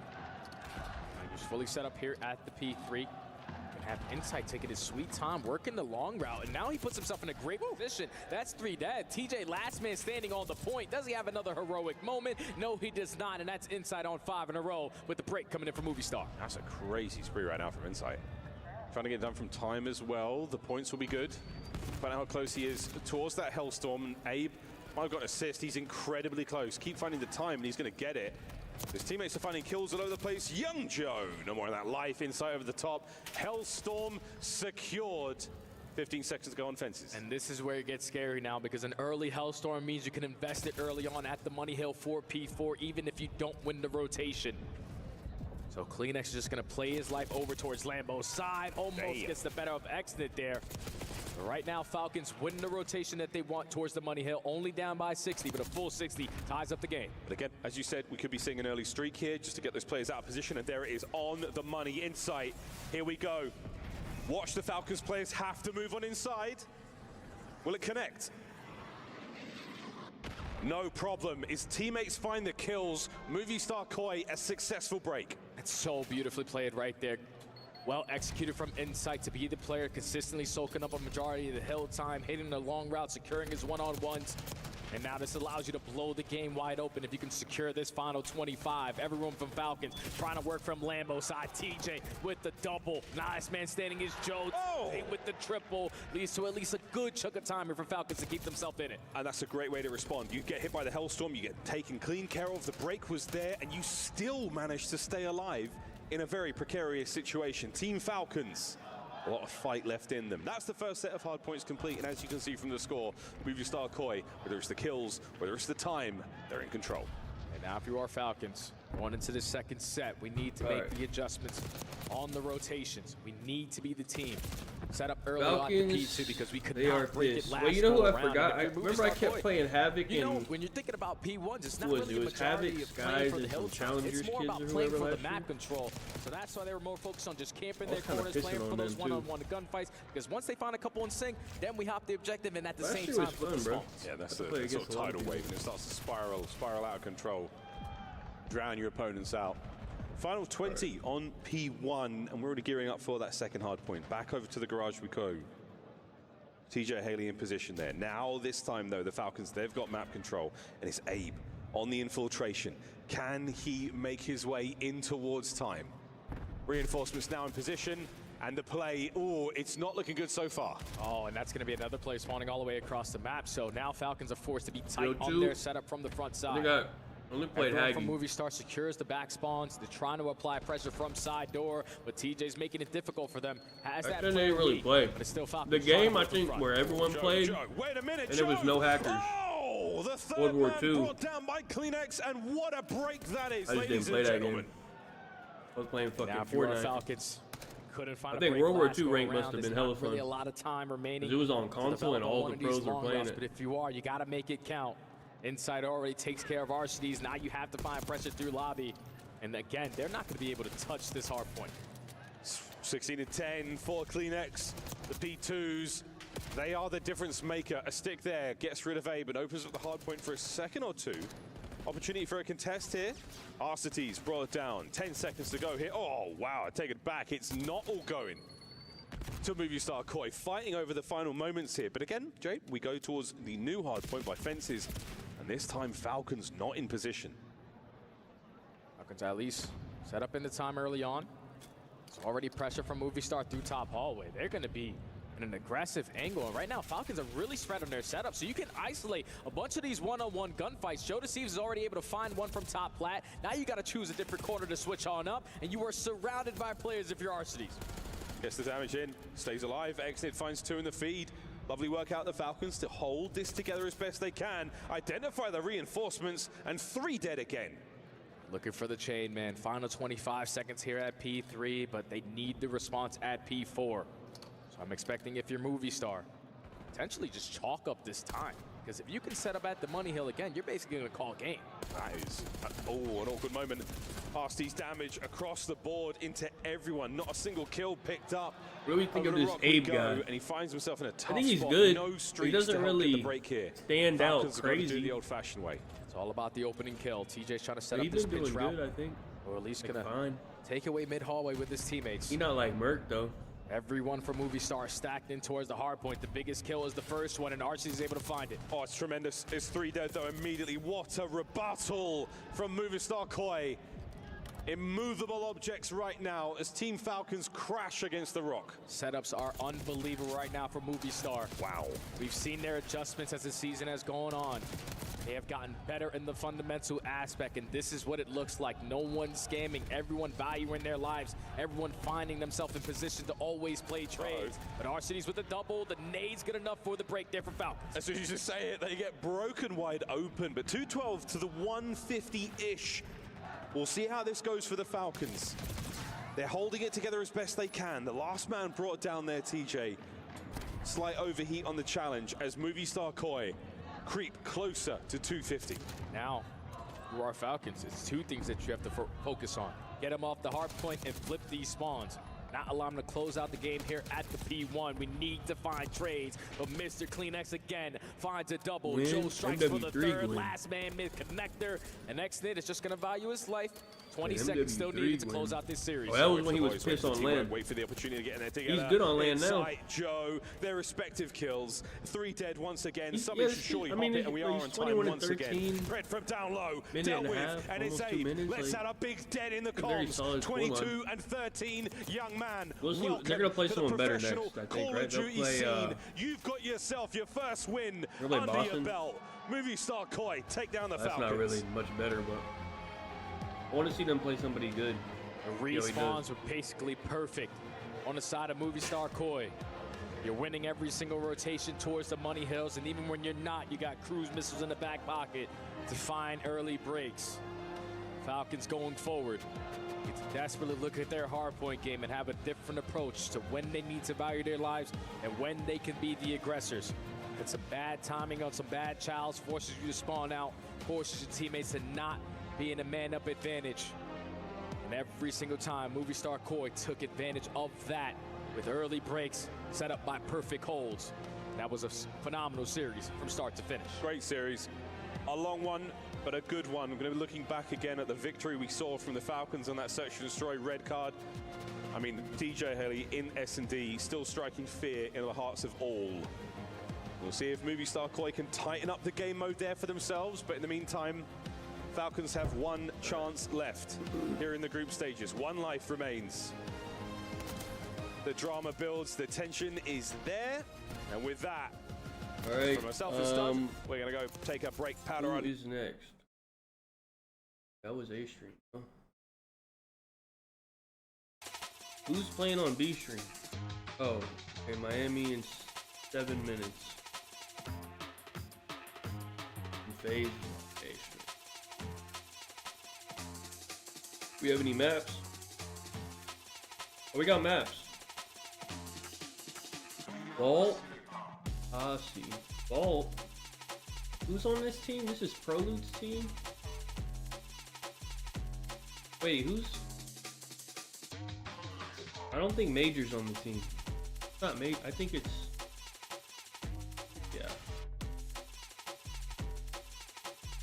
Who the fuck's even the Slayer on this team? Standy? I don't even know. Hold on. Let me go look at the lines.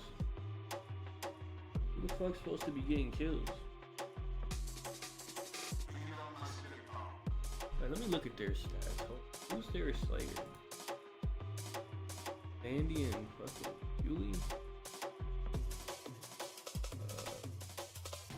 Why does it say EU Elite? What?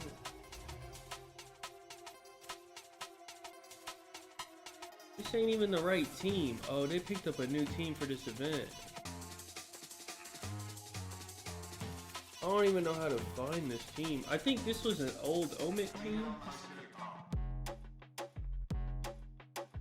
This event started at fucking... It was supposed to start at 7 a.m. Central. It started late. I don't know how to even find any stats on these people, bro. Hold on. Oh, here we go. Okay, I think this is I think they were also Omid. Yeah, they are. Okay. Who's there? It's Standy. Oh, it is Standy. Okay. Damn.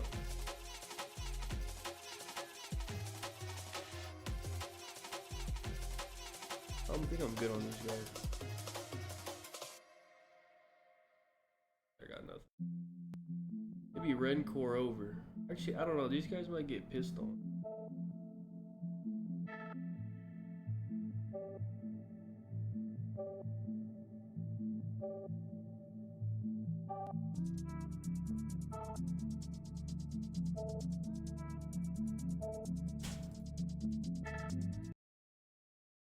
He popped off, and then after, think about it, after that break, so many technical pauses. No show? No, I don't think so, bro. It comes back on and he goes crazy, 21-6 across 2 rounds. But I kind of hope Thieves and FaZe do bad. Tobias, the Great Dane, whatever you call him, he is a force to be reckoned with in the north, as Movie Star Koi will be advancing to our qualifier round at the end of the night. We're going to have 3 more matches here on the main stage. We're only halfway done, guys. We still have so much more gameplay You're ahead. Bitch, you said halfway done, bro. I knew it was going to be a banger. It's too bad we weren't able to force the game 5, though.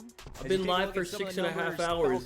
She just said we're halfway done. Final hard point. Can you take a lesson from this first loss? What can they do to bounce back later in the tournament? Yeah, the biggest thing for Falcons at this point is just your setup. Oh, it's already 9. It's like 9 or 10 p.m. over there already. And when they needed them, so this is supposed to end at 4 a.m. over there. Like, that doesn't, so like, what the fuck? You just got to play a little less aggressive when you have control, and that's something that they'll have to work through. Obviously, they don't have too much practice with TJ in the lineup, but the hardpoint has to be better. Do you avoid Hacienda moving forward?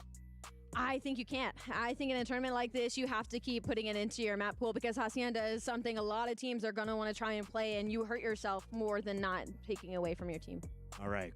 Great stuff so far. We've seen the highlights from the games. I thought we were going to talk with Joe DeCeves, but he's taking his time to get back to the studio. He said, I think we're going to take a look over on the B stream and see what's going on. Producer was in my ear. I got it out anyway. Let's take a look here, because this was Boston Breach taking on Warren. And give me the breakdown. This first hard point, disgusting. Okay, so yeah, you look at this series, it was awesome. Early on, you saw War win that map number 1, and it was a big performance. They're playing with their coach, right? Linz had to step out, had some issues, and Bink has to come in as their coach to fill in for them, and they ended up dominating that map number 1. Well, You go to that map number 2, 3-0 in the search and destroy. Boston, a switch happened. They woke up. The jet lag went away, Allie. They rallied back in the SMB and then steamrolled They don't them even with have any lines win. for Miami. So Boston started off slow, but immediately bounced They back. have Optic I might be C9 the lines. curse. I was actually in the stadium watching the Falcons match during this, and I had B-Stream pulled up on my phone, and I watched Timor win map number 1 big. they He was have so Miami good on the whole here, time. dog. He Hold was on. literally just trying to play that fundamental objective COD, and then map number 2, they go up 3-0. I was like, I can't watch. I gotta lock into this Falcon match. Here and behold, Boston Breach pull up. Yeah, and just quick shout out to Niam. I was watching him, really focused on his arrow. He was playing so well on that first map. I think he's a young, talented player, and that's what you're here to do is showcase yourself. Team War trying to get the job done. Unfortunately, they fall to Boston Breach that finished the 2025 season on a peak, a top 3. We'll see if they can keep it rolling here at EWC. You look in their future, it's Movistar Koi at the end of the night. How do these two teams match up in your eyes? Yeah, I mean, looking at it, it's a tough matchup for Koi. Boston is a search and destroy specialist team. Their map pool is pretty deep. And you look at Movistar Koi, that is where they struggled time and time again. We keep talking about it. So I think that has all the makings of a Game 5. And if it does go Game 5, you kind of like Boston. We're going to try and get Joe Deceives in here when we can. So Toronto Ultra fans, now Movistar Koi fans, send us your questions for Joe online. Allie, what's the first thing that you think of when you see Joe Deceives in-game?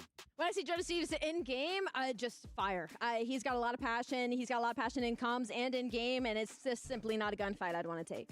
Joe taking his time, as he always does, just like Movistar Koi did in that series. Falcons fall at the end of Game 4.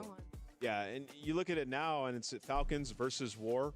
That's going to be the next matchup in that group. And, you know, War, they showed a decent amount of fight early on in that series, right? So if Falcons bring that same type of hardpoint play into that match, we could see, you know, Team War actually taking that. So that'll be interesting later on. We'll get to see that. But in terms of Movistar Koi, this is a team, Toronto Ultra, early in the year that were phenomenal. And now their respawn looks a bit better, at least through that match. Yes. If their search and destroy gets on point, they have a chance to really be a dark horse contender here. We've got a lot of brackets going on and 2 streams as well. Bravo has just taken the lead in terms of which matches complete first after a very long delay in the middle of that last series. But we still have 3 more to go, and this last one is going to be from Group D before we get to our placement matches in that playoff bracket. So Group D, this is where you got to be looking out for your challenger squads. The amateurs are coming here and looking to make a statement on day 1. No one has found success yet, but there's 2 more attempts for OMIT and P7 Esports. That was known as OMIT Brooklyn at Champs. And I will say, from what we've seen so far, the Challengers teams have come to play. We've had some, even though they were 3-0s, we've had some very, very close matches, and that wasn't even our number 1 and number 2 seeds when it comes to the Challengers team. So looking at Group D, yes, obviously it's a very tough draw on FaZe Clan and Team Heretics, but I'm interested to see if they're able to take a map or 2. Yeah, these are the 2 best Challenger teams. Should be real exciting. And you got Their Joe lines are Deceives really up here low now. Can't wait to chat with you. Finally, Joe has arrived. You got past all of the fans in the arena. You made it to our secondary stage. Welcome into the studio. Mr. Deceives, how are we feeling after a very long series against the Falcons?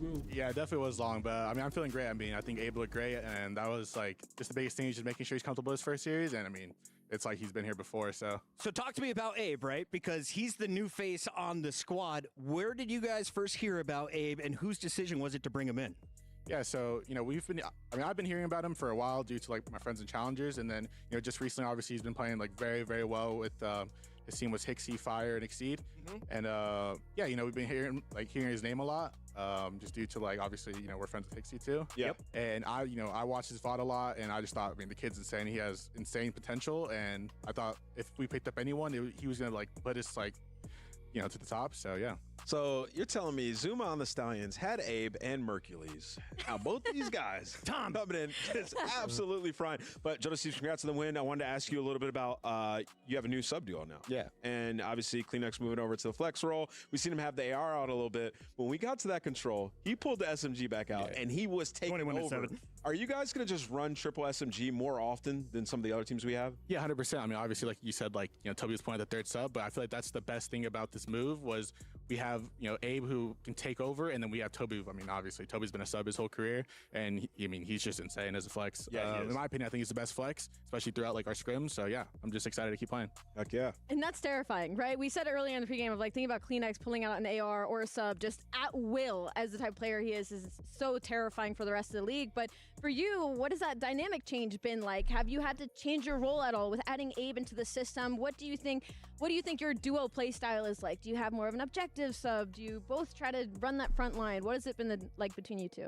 Yeah, see, I think that's the one good thing with Abe is it feels so like nothing's changed. Like he's just really good at like plug and playing, and it's just been like, you know, sometimes I'll get time and he'll just run around, get 3, get 2, whatever, or, you know, flip flop. I'll go out and he's in time, or, you know, just anyone just fills whatever spot they need to. I think that's the best thing about this change is we're a lot more dynamic and we don't like have like, I guess, set roles in a sense, and it just feels like just way easier to flow. All right, we've asked, you know, some easier questions. I'm gonna ask a tough one. I already know. Softballs are done. And I want a real answer. Give him the heater, Ant. Yo, coming into the year, you know, I said that you guys were my favorite roster move. Yeah. Okay. You guys were unbelievable at Search and Destroy.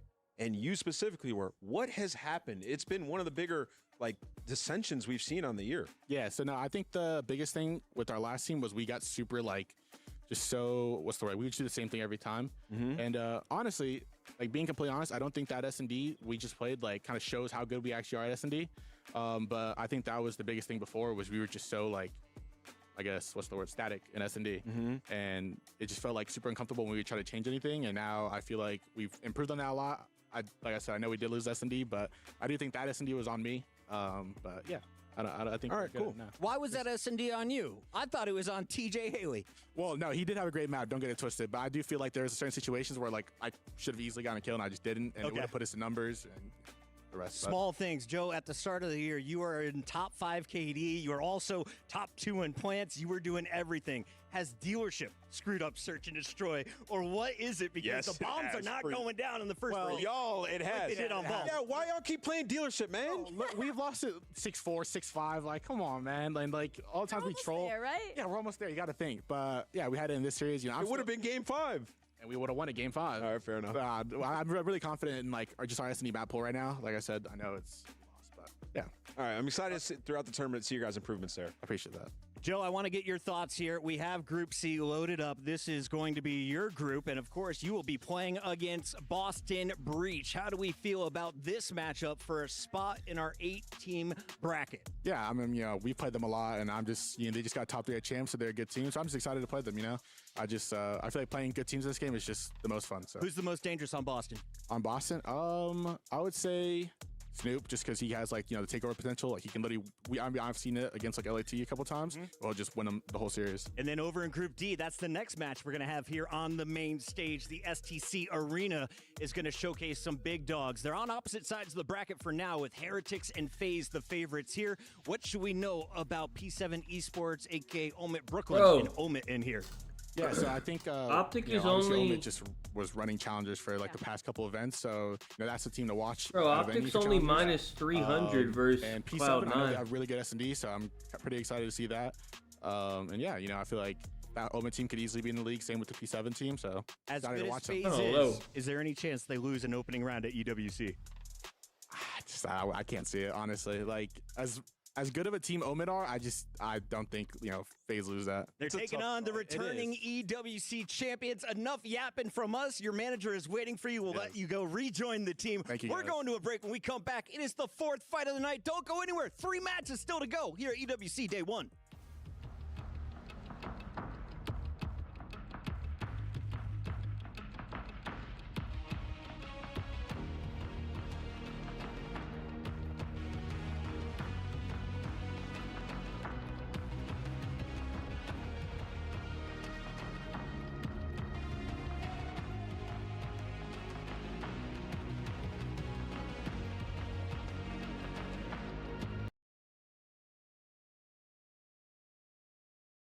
Shared. My name is Lottie. I'm going to be desk hosting alongside the wonderful Seymour, who I haven't actually had the chance to share a desk with until this moment in time at the World Cup. So really happy to have you on board and work with you. And Bryce, well, I've known you for a very long time, and I will say I am always honored to share a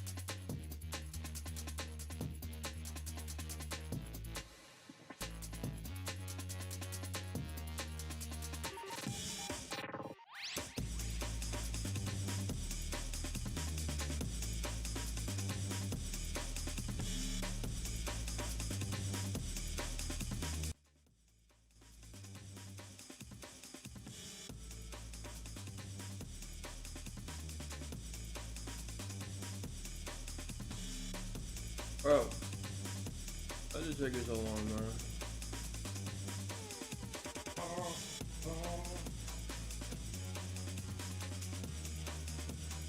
What stream am I on? Wait, the points will be good. Yeah, but how close he is towards that Hellstorm. And Abe, I've got an assist. He's incredible.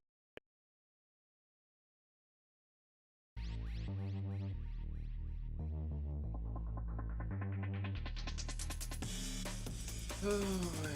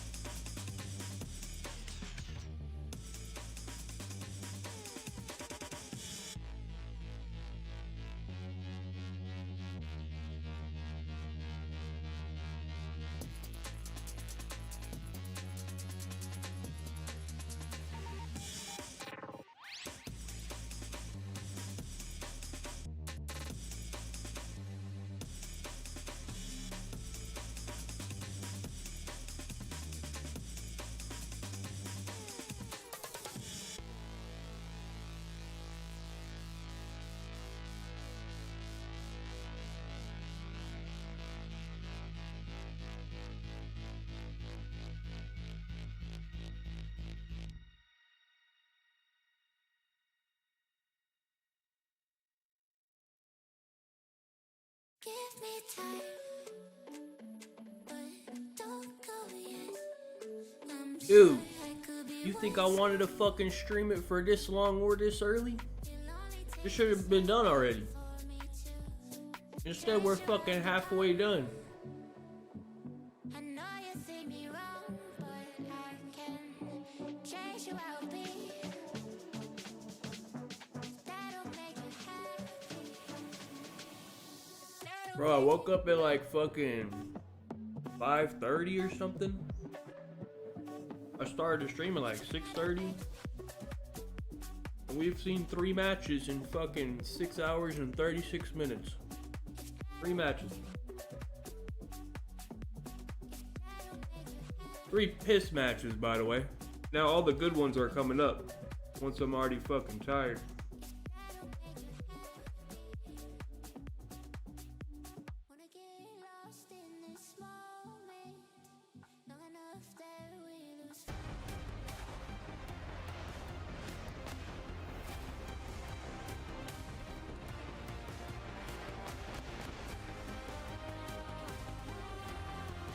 We like 50-50 on picks.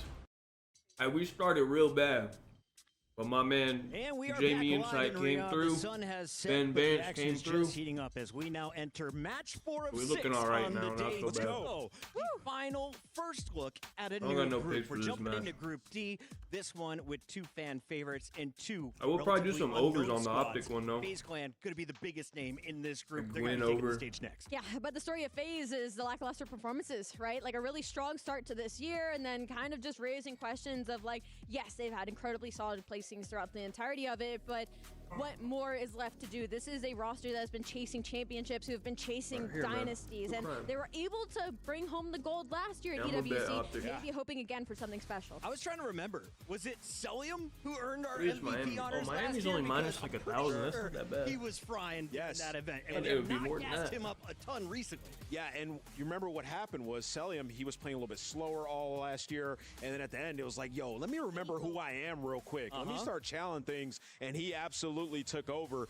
Yeah, this is a FaZe team where it's eerily similar to last year, right? Like bomb out, and then you get a huge opportunity here at a massive international event, and they looked amazing, picking it up everywhere.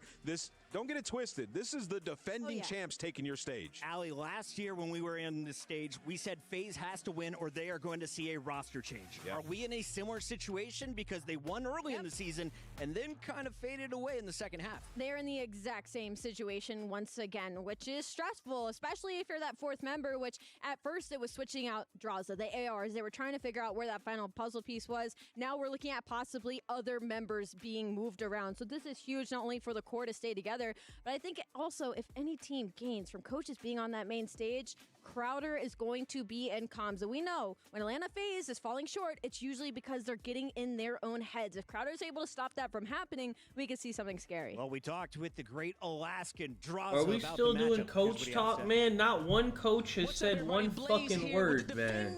We still doing that? Champion Draza from FaZe another clan. Fucking interview. Draza, how does it feel to be back at EWC this year? I mean, it feels great. The vibes are always amazing out here. You get treated like you're kings, so I'm ready to play. Definitely are, okay? Now, I know you guys want to end the season the same way you ended last season, and that's on top, all right? But now, the last event that you guys played, you didn't do so hot. What's changed from then to now? I just think locking back in and getting ready for the last tournament. We got fucking a long off season, so just grinding and going hard for this last tournament. And we worked on our hardpoint, and I think we worked on all our modes, and I'm excited to show everyone how we're looking. I'm excited to watch you guys play on the main stage here soon, okay? Now, one thing that's going to be different is that you're going to have Coach up there behind you as well. How has that experience been going? What have you guys been practicing on, and what game modes do you think he's going to help you most with on that stage? Honestly, all three game modes, in my opinion. I think he's been helping with counting names and like just staying on top of the little things, trying to make the job easier for the rest of us. And I think so far he's been doing great. We only had a few days of practice, but I'm excited to see it on stage and get to it. Yeah, you know, because we know how Crowder is on stage, okay? It's been a while since we've seen him up there in the action, so I know he's going to have some fans too in there that's going to want to see him. Now, before I let you go get ready for the matchup, I got to ask you, okay? Because I've seen it out there on social. You and Scrap BFFs now? Hell nah. It's good editing, good editing. Hell no, you heard it here from Draza, okay? It ain't nothing sweet out there. But we're going to let him get ready for his matchup, and we see you soon. Appreciate it. Shout out to Draza, one of our mini personalities now on Prime Video. If you guys haven't seen it, he has an episode showcasing his run at EWC last year and what it takes to make the travel. I'm going to lose it, bro. East. This is going to be a fun one. We doing too much talking, bro. How it goes down. Oh, someone's playing. Oh, my. Oh, they're playing. Okay, cool. P7 esports squad, Bryce, is the fact that they not only have Mr. Atura behind them, but they've also brought Major Maniac as one of the coaches for this tournament. One of, if not the most clutch players we've had in the history of Call of Duty. So if that's something to keep them level head throughout a really tough matchup versus Team Heretics, I don't know what else would be. Well, we will find out. Obviously, it's a good start for P7 here in this one, of course. That first P1 into the rotation, if they can make it work. But at the moment, the Heretics will draw a little bit of first blood here, but it's still very much up in the air. When you see these two teams go for it, they have a little bit of control towards the back. It is a slow burning push from both sides as they do not want to give away unnecessary kills. They have the back spawns right now. If you're P7, Standy gonna get shut down though in the hard points. And you see this for P7. Not only are they gonna retake the hill, but you got Prolute cutting off the rotations. He's working towards top catwalk, and he's making it really hard for Team Heretics to get off on a hot foot. And that is a wonderful start. Prolute really just changed the momentum of P2. What's going on? Cut down for Heretics. Fans' voices dropped to a low rumble. Here comes the break. It will be a push now. Heretics do want to get back Miami into this one, ass. but that is a good couple of kills here. Probably break answer back as well. And Brack tries to stay alive at the point. Isn't going to happen.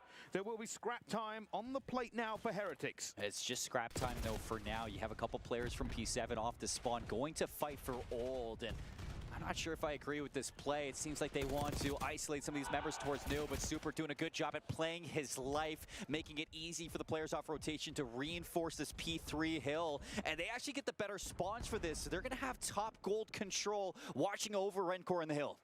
Rencor, that's a big kill to win as well. Trying to get a bit of time off of P3, bring this game back into it. But we do know that P3 to P4. That's the key. That's the momentum flip.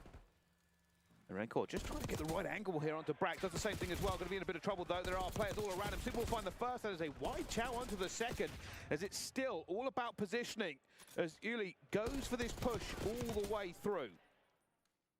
All right, now for P7. Yeah, you've kind of bent a little bit across that rotation to P3. You can see Heretics putting a lot of focus on this P4 spawns, and in doing so, they've actually kept this P3 a little bit contested. Pro going to fight for some of that time, but as long as P7 have about a 30-point lead, that's going to give them some time to work a break for the setup that Heretics will have at the Money Hill.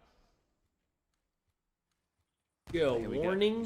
What do you mean you get a warning? Must what does not it say? break on this first rotate. Warning. Ready up. ADS.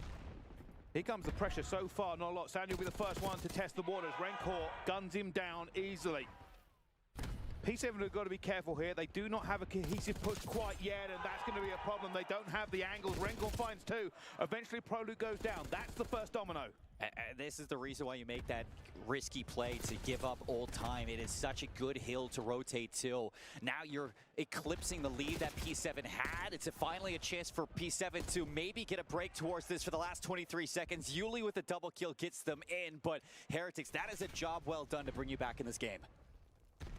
Well, so far it will be P7 with the lead going into it. Heretics are not committing bodies to this. And P7 also know this. Brack is going to be out. It's all going to be on Brack. It already goes down to Rencor. They have shut that weakness down already. Yuli already finds medals as well. Sandy finds a second one, and Heretics had this rotation. Fortunately, a couple of kills gives it back to them. But what does it say? A reset for both teams. Nobody had everybody into that point yet, but it will still be P7 who have to break. Heretics have the set that they want. Real trades out, still favoring over towards no, the not be weird. That's just the chat rule thing or whatever. That's not like a... to get active inside and keeping But you should. I think you only get that the first time you ever open the chat. For the moment, or maybe every time. I actually don't know. Nobody's trying to break these spawns, and Heretics are going to be feeling good as long as they can draw the line in the sand. Well, so far, P7 looking to bleed a little bit of time off of it. Super finds two as well. Now, you are right. This is all about this P2 rotation. Last time around, Heretics let this one into the win. I'll check something after this. Hasn't had a good game since that point. I think I know what you're talking about. Can he make magic again? Is he a magician? Oh, I mean, right away, that's 4 down. Doesn't get better than that for Heretics, so no. You cannot be a magician off the start. Heretics are going to have the setup and the initial time should even take this lead quickly away from P7 Esports. But with that, you get the spawns up. You already take control of Catwalk. If Super goes down, the pressure is going to be there, but he holds his ground. Super trying to hold all the angles he can. You can see him trying to hold back the tide as well. Finds Brack at the same time. Everybody down. Lines are going to be clear. Stanley going to get that back spawn for his team as well. They need to know this is going to happen. Rancor already ripped Standy down to bits. They're going to watch this next spawn coming, and now they know they are spawning out. Heretics will try and hold on for as long as possible, and Rancor was on a 5 streak before he fell. This is just a good job of playing your life inside the objective. P7 can't get a lick of time here, or even a chance to break off this P2 hill. It's been near flawless for Team Heretics, and medals on 3 in a row. Soaking up the scrap time now. You got the rotation to P3, and Heretics are there again. Ever since we've rotated to the second set of hills, Heretics have been all over these rotations. Fundamentals just locked in, solid. Slaying also good here for Heretics. P7 taking a bit of a backseat in these last couple of hills. Can they rejuvenate themselves? It is a battle on P3. Bodies and shoulders in abundance as everybody looks for their pound of flesh. Shots in, medals. Is he going to take these spawns away yet again for the P4 side? Yeah, Heretics, they know what they need to do. They have a good enough lead that, again, you don't need this time. You saw how much you got off that P4 setup. Why not try for a full 60? And P7, they recognize that. They're going to try to get active, but again, 4 down clean. It was a rocky start for the Heretics price, but they have found their comfort zone. This is what I talk about, fundamentals. You can see Heretics making the right moves. Yeah. And it is giving them the opportunity to find these strings of kills over and over again. Another Heretics kill feed. Stanley will fight back though. Only going to get a second of scrap time, but the same old story. P7 will now have to go for a hard break. It will need to be cleaner than it was last time. It was 40 uncontested seconds last time you were at this hill, so it's got to be quicker than that. But medals with 3 in a row, 160 to 98, and you're sent packing yet again. Medals is in a great spot now to deny any presence onto that statue. And with Super up top, there's no way you're crossing the street. What the fuck? What is a warning? I don't even know what y'all are talking about. The point for a few seconds, and now they're getting close. Hold on, let me see something. Well. P7 Esports rocketing into it, but Medals and Reals reacting, trying to get more kills going down at the same time. Towards the back, they know he's going to be here. Oh yeah, I can warn you. And Reals like, all right, well, I didn't even know I could do that. Wait, look. Warn. The Heretics continue Oh, I just warned. I clicked don't be weird. Send warning. Did you get a warning? The second set, 80-point lead for Team Heretics. I didn't even know you could do that. Set of rotations of Vault.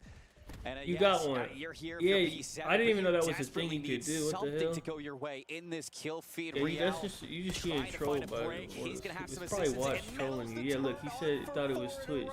Another 4 down, and it's an effortless break on P1. And now all right, never mind. Prelude asses. I thought swimming like an ocean. They started good, man.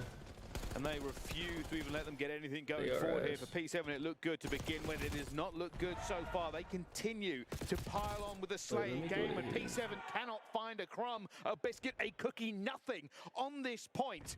And it's over 200 for Heretics. P7 Esports barely over 1. Standing on the slide in, you need this break to go fast. And not only that, you need all. I'm pretty sure I know what you're talking about. I know that be happening to like the hot tub streams and shit. They put the warning on it or whatever. $200, not even a second of time there. So Heretics put themselves in a striking distance to clean up game 1. What has felt like a shutout dude, this challenger team is pissed. And it just has been a Heretics game.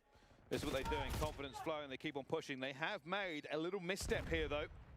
Maybe too many gunfights for them to get through, and pressure towards the back as Super does get 3, but it includes his teammates, so trade not really going well. Real already going to be dropping the hammer from above, doesn't need to find anyone, the rest of the team picking up kills at the same time. For P7 Esports, this is a long way back, and it just doesn't look possible. Here are the kills in 30 seconds. It's just going to be barely enough to put it away, so you do have to hit it this one more time if you're P7, but it has not looked good on the break attempts, and it's not going to look good this time. Bro. Well. Hold on, man. Heretics making a statement in map it's 250 to 120. Killing sprees everywhere. The KD. Wasn't it like 100 to like... Said Pro gonna fight for some of they was 60 to 30. They both had 100 basically. Yeah, they both damn near had 100, and then Thieves just didn't get a point after. Burst through the challenger circuit, but they started yet, man. Like, damn. I'm gonna guess no. Don't want to play red card against FaZe for obvious reasons, so it forces actually Emit to pick into what is currently the next best hardpoint for FaZe. Now, that told, this Rewind is a great map for Emit. They looked great at Challengers Finals on it. They've used it a lot as kind of a resource in the back half of the year for this particular roster. So they're looking at that saying, we'll square them up. We know how they play. We can beat them there. But then you have a red card search, which is also good for FaZe, and then a protocol control, which is also pretty good for FaZe. So it's just like these first 3 maps are really tough, and it would be, I think, a struggle to figure that the Challengers team would go up against one of the best teams in the CDL ever and find a way to beat them on one of these first 3 maps. But then at the same time, I suppose that probably shares into the confidence that OMIT have in themselves. Agreed. You know, I don't think you necessarily would have to go in. I think if OMIT are playing somebody maybe a little bit lower down the CDL, I think they maybe have a look at their map picks and say, okay, well, let's try and make sure we're kind of going in things. You're going up against FaZe Clan, they're going to be good on most maps here, right? Hey, let's pick into what we're comfortable with. We know what we can do.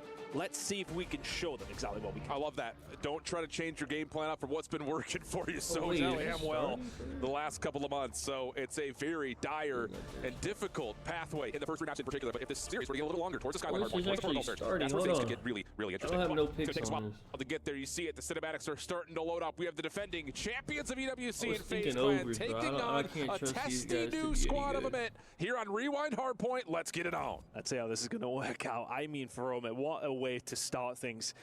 At the end of the day, this is the benchmark for you. This is the type of team and the caliber of team you're going to constantly be going up against. If you do find your way into the CDL, if any of these players who are going to get themselves in, which we do presume they will, this is the kind of operation you're going up against time and time again. Absolutely the case. And again, Mamba, hell of a start for him, 3-0. It has been a breakout season for him.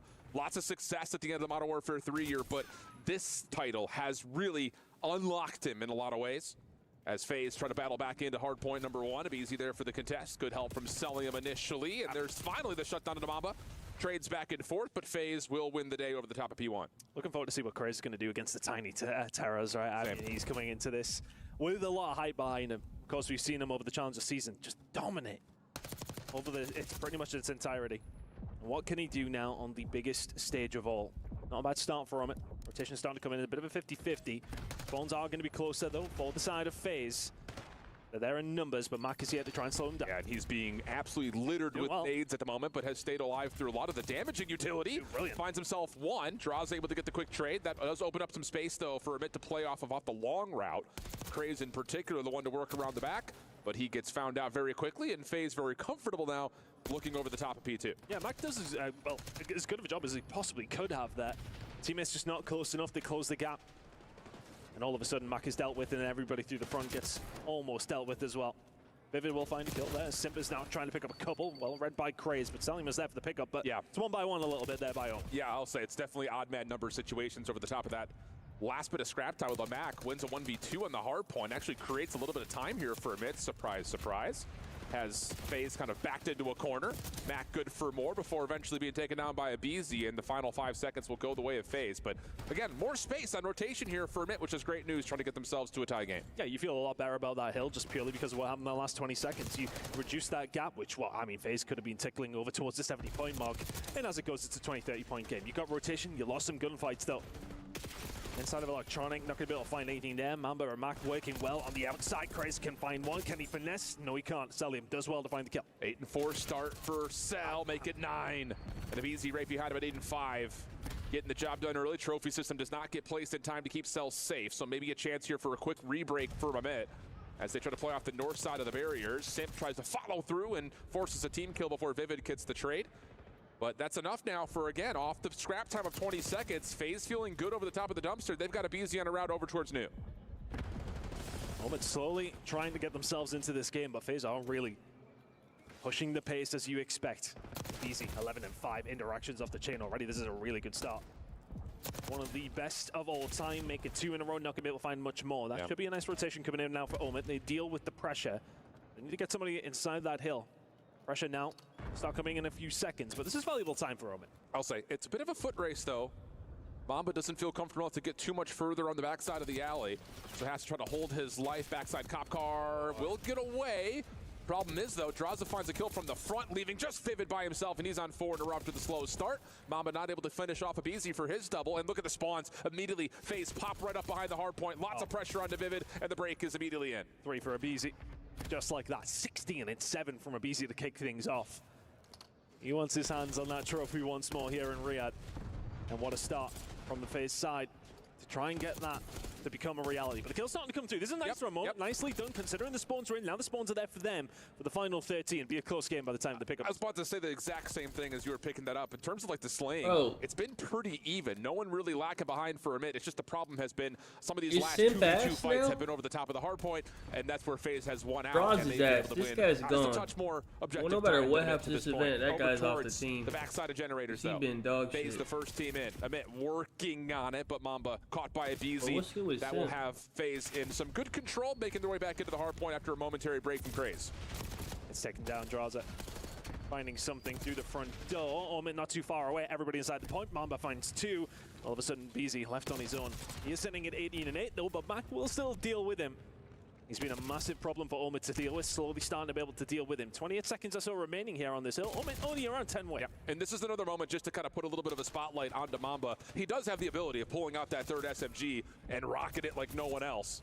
Craze forcing the fight onto a BZ, secures the trade, backs up into the hard point. Pinch opportunity here for FaZe with limited numbers. Draza only finding 1. Salium working his way in, but Craze deals with both. He was the sole man in the hard point, so great stuff there for a bit, and they will hold on to this narrow lead as we go back to P1. Every single time we send Vivid, he seems to be making impactful plays over and over again. Right now, though, FaZe just trying to close that gap. Good shots coming in from Draza as we head over towards P1 once more. It's an Omit lead, though. I mean, all things considered, yeah, it really did feel after P2, okay, is this gap maybe going to be too big even after just a couple of hills? Is that becoming apparent? Well, the answer after a full rotation is absolutely not. Omit are here to play, find themselves with around a 23-point lead. Spawn's looking good, though, side of FaZe, if they can keep hold of this side. And that's the thing kind of about the macro sense of this game is FaZe is not a strong rotation team on this map. They do take advantage when they win rotations, but often they do have to find ways to break. Not the case here. 20 seconds left, and they have P2 behind them as we jump over to a FaZe clan. Listen it. One shot on time. Stay bar. I hear. Back on roll. Nice.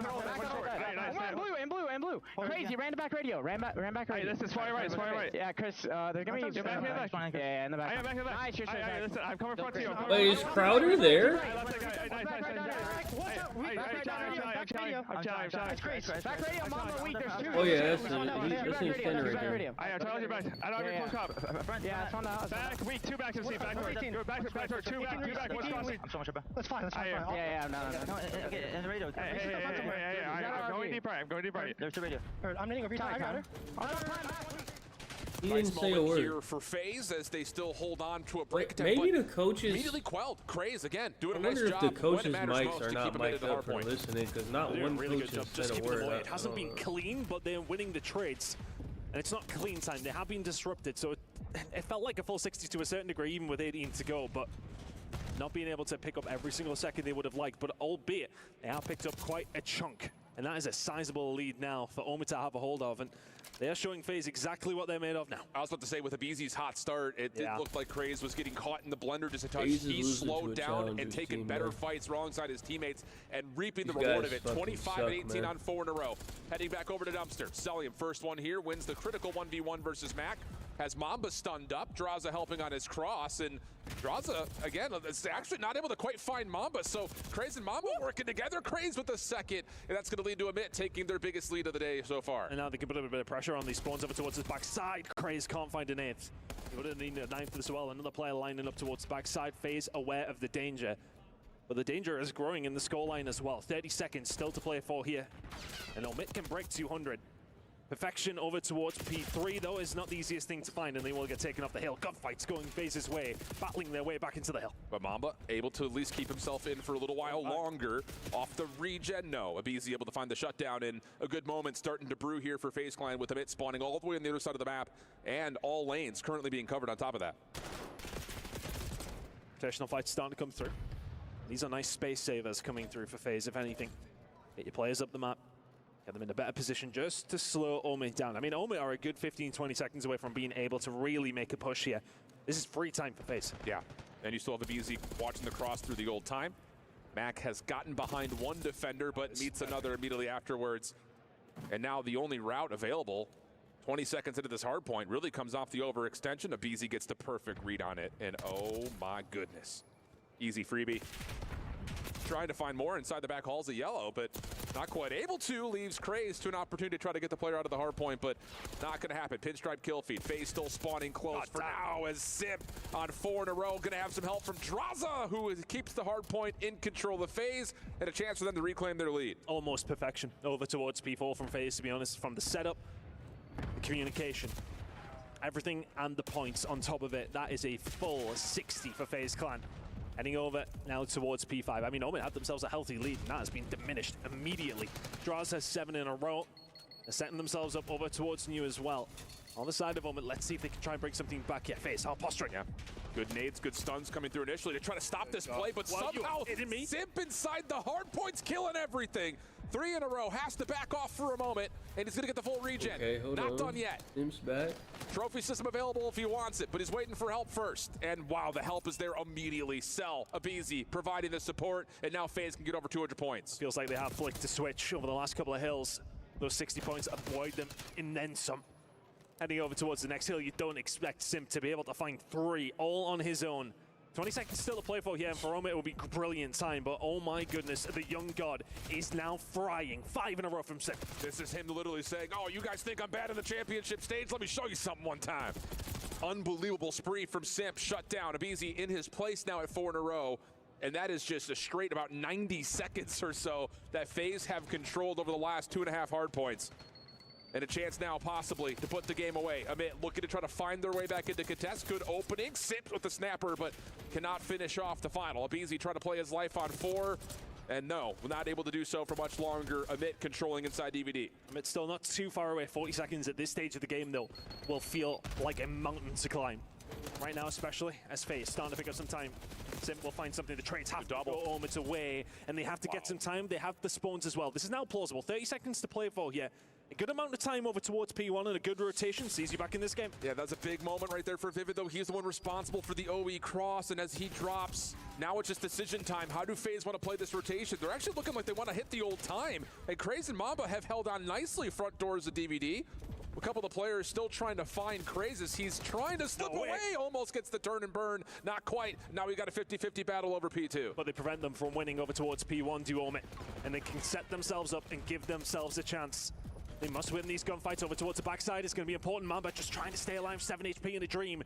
Needs help from his teammates. They're on the way. Craze, what can he do? Can he find anything? Yes, he can. Abizi will fall. Cellium next on the block. He will find a big kill from Craze. Omit still have a chance. Everything resets. Both teams spawning in their respective corners. Amit behind the hardpoint. Really FaZe over towards street side, trying to find a break. Mamba finds the first on the cut. Craze pushing on a shoe. What a set of shots on the Simp. 219, 235, but a couple of kills for FaZe. Give him a chance for a rebreak. Omit can still win here. They're within touching distance, but FaZe are setting themselves up as slowly as they can. Mac Vivid combining as best they can. Pinstripe kill.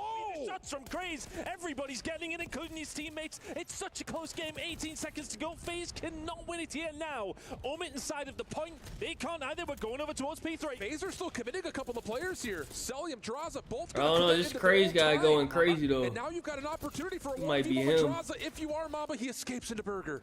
Help on the way.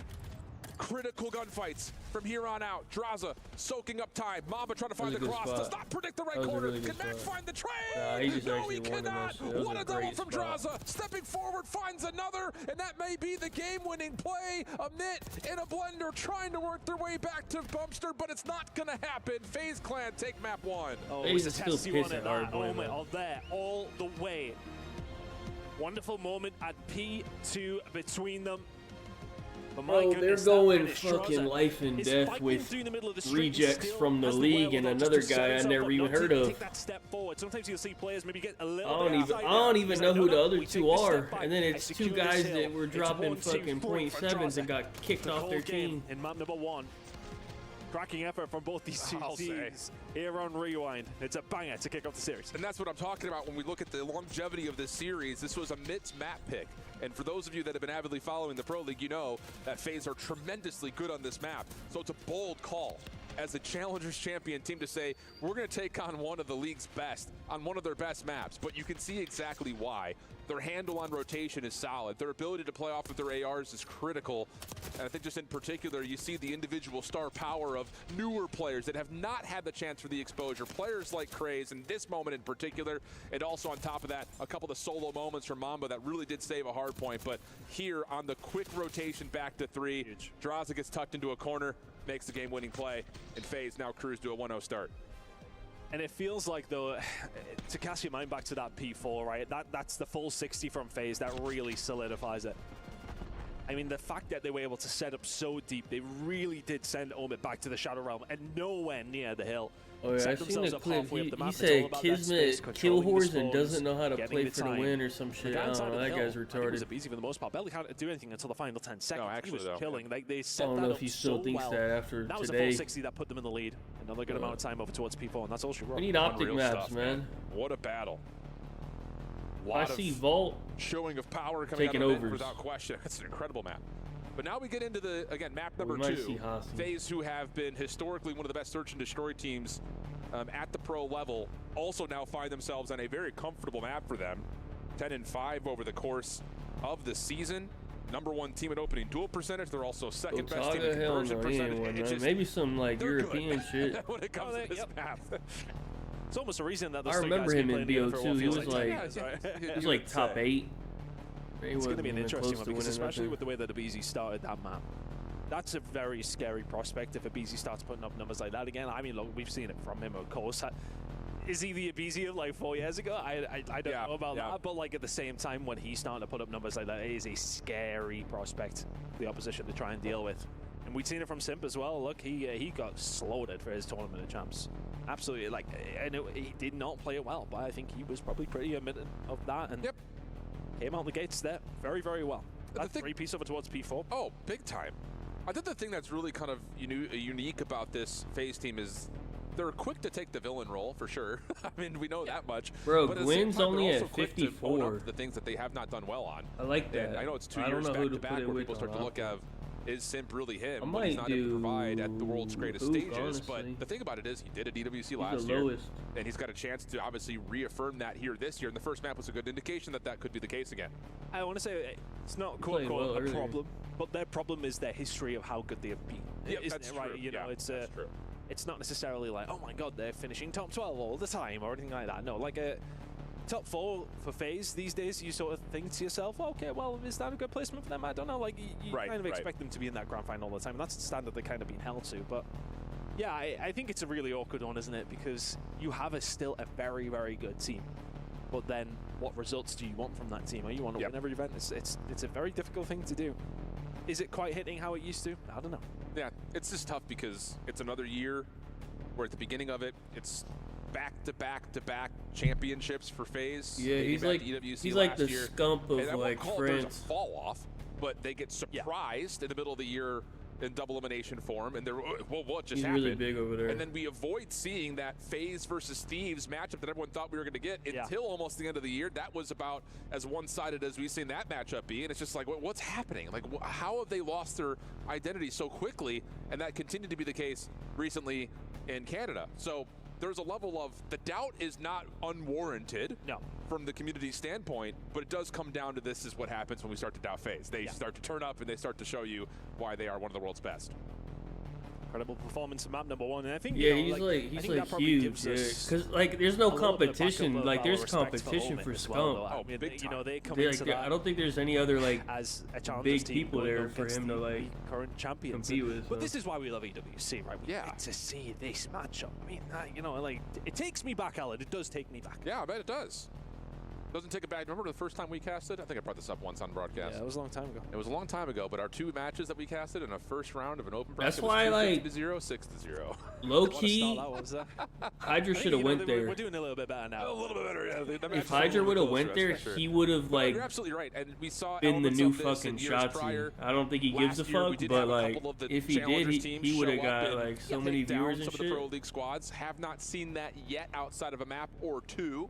And again, like you had mentioned, framing this up before we got into map number 1, it does feel a little bad as far as how these pools got drawn off of the finish that FaZe had, because this Emit team is like, if you put them up against, you know, a Toronto or a Boston, you start to look at them and say, they've got the firepower to beat those guys. But when you deal with your Heretics who have been really consistent, your FaZes who have been really consistent at the top level, it's just a different ball game. And you can see, obviously, these guys are super competitive. I think if for some reason they were to bow out, their team was going to be the same. Like I know Scrap. I think it was Scrap, Hydra, Envoy, and Lynn. I would say. Yeah, that's fair. Any other group, They would have had the potential, but obviously with FaZe's placement and the most recent event, that kind of throws them into the mix. Is not a higher seed than you would expect to see from them. But at the same time, I suppose, you know, Omi could be coming into this and sort of saying to themselves, or they didn't look too hot. Catch now. Sure. So, because how do we make the most of that? And well, sometimes you can just have a bad day at the office. And map number 1, maybe not indicative of either way of which way or whatever. But was it a bad performance from FaZe? In that sense, you know, it's hard to say. I think it was just a close map between 2 good teams. Agreed. And I think that's part of the reason they probably didn't want to go there. And that's what we love to see at the end of a title is, you know, the amateur space, the teams that are built off of either new faces or those that are trying to reprove themselves show up, and wouldn't you know it, you put together the right recipe and you can hang, you can compete, and maybe you could provide a major upset. And again, that's been the story of the year so far. I mean, almost every single tournament that we've seen across Black Ops 6 has featured some major surprise, really, except for the first one. Like, that was the only one that we're like, oh, we're chill. But even then, like, you look at Optic, they were the #1 seed coming into that event and finished top 12. They thought Lens was going to be something crazy. I think as well. He's never really even like the foot here in the sense that he's always been like okay. Find themselves in a group like this. I don't think he's ever even really shown anything. With all due respect, that he would ever be. Well, but FaZe and Heretics will be looking at this and go, okay, well, we could have done better as far as challenges teams go as well. Like, I think if you're Heretics, you watch that map number 1, you're like, oh, okay. This is a team who will very much know what they're doing. Alright, but he's not like nothing crazy. Like the moment Hydra stepped into the league, you could tell like that guy was insane. So for both these 2 teams, FaZe and Heretics, who are expected to go through, it's not going to be easy. It's going to be far from it. No, it's definitely not. And again, there are still question marks around how much power do both of those 2 teams have with the recent results from FaZe, and then even Heretics. You know, I think when you look at Toronto, they had a bracket where people were looking, wait, these guys could actually make it through the winner's side and get into a grand final, or make it at least through the consolation matches to get in from the lower bracket. Neither happened, and there's still like a lingering question of how for real is that Heretic squad. On the other front too, just to kind of speak to P7, who we've not, selectively, not to use the word, but omitted from this conversation, but that is the second best team in Challengers based on how they finish at Challengers Finals. They also provided, at least by organization, prior to being picked up by P7, I didn't a lot realize of the it other was a fireworks pause. that had happened in the North American. Let me see what's happening with the Miami ship.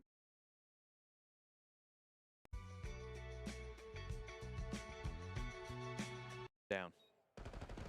They win the S&D. It looks like, yeah, they definitely did 1v3. Raincore finds Brack already. Standy, alone, and down. And the Heretics fire back again. Who the 2-0 now. Wait, they have a crowd of 10 people. Now in this series, putting P7 to the sword. Why do they have a crowd of 10 people? Most of the time, but most of the time is not. Wait, why are they kind of loud? Hold on, they're getting loud. Just one map away. And you think all the way back to that round where you had the 3 versus 2, you missed the retake, and you just allow Heretics back. All right, man. Let's go. It's always been difficult to see him get taken out because we know what he can do, right? Yeah. And I think the same can be said for Vivid. Like, a lot of these two players have a lot to prove. Yeah. The doubters are absolutely there of them, but, they'll be thinking to themselves, okay, well, we feel hard done by, so let's see what we can do. And, well, I mean, as far as Challengers teams go, they're in the best position they could possibly be in to try and prove something. Yes, okay, they got to go about the hard way, but hey, you beat Heretics off face. Oh, yeah. Answered. And I think the thing, too, that's interesting about the drop is, like, this is a year that Mac is coming back off of taking a year off. Yeah. And showed immediately that he hasn't lost any signs of his potential. It really is. We haven't really heard a story like that in a long time.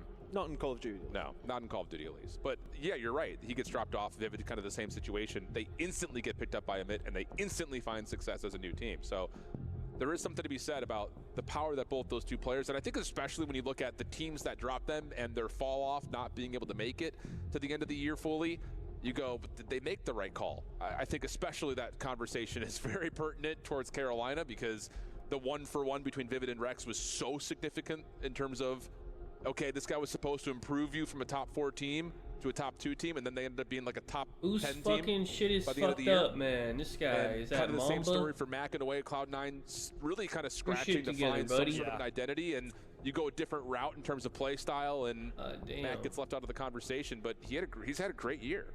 I think especially when it comes down to the end of the year and teams do scramble, I think that is right. That's the good word. Right? Yeah. I think it's one of those moments where you are searching to find something, and sometimes a risk is the way you have to kind of go. Well, I mean, a lot of people would question it, but you never really know the internal workings of how things are going with teams. That things might not be working behind the scenes. You don't really know that, I suppose. But I mean, look, this is all things that we can speculate. This is all things we can talk about.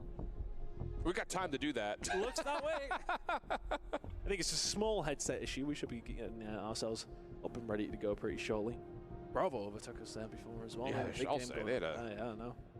Keep an eye on that one. That's P7 playing up against the Heretics at the moment. And we're hearing word that the lobby should be coming back to us, or at least being tested soon. Make sure we're good to go. Crowder's still locked in. A lot of conversations with Crowder over the last couple of weeks, and no real distress in terms of how things are functioning. Not that he would give us any intention of that, but he's looking calm and collected as we now get ready to go. The stage lights up as we head into map number 2. Again, a red card, a difficult venue here to take on the very I don't know what the hell is going on with the headsets. We'll have to find a way. It seems like every time there's an issue, it's a fucking headset. Again, continue to prove that they belong. I wonder, they might be using different ones. They might be sponsored by somebody or something, and then like you're not using the typical ones. It would have been really interesting to throw them in another group and see how they would have done. But I think it makes it all better, the story. Sure. If they manage to make it out of this group. Unless you're Rafi. Rafi's like, son of a gun. Damn it. Well, here we go. He's looking to slowly make their way forwards. Omit not hanging around for anything.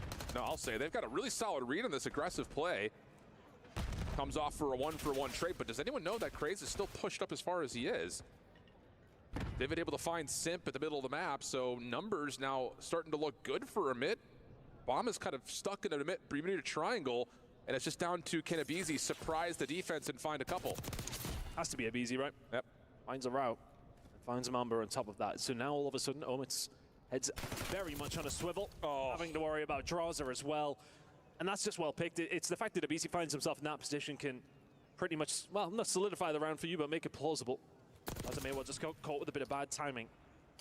But now Vivid, his position is well known from aBeZy. But aBeZy's the one who has to make the move. Yes. Vivid does not have to do a great deal. And he's put himself in a really good spot to get some separation away from the SMG. Might have got a call for the bomb earlier in the round. Could have as well. I believe he sees it right there on top of the staircase. But aBeZy will start to track back forward. Takes a bit of the high ground. Bomb will be collected, and Vivid will have the cross, and the shots are good, but maybe not good enough. The last shot, though, coming to the goalpost is solid. It's a 1v2 for Vivid. And that's all of a positioning round out with both two teams, right? You think of aBeZy, who managed to get himself around on the flank, was able to find a pick and make it very doable for the side of FaZe. I'm just trying to look where aBeZy actually did make his move through. I think he must say he went all the way through B. That's how he's able to find this pick. Mamba's like, oh, okay, I'm being killed from what? A lot of what they can do. Even though with It that really pick, depends and I just on love the positioning initially. how they and that's do. what you get when the bomb carrier is pushed up halfway up the map, dies. You get that information firsthand pretty early on. I'm pretty sure that's they exactly said where it is, positions himself accordingly. Draws and Cell bringing are the round free for Vivid and the agents. round alongside of it to Omen. Another thing to keep in mind here for FaZe Clan, we they talked about can their leave opening or duel win percentage versus their conversion percentage. whatever. A lot of that is benefited off of what they do on the defensive side of the bomb. They allow the bomb to get planted quite often, but they often retake, so they usually get an early number situation like this. They're happy to let you plant in a 4v3, and then they just retake you with their numbers. So we'll see if they'll kind of go down that path once again as Mac and the rest of the crew get to work clearing out mid-map. It's just playing the numbers is the perfect way to say it. Exactly. Oh, I mean, if you're Simp, you don't need the numbers. Yeah, apparently you just need your Jackal. And the Dream. Is it the third for a Simp? Yes, it is. Follows up. I think somebody else got the last bullet potentially, but the first two in the middle from Simp. Yep. Ridiculous. Yeah, and that is kind of the key. We see this on across a number of maps for FaZe. They're happy to let you get the bomb down if they're in a 4v3. They're saying, oh, whatever. We'll just kind of use our numbers, break down the map, and then collapse on you in a really soft post plant. And that's kind of the situation here. You get a first blood over towards the bottom side of stage. You allow Simp to get forward with an SMG, and that's just what he does. He does it best. Nice run from FaZe. Nice bounce back considering the 1v2 goes the other way. Awkward position for them, yes. It's not necessarily that it was signed, sealed, and delivered by any stretch, but still, nice one to get back, especially in the way you did it. One piece between these two now, and is it maybe going to slow down? We've seen a lot of action over the middle of the map. Both two teams getting a lot of aggression towards that, and the slowdown does seem to be coming through. And that's kind of the staple for both squads, though. Like, you know how aBeZy plays. He wants to run forward and try to find some sort of a first blood. The same could be said for Craze on the other side. And it looks like we're going to get a bit of a feel out for aBeZy over towards B. Bomb is still circulating at the middle of the map, kind of in between a couple of defenders here. Yeah, this is dangerous. Yeah, I'll say, especially, I think, with Mac's position over at stage, and he's been covered to the point being. Chips and Knights coming to mind here. Craze is going to move forward. It looks like aBeZy may well just linger. And that is a gap. But a gap for both two teams. I mean, you know, if FaZe don't know that, Craze is pushing behind, and they haven't got a clue that aBeZy is over towards B if you're on it. I'll tell you what, though, the Amit comms if aBeZy pops up from behind again. How the hell has he gotten there? Mac figured out over towards stage, time becoming an issue. Has to make a play, does FaZe Clan. And Mamba's found a really solid first blood through mid. That's going to allow this long route to really connect now with the rest of the defense. And Amit will know that, okay, it's not A, it's not mid. It has to be inside the B point. So those two players who went missing between each other over towards B, not really going to come to fruition here, but the numbers now there for Omen for a retake. That bomb goes down. Slow push can run from Mamba. He's just watching the outside. Everybody else through the front door. Yeah, all the offensive nades on the post line, though, have been spent. Here comes the stun, the immediate push by Craze, the follow-up from the rest of them. It's beautiful, but can they find the kills in the corner? Celium's able to get two, and finally, Mamba puts it away. But I'll tell you what, for a moment, you start to look at that angle, you start to see Celium holding down the trigger. Maybe there's a chance, but not the case. I don't have no bets on this game. Give me the heebie-jeebies. If I'm I did bet on Optic to win the next game, though. You see Celium start to light up in the kill feed. It's a scary, scary prospect. Nice round coming through from the side of Omit. FaZe don't look too concerned by that. No. Omit will be very happy to get a hold of it. The funny thing about it, and you mentioned this, is just that the mind games don't really ever come to play with the BZ getting through. Yeah, getting through. They have no idea. Yeah, they have no idea that happened. Neither team does, so it does not really affect either team's strategy moving forward.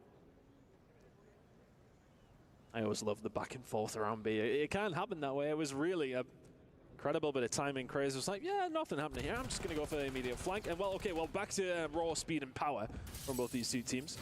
Craze now getting aggressive. They're going to push over towards Ticket. The BZ off I've angle. seen this before.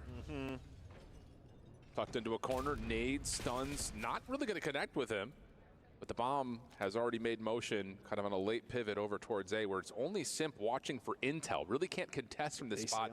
And I think he did see that there is a plant going down. I don't know. David. A couple of shots, but they use these colors every fucking match. I don't know why. Plant, to be honest with you, it seemed as if he was on the outside of the map. The old bait was there. Draws a bit of a good timing there for him. Bad timing from Craze. These are going to be the last couple of shots don't land. But Mamba left now in a 1 versus 3. Difficult to say the least. Good shot, spot. Yeah, the follow-up just too quick. Decent prediction for Mamba. But 1v3 from that position, a little bit too much to deal with. And yeah, it's just kind of a weird drop down for Draws. It's like, oh, wait, how are you? I'll take that. Thank you very much. And that swings it the other way because, you know, Mamba manages to stay alive there, get himself up top. If that gunfight goes the other way, if Mamba doesn't turn around, Draws it gets caught. Yep. Very different round. Really does come down to those small finite moments in Call of Duty, doesn't it? Yeah. That's terrible timing there for Craze. Sorry, not Mamba. But yeah, it's one of those moments he finds that gunfight. It's a very different round. The way it be sometimes. It is the way it be. The way it be. 2-2 the count. Good one so far. Again, both teams fighting. Showing us a lot of depth in the game book, the game plan right now. Playbook, the game plan. Whatever you want to call it. That was with the BZ. No, not this time. Nice little pinch up from the SMGs a bit. Try to control over towards Ticket, and that will work out for what should be a comfortable defense from here on out. They really have forced them away as well. Not a great deal you can do against Trozzer and Celium. You hope maybe they get overzealous and they'll just run into you, and yeah, they're not even going to give you anything. Basecamp will fall pretty quickly. Oma to the lead again. Yeah, solid, flawless round. Nice little change of pace, change of tempo. It's something that, like, reflecting on last year, I feel like the Challengers teams against the big dogs in particular, I won't say like they cowered away, but it just never felt like they could get their game plan in. Is that why they picked the orange and shit? Is that their official gay-ass We haven't really colors? seen that from a lot of the Challengers teams so far, especially just looking at this Emit team right now. And I think that kind of was apparent in the map set, right? Like they were, you know what, we were going to play our game. Like, you know, at the end of the day, we're at the very end of the culture calendar. Like they have had more than enough time to figure out their game. Everyone shoots straight, right? Everyone shoots very straight. Or should. Oh, should, yeah. The best Challengers team. If I speak. First blood from Simp gets away, most importantly. Had a lot of supply of support around him with Draza watching to make sure he can get back tucked around Globe. And honestly, for Emit, that just puts an immediate stop to any sort of a play towards A. Vivid trying to fight off Simp, who continues to say, look at me, look at me. Salvo on Mamba. I mean, the good thing is here for Omit, though, they didn't lose the bomb. Back now trying to make a play because, well, quite literally, he has to. Yeah. 2 versus 4, difficult position to be in. Needs to find this gunfight, needs to find another pretty quickly. Yes, FaZe's got a hold of Restaurant, but look, FaZe just back out. So yeah, we'll just challenge you in numbers. That's no problem. This is what I'm talking about. FaZe with like, you can plant if you want to. Oh, man, yeah. We know that you're on the bomb then. Here come all the nades. I think one does tag pretty heavily on a Mac. Does he get away, though? He does. Yeah, they're probably better than Falcons. They're probably better than fucking Rocker. A little bit of where's Waldo, and they find him pretty quickly. Not a good hiding spot there for Mac, as this will be a 3-3 game. I think if Vivid finds that gunfight in the middle of the map, they got a really good chance. Unfortunately, they got put in a group with FaZe in Miami, so they got no chance. But ultimately, you don't win your gunfights there. It's always going to be tough. Yeah, that's an interesting one. Just the pressure that comes through the middle of the map. Crazy expecting to come up top. Simpson, no, I am indeed behind you. Well, and that's the other thing about that setup is Simp should not be allowed to make that play because Vivid's supposed to be watching that angle, but it was just too many members for FaZe taking shots at Vivid. Crazy get stuck. So, overwhelming pressure works out. Back to the offense I think for they're FaZe better Clan. than Rocker, honestly. Eyes almost purely through the middle of the map. They're going to show force at B. Kenny just Maybe went see if they can fucking... catch out that little Wait, we need to look play at that Kenny's was set stats. I before. never looked. Craze stun, nade cooked, I'm pretty sure he just reach. dropped like a Craze is out of 0.5. there. You're looking up there. It's I'm gonna look after all this. this noise over towards B. There's but a ruse. Right, Celium. Having a little look over towards A, but hasn't necessarily committed. You can see that Mac is there ready for the push, but still this happens at B. They cleared Craze out before. Do they expect him to be here again? They do not, and he's almost able to find two. Mamba a couple of extra shots, but we get to a 3v3, and Cells, yeah, he seems to think he's got a free route to get to A. Not the case. Mac punishes, and now a significant advantage for Amit's defense with the bomb down. Discipline from Mac there. Especially my teammates are calling everything out over towards B. People are weak over towards Ticket. You're like, do I make the move? No. Maybe watching the VOD, we know what they're doing. And Celium gets caught on the cross. Now you have the bomb, 28 seconds to go. Take something special from the Tiny Terrace to find this one. Well, they might get a little bit of isolation here in the backside of A, depending on the route that Simp hits. Mamba a little bit late to check this, but now it's been seen.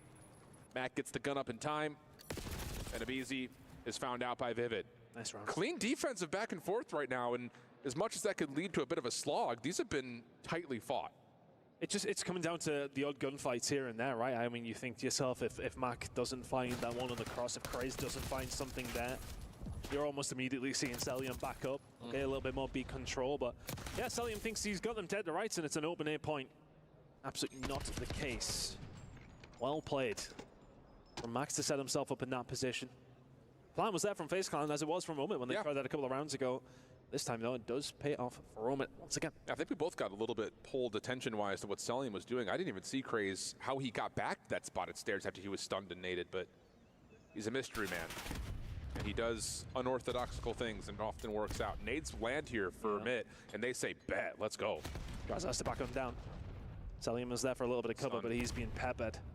Stone's going to land as well. Mac in a little bit of a dangerous spot, but Celium not in position to punish him. Still 4 versus 4 somehow. They don't know where the subs are, so you do see Mamba watching avidly for any long flank plays. A couple of tags from Mac has him just able to get across. Trophy system down. Nick a time for that by the look of it. And again, this is just it's going to be like fucking 12 hours, man. It might be more than that. I'm going to close. Simp is ready, waiting, but Craze catches draws. Matches? We got 2 more matches after this, down. And they're 2 hours may well each. Be positioned, but they got to do something with it. No, I think Mamba and just that's if they're 3-0s. So he's going to back up to a safer angle towards Ambulance. Abizi now seen at pillars. Mac able to finish off the damage that had already been tallied. And this feels like it's a done deal right now with Amit. And in firm control, Celium able to find the first. Keeps his life, but with 23 seconds. And still 3 more post-plant defenders to worry about. It's only a matter of time. Or is it? The last match was supposed to be starting right now. Time will run out on this play. I've casted a 1v4 for 2:30, I think. Little hotel action. We were 2:30, something like that. Like the last match was about to be like supposed to be starting. Of things, did it? It was always going to be difficult, but he was dipping and diving. We're on the 4th match. Not quite dodging enough. Out of 6. 5Ds of dodgeball.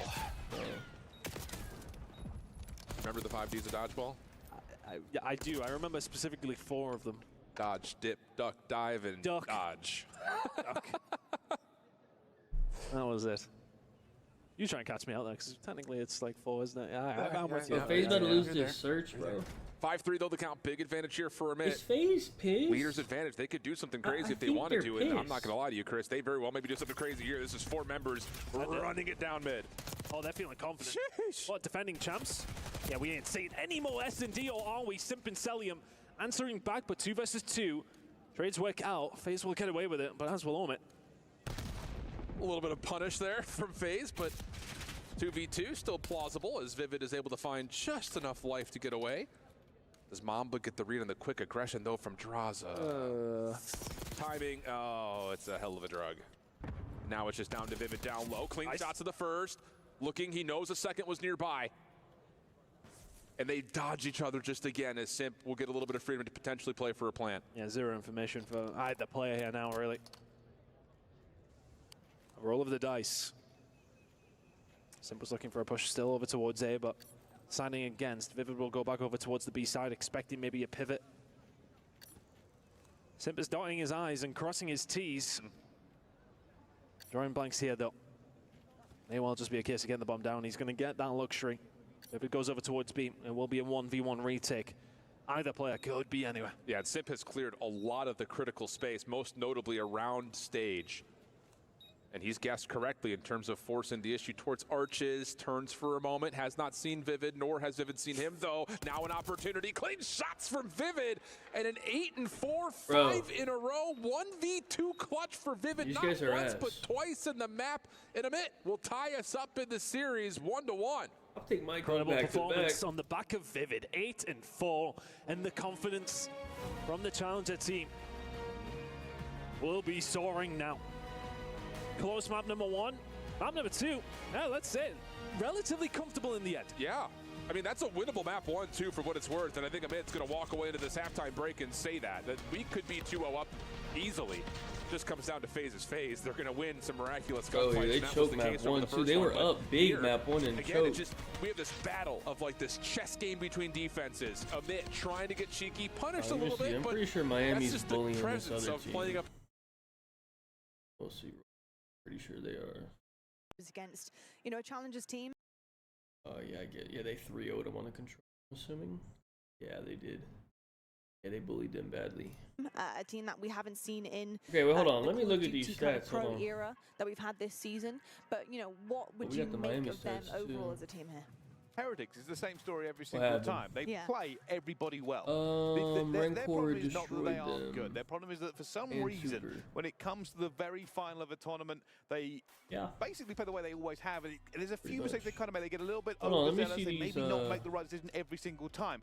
But the thing is, they are still better than probably the majority of teams. I think he dropped to 0.5. In this tournament, the Heretics will always play teams well. They will always take maps off, regardless of the team. Not that bad. 0.7 at all in Call of Duty that I believe that was actually Astro did even I remember because I remember looking at the map. I'm looking forward to see how they stack up again. Yeah, he went 8-24 map 1. That's why. But not great. Okay, well, I'll tell you what, they're one of my favorite teams, and I'm very excited to be interviewing somebody from Heretics right now. We're going to get our interview in because we do have an incredible player, and that is Real. He's coming onto the desk to talk through that last matchup against P7, and I'm really eager to know kind of how him and the team are feeling coming into EWC. Real, first and foremost, GG's, man. What a showing for the first one for us here up on the desk. Heretics, you guys are looking formidable right now up there on the stage. I've got to ask you, what is the kind of vibe like with the team coming into EWC, and how are you feeling about potentially going all the way this tournament? I mean, the vibe with the team is we're just like really confident. We know what we're capable of, and I'm pretty sure like we showed it at champs, even though we got top 4. But and for me personally, I'm really confident on the team. Me personally, I feel like the last couple months I've been playing on a great level, so I'm feeling great. Honestly, I can see the confidence oozing from you guys on that stage. And to be quite frank, every time you talk to one another or in an interview, we can see how confident you are in one another. Yeah. Speaking of confidence, what have you been working on to gain even more confidence coming into EWC? What have been some of the key things that you're trying to hone in on? Something that we have been working on is just to maintain composure when things start to get tough, when a map is super close and we need to calm down to regain and make sure we're doing the right thing. We have been working on that stuff for the past couple of weeks. Bryce, I won't hog the interview. Go on. All right, this is kind of a question here when we go against. Are there any teams in this tournament that you just think you don't play great against because they kind of, it's not that you're worse than them, it's that you're just not a great matchup for them? And how have you looked as a team internally to try and fix that? Personally, I don't think there's any team that we don't play well at all. Maybe I could say Thieves, because their playstyle is similar to us, and I don't know. Well, we have been honestly we haven't been trying to fix our playstyle just against them. We have been trying just to fix our game against every team. Love to hear that. Love to hear that. Adjustments coming through, and I love to see that from you guys. You're one of my favorite teams. Every single player I love on your roster. Absolutely fantastic stuff. GG's and best of luck going forward, man. Thank you so much. All right, folks, we're heading to a quick break. When we come back, though, we have plenty more Call of Duty this evening for you. So you better stick with us. We have 3 more matches coming up. And we've got Vancouver Surge going up against 100 Thieves. This is a grudge match. This is a revenge match. We'll see who comes out on top this time, and we'll see you on the other side of the break. Could be a best of 7. Not honestly sure. Look at last year.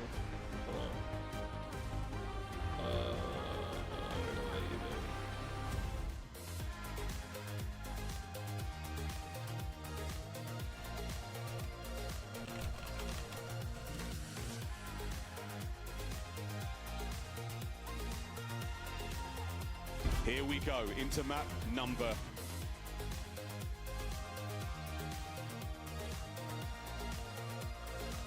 I think it's the best of 7. Well, at least it was last year. Probably the same, but I don't. Okay, Thieves and Surges in 9 minutes. Okay, we're finally getting to the good matches now. I think this phase control should have started by now. Again, like we're talking about the narrative on this series, I mean, are not scared of playing phase where phase are most strong. 100%. For the reference, it's a 16-5 record for FaZe. Jeez. Uncontrolled protocol. Which you look at, it's like, okay, we're not scared. I'd be mildly concerned at first. Touch. Just a touch. But again, like, you know, it's kind of been the theme of what we've been having the conversations about throughout these casts, is that I think Thieves we are not scared of anyone. Thieves are Optic, Nice I showing. guess. I don't in think this series now, and my word, they really have I was shown thinking up. Thieves Will before feel it started. hard done by. Honestly, in map They number look 1, I okay. think, you know, you No look one's at that really phase playing 60 great that right they now. picked up over towards P4. That's I the guess big Surge difference played maker well. in the end. A lot of 50-50s alongside But that. Surge you know, played like that's some kind of what stretches absolute them to bums. that point. But very different as we head into protocol control. Again, for After FaZe, this match, everybody's gonna play a better team, so we get a better idea. You are chilling right now. Everybody's looking. Because Well, it's one piece. yeah. And you've been put to the test in both maps, even the one that, again, you technically win.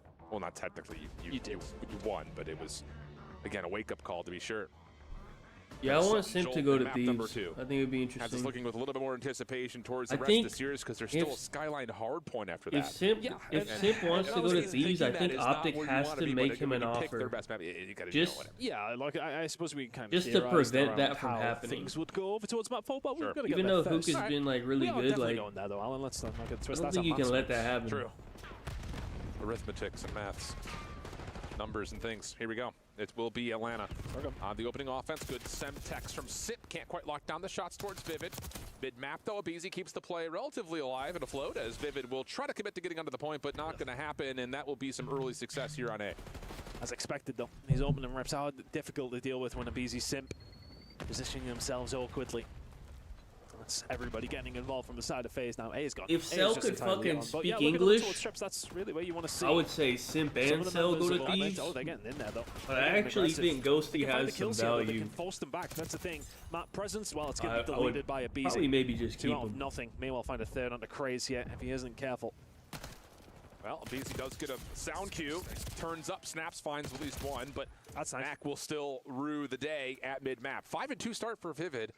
Finding a lot of benefit after the A zone had been captured, but now you've got spawn trap potential. Mac doesn't see the dead fish of Celium in the corner. Craze inside, predicted by Simp. That's immediately 3, make it all 4 dead. Uh-oh, not good here as the mid are coming off the bad spawn towards B. That's a tough one. Simp and Cell doing what they can. I think Mac gets maybe a little bit overzealous, but hindsight's a wonderful thing. You want to put the pressure on, you want to force them back, but now all of a sudden, the shoe is truly on the other foot. A little bit of a dance over towards Trips, though, as Mac will find something. Vivid. What a Craze play. all combining well. So well. Work draws are left out to dry.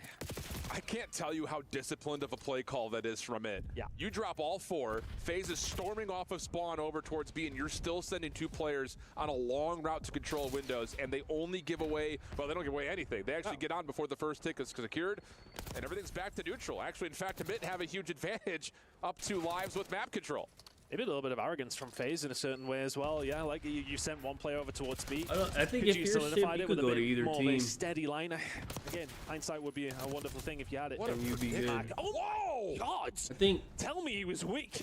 if Oh, is Simp Mac goes just to beating Optic, like it would be better for his own McKenzie melts in the flesh stats. there for you, friends. And Off they'd the still be reset, an now looking for insane kill team. 5.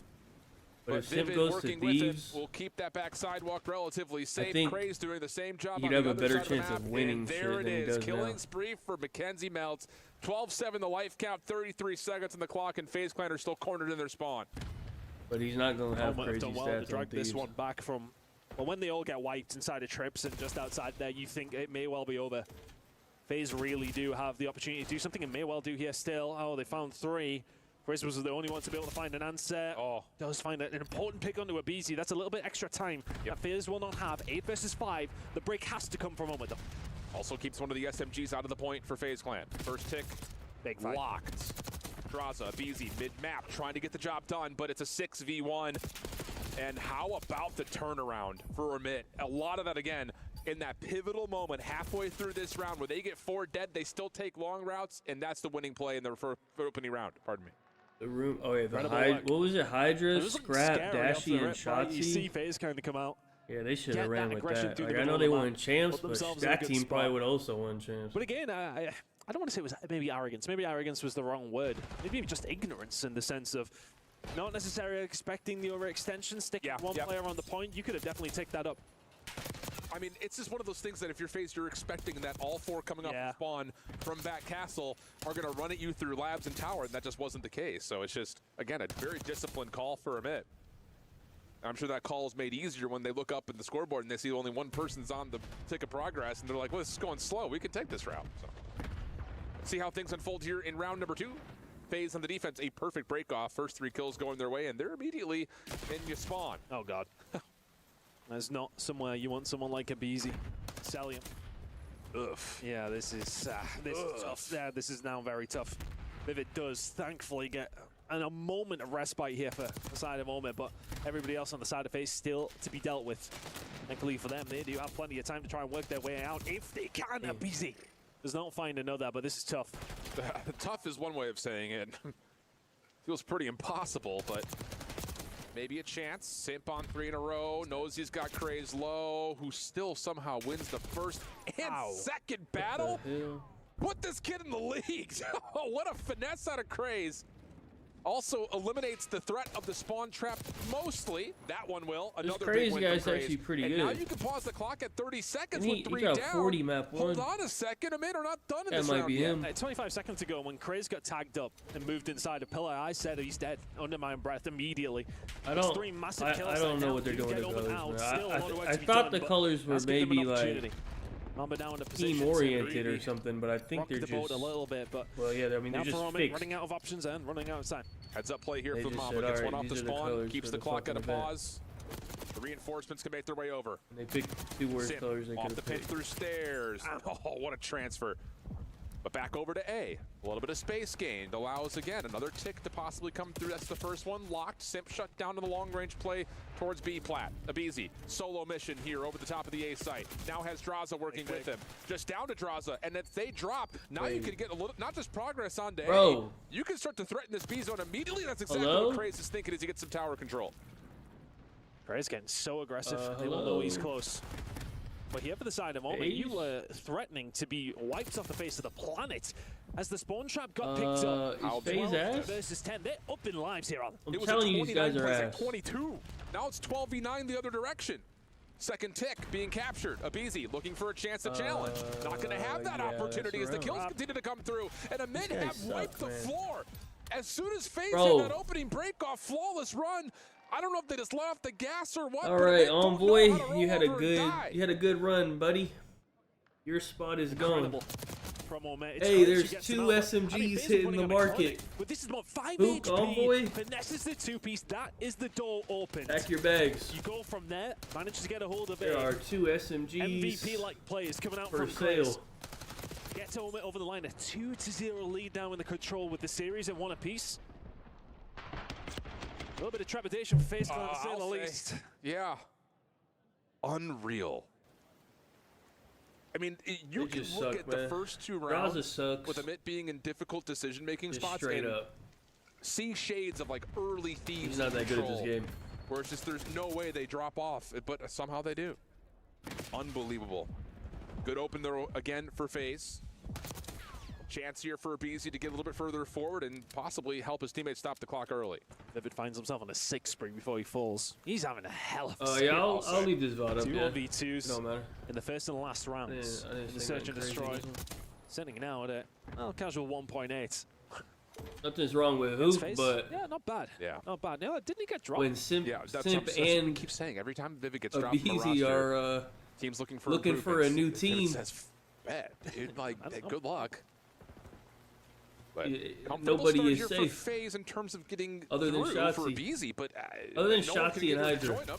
Nobody else is Able safe. to break through the glass and best them, and now all of a sudden you take your attention over to the other perspective.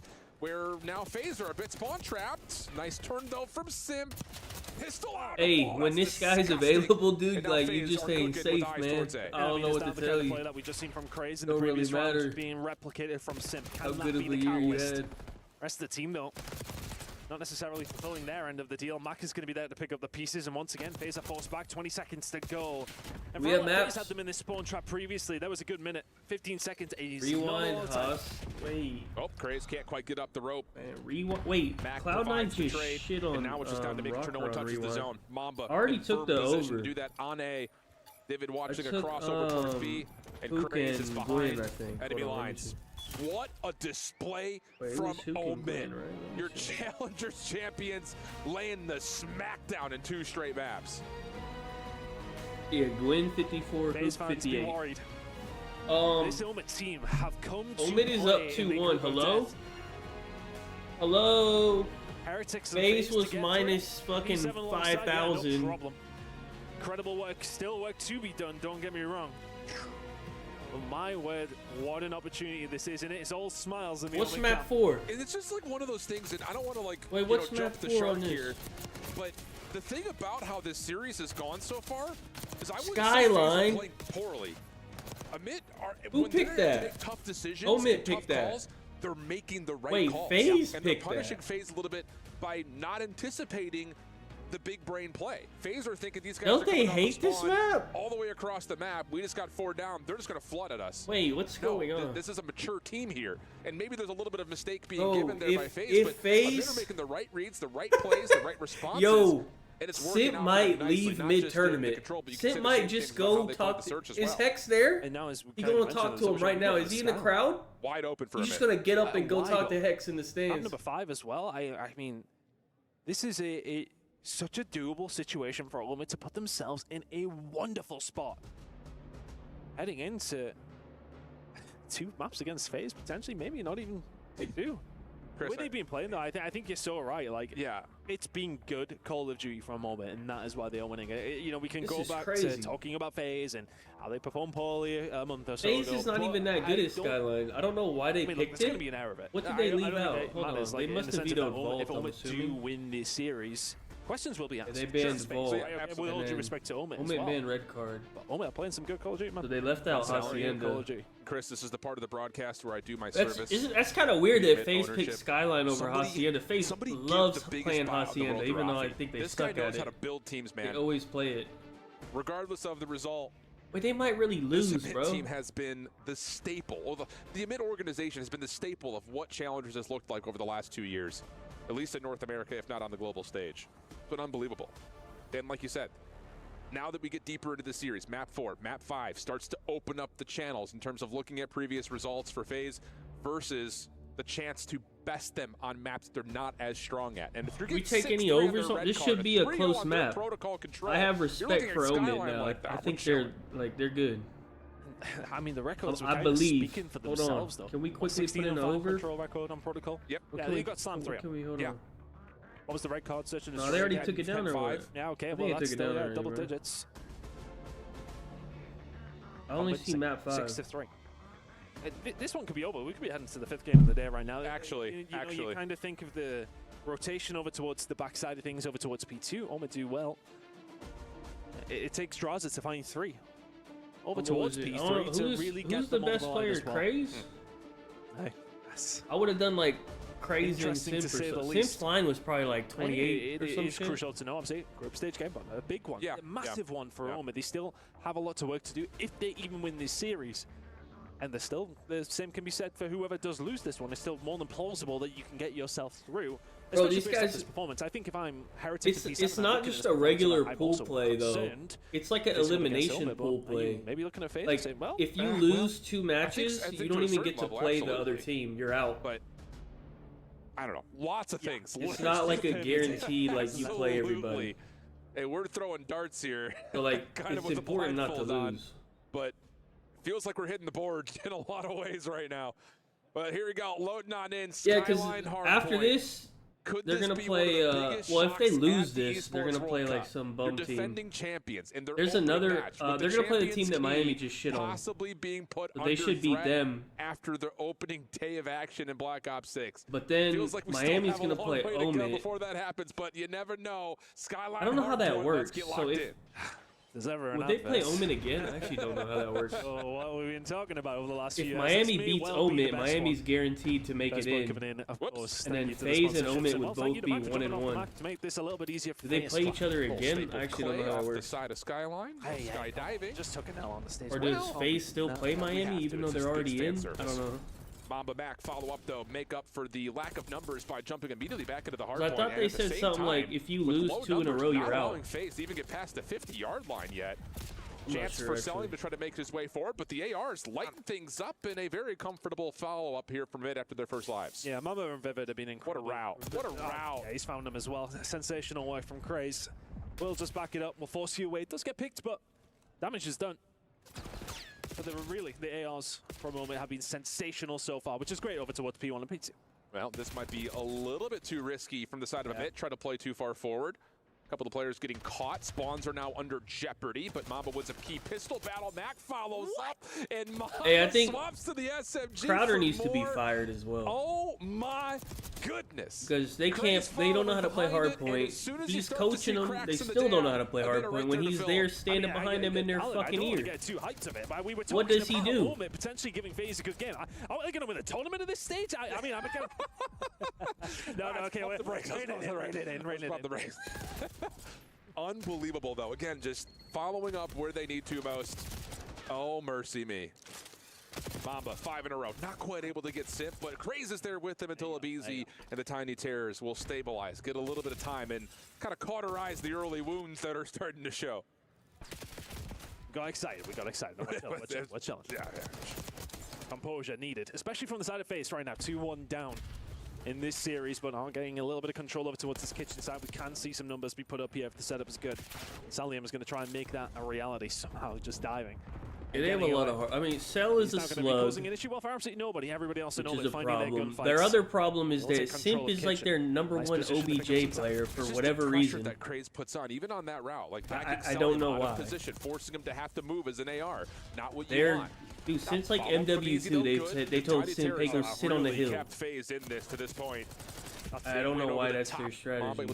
No other top sub does that. Place, and he still got help from Cell behind him. Yeah, a bit of a 50-50 point so and far. Draza just isn't that good final 25 or so. Nice position. That's their issue. They don't want to almost rubberneck themselves. Yeah, they don't want to have to sit tight and wait for it all to come towards them, because now it has, and now you're in trouble. Draza towards the back, 2 big kills. Yeah, okay. I'll lose the last bit of scrap time, but now Draza still though on his own momentarily. Over towards this rotation as we head over towards P4. FaZe not in a bad spot. Yeah, really opportunistic time with the split spawn situation for FaZe to stop him from finding early success through the middle of the map, or so you would believe if you were to have taken a freeze from the map 20 seconds ago. Fun to play. Now it's kind of like and behind stairs, trying to work on the spawn pressure. Not that Easy with an AR out, deals with 1, but it's Craze fun. can only find a single kill up top, and that's going to be FaZe locking things down around the backside of P4. And I think if you're on me, just want to keep this pressure on. You weren't able to find those gunfights, but you want to put yourself in a position where if you do, you can capitalize. Mamba finds 2, Vivid finds another lovely break coming through for 30 seconds. How on earth did they pull that off so quickly? It's kind of weird. Draza doesn't pull out a sub ever, does he? Yeah, I mean, rarely. Cell might pull out a sub more than Draza so the does. SMGs run up and go, thank you. Thank you very much. Kind of weird, actually, because Draza's usually always been able to use both guns, so I don't know to try why. to maybe break back in for some of the scrap time. Mamba overwhelmed. Craze watching the cross, good for 1. Not going to get the second immediately. So some scrap time to FaZe as Amit are more focused on trying to play to the left side of the minimap. And I think this is maybe a good time to cast our minds back to the very first map, in the sense that, okay, Omid had themselves a healthy little lead. FaZe absolutely demolished it within 1 hill. Okay, this lead is pretty slender. But at the same time, if Omid do stretch themselves forward, do not count FaZe out from finding a full 60. No, not at all. Again, when you put FaZe backs against the wall, they find ways to battle out of corners. Sim trying to stay alive over towards kitchen, just trying to get a little bit of control as we rotate over towards P2. Omid trying to find a way back through, but right now they are struggling. Outside of yeah, finding two over the top. Yep, still 50-50 over towards P1. Think stabilizing, but Amit put finding Merc ways in to for continue anybody, to keep things but- mixy. Let's take a listen to see how the Challengers champs are coming with a Bravia listening. Merc would be perfect for this team, because then Simp wouldn't have to play OBJ.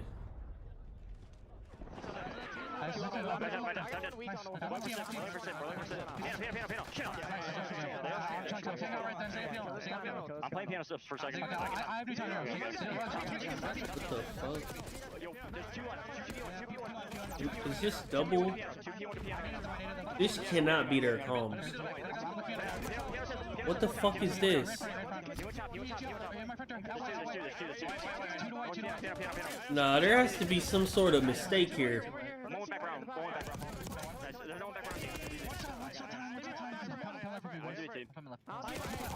Yeah, is it both teams? Something's wrong.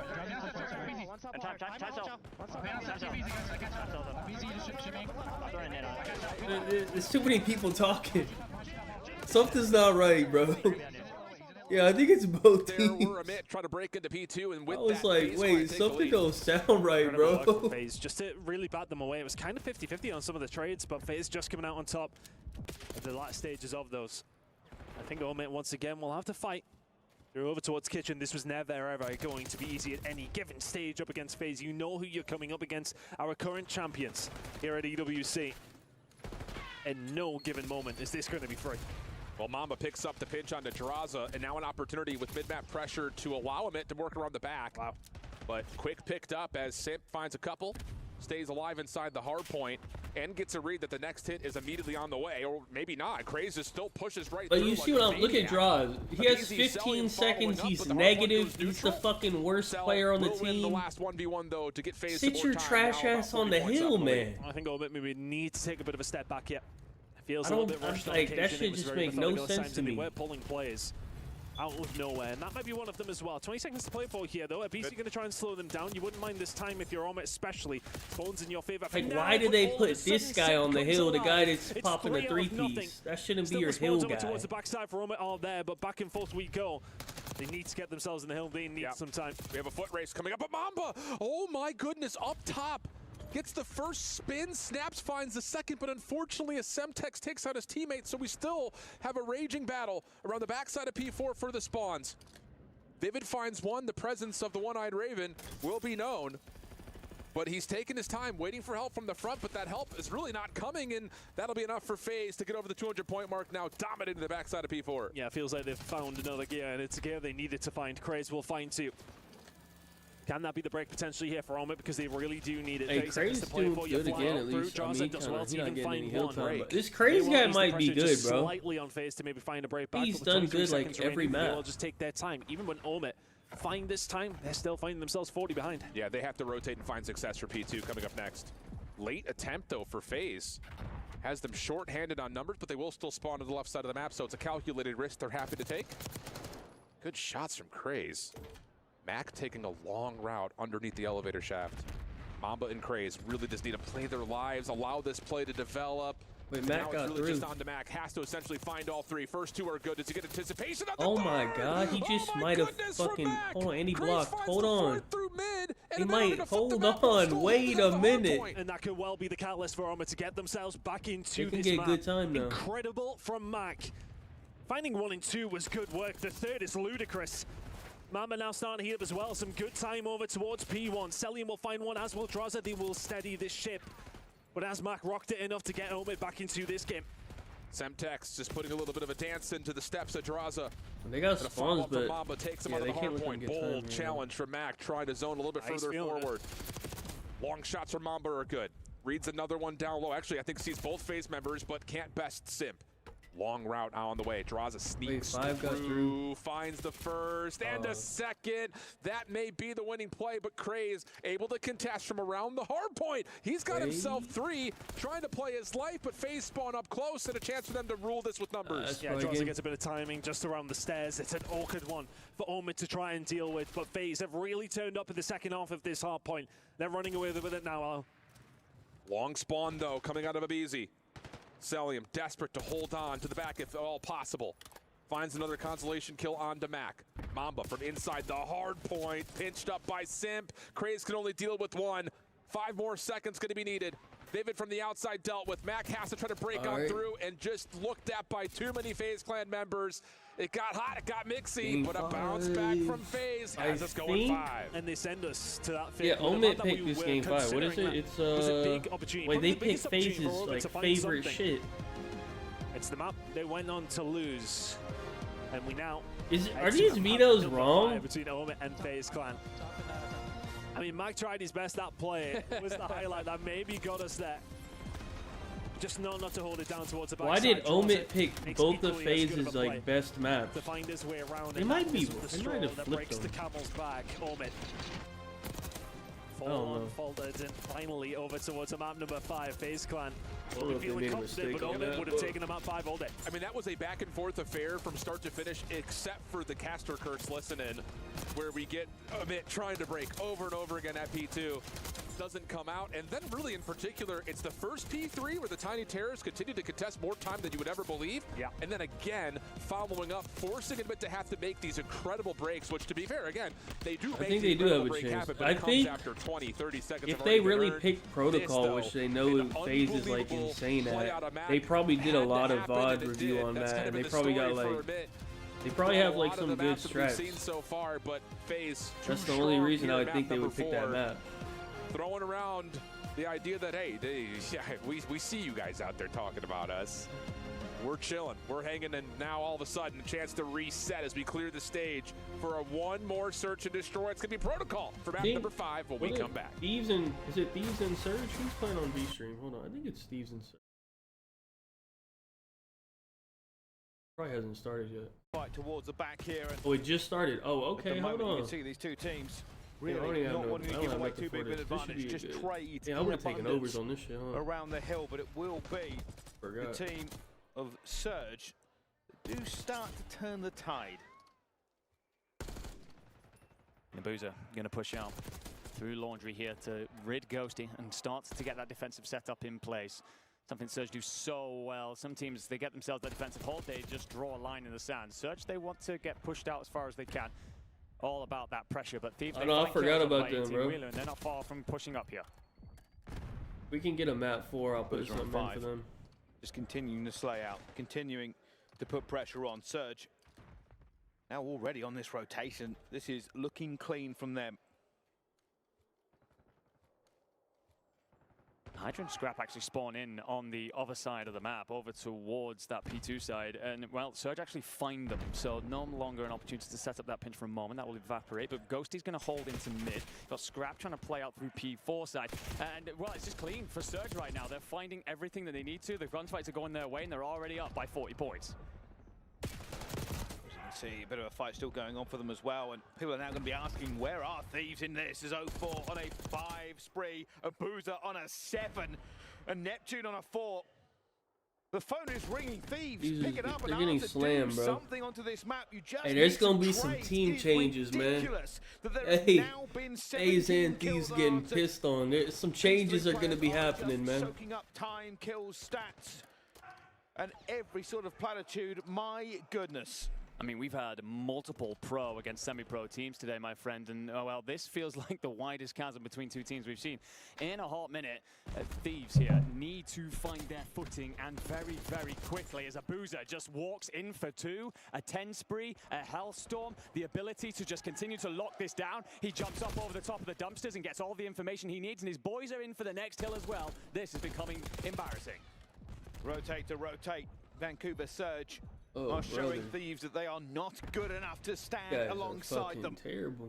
And with an 80-point difference, Thieves will now need a break. They will need some sort of fire in the blood to get this one going. Unfortunately, Abuza is shooting rockets. Nasty staying alive. Ghosty trying to do something with low health here as well, but alone isolated, does not have the reinforcements, they do not have the trades. He is throwing bullets at Nasty, but none of them are connecting in the way he wants. And you can just feel the frustration in moments like that. He just wants a quick, clean kill, and he most certainly doesn't get it. Hydra will bounce in for at least a couple of points. 100 Thieves here, but 6 and 12 underneath the name of Hydra. Can't remember the last time I got to see that. And this now becomes a fight over towards P5, where Surge are already lying in wait, and the Gens is somewhere that players like Neptune have looked ever more comfortable. You get rid of him, but then Nasty answers with 2, and that numbers advantage is gone. And maybe just the forlorn hope that Thieves could just be slow. Maybe it's a bad start, but it's going to be a bad game if they don't turn into another gear. They need to start finding some kills. They need to break this relatively quickly and get back into it. Neptune dancing, but unable to dodge the bullets that come his way. You can see the Thieves are trying to up the tempo now, get back into these trades, be more efficient. It is no longer just a one. No, they're not out. Feed, but a boozer They already won a match, so they'd be 1-1. They would play. I actually don't know how it works after this match, who they play or whatever. But find something. There's an answer back instantaneously from Surge. You will finally get bodies onto I guess the they would play. Together a couple of points. This has been the best passage you could argue for 100 Thieves so far. I don't think it could have gotten much worse. But Surge will now start to set up for P1. Bottleneck that connector. And well, couple of kills in Gen. Scrap now in through Elephant as well. Might have an opportunity to just transition here from 5 into 1. They're going to play some piss team. You can see Scrap looking for it. Does drill down a player as well, but for every great gunfight he manages to get, the trade's not going through him. It's pinstripe in the kill feed. And Hydra looking to do Hydra things, and they have never needed this man more. They need him to hit that Super Saiyan level that we have seen him do time and time again in his career, because they are looking for a hope. It's lovely from Surge as well, the way they set up that retake. They just probe different little angles and find that blood and then collapse in through the doorway to overwhelm and push Thieves away again.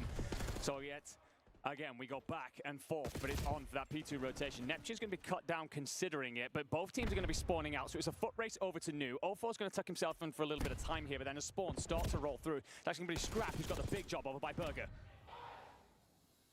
Ghosty trying to set up now for the rest of this. This game is not done. This is not out of the realms of possibility. Vancouver Surge have a dominant platform to take this to victory. But the Thieves are just a couple of hills behind. A good hold here puts them back into the realm of a competitive game. But they must hold this push. It's all Surge that have gone the distance. They are throwing down everything they can. 0-4 wants to kill, isn't going to find it. They now need the trades. New setup. You try and is map 5 starting? Get you a kill on Alright, well, I'm gonna switch it back. To send. A Boozer slides in, picked up by Ghosty, who finds 2. It's traded on out by Neptune. And you get yourself. I'd rather watch that than this map one, I guess. Oh, now he's committed though. Simp forcing the issue, and Simp doesn't lose those. Mamba, you can see the emotion on the other side. He knew he had him in his sights, but Simp too good. Far too good in that scenario. Just to close the gap. I think, you know, he does the right thing. He's throwing the shoulders. He's gaining that information. And as soon as he gets him on the gun, as soon as Mamba drops down low, Simp smells that blood from a mile away. Yeah, just close it. Yeah, you've got no chance, son. Yeah. You give Simp a chance to close the gap. Things like that happen. Things like that happen. Yeah, Mamba can't believe it. He knows he had him. Slips out the window. Missed opportunity for another 1v2 for Amit. Again, you talked about it. Vivid had 2 in the red card. One more maybe heroic than the other, but regardless of it, it still exists. Now it's on to FaZe. A little bit of a delayed look and hit over towards A, and Craze says, thank you very much. Take your time all you want. I'm in your back line. Spreading forward, catching them off guard. Oh, but timing just not working in their favor, but I'll play from Craze. Just wants to put it to them. I think those kind of plays are important in that scenario. You went to a map 5 against FaZe. You are 1-0 down. Just that uproar from the team. When he finds a 2-piece like that, installs that confidence once again. Just keep doing what you do. And that's just what Craze does. He just does not give a toot. He'll just do whatever he wants to do. Bomb does get planted though, so we'll reset to the 2v3. Simp stepping up in towards tower. His teammate in cell watching a little bit more passively. And Vivid holding the angle, top windows, finds the first. And it's on to Sellium to try to make something heroic happen in this 1v3, especially with Craze already committing for the defusal. And Cell will not have the time to go check that. Not going to happen. I don't even think he's going to entertain the idea, is he?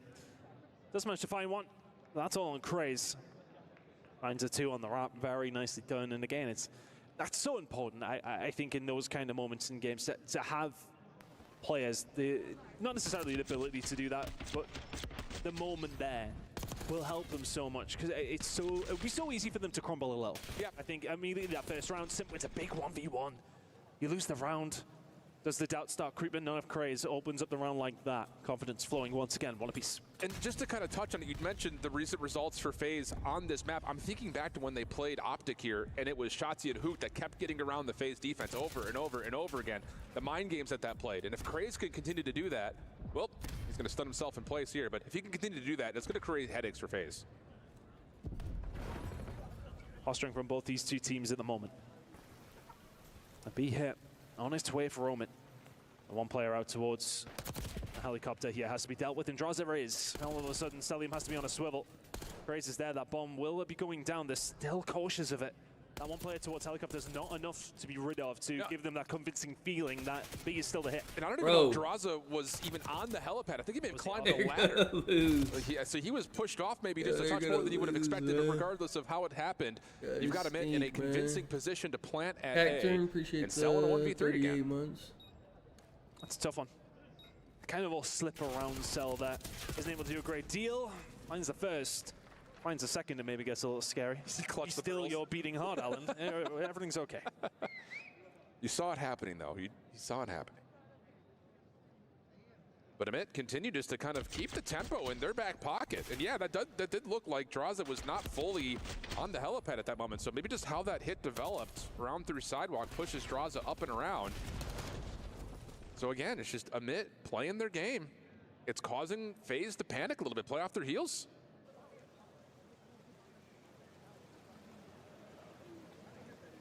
Can Omen double down? And they find something else here on this attacking round again. It's been aggression. They're going for it again. It's the same game plan. It is written. This is FaZe. Unreal. Oh, he's just read it. He's read it perfectly. He knows they want to answer back just like that, and they hold steady, and it's another round for Omen. I got to get a lot of credit to Vivid there in that play, too, because he's taking a delayed pick over through the window, and he sees all of FaZe and somehow gets a little bit of damage, stays alive, and then re-follows up for another 2. Craze is sitting there, bottom staircase with a perfect blind counter. Hello? Beautiful. Absolutely beautiful. And in the same sense that we were talking about round number 2, when Craze finds those 2 kills, just maybe to reinstall that confidence. When FaZe hit down mid-map, 3-1 down, and get wiped like that, it does the absolute opposite. But if any team has the confidence, the ability to be able to, you know, say, okay, all right, we're 4-1 down. What's the plan from here? Right. Composure will be there from FaZe, no doubt. But the thing about it is, in those 2 losses recently for FaZe, it's in moments where like they don't adjust in the right amount of time. Like, there's a little bit of PTSD kind of surrounding how this map is starting to go in the first 4. This is an important round right here for FaZe.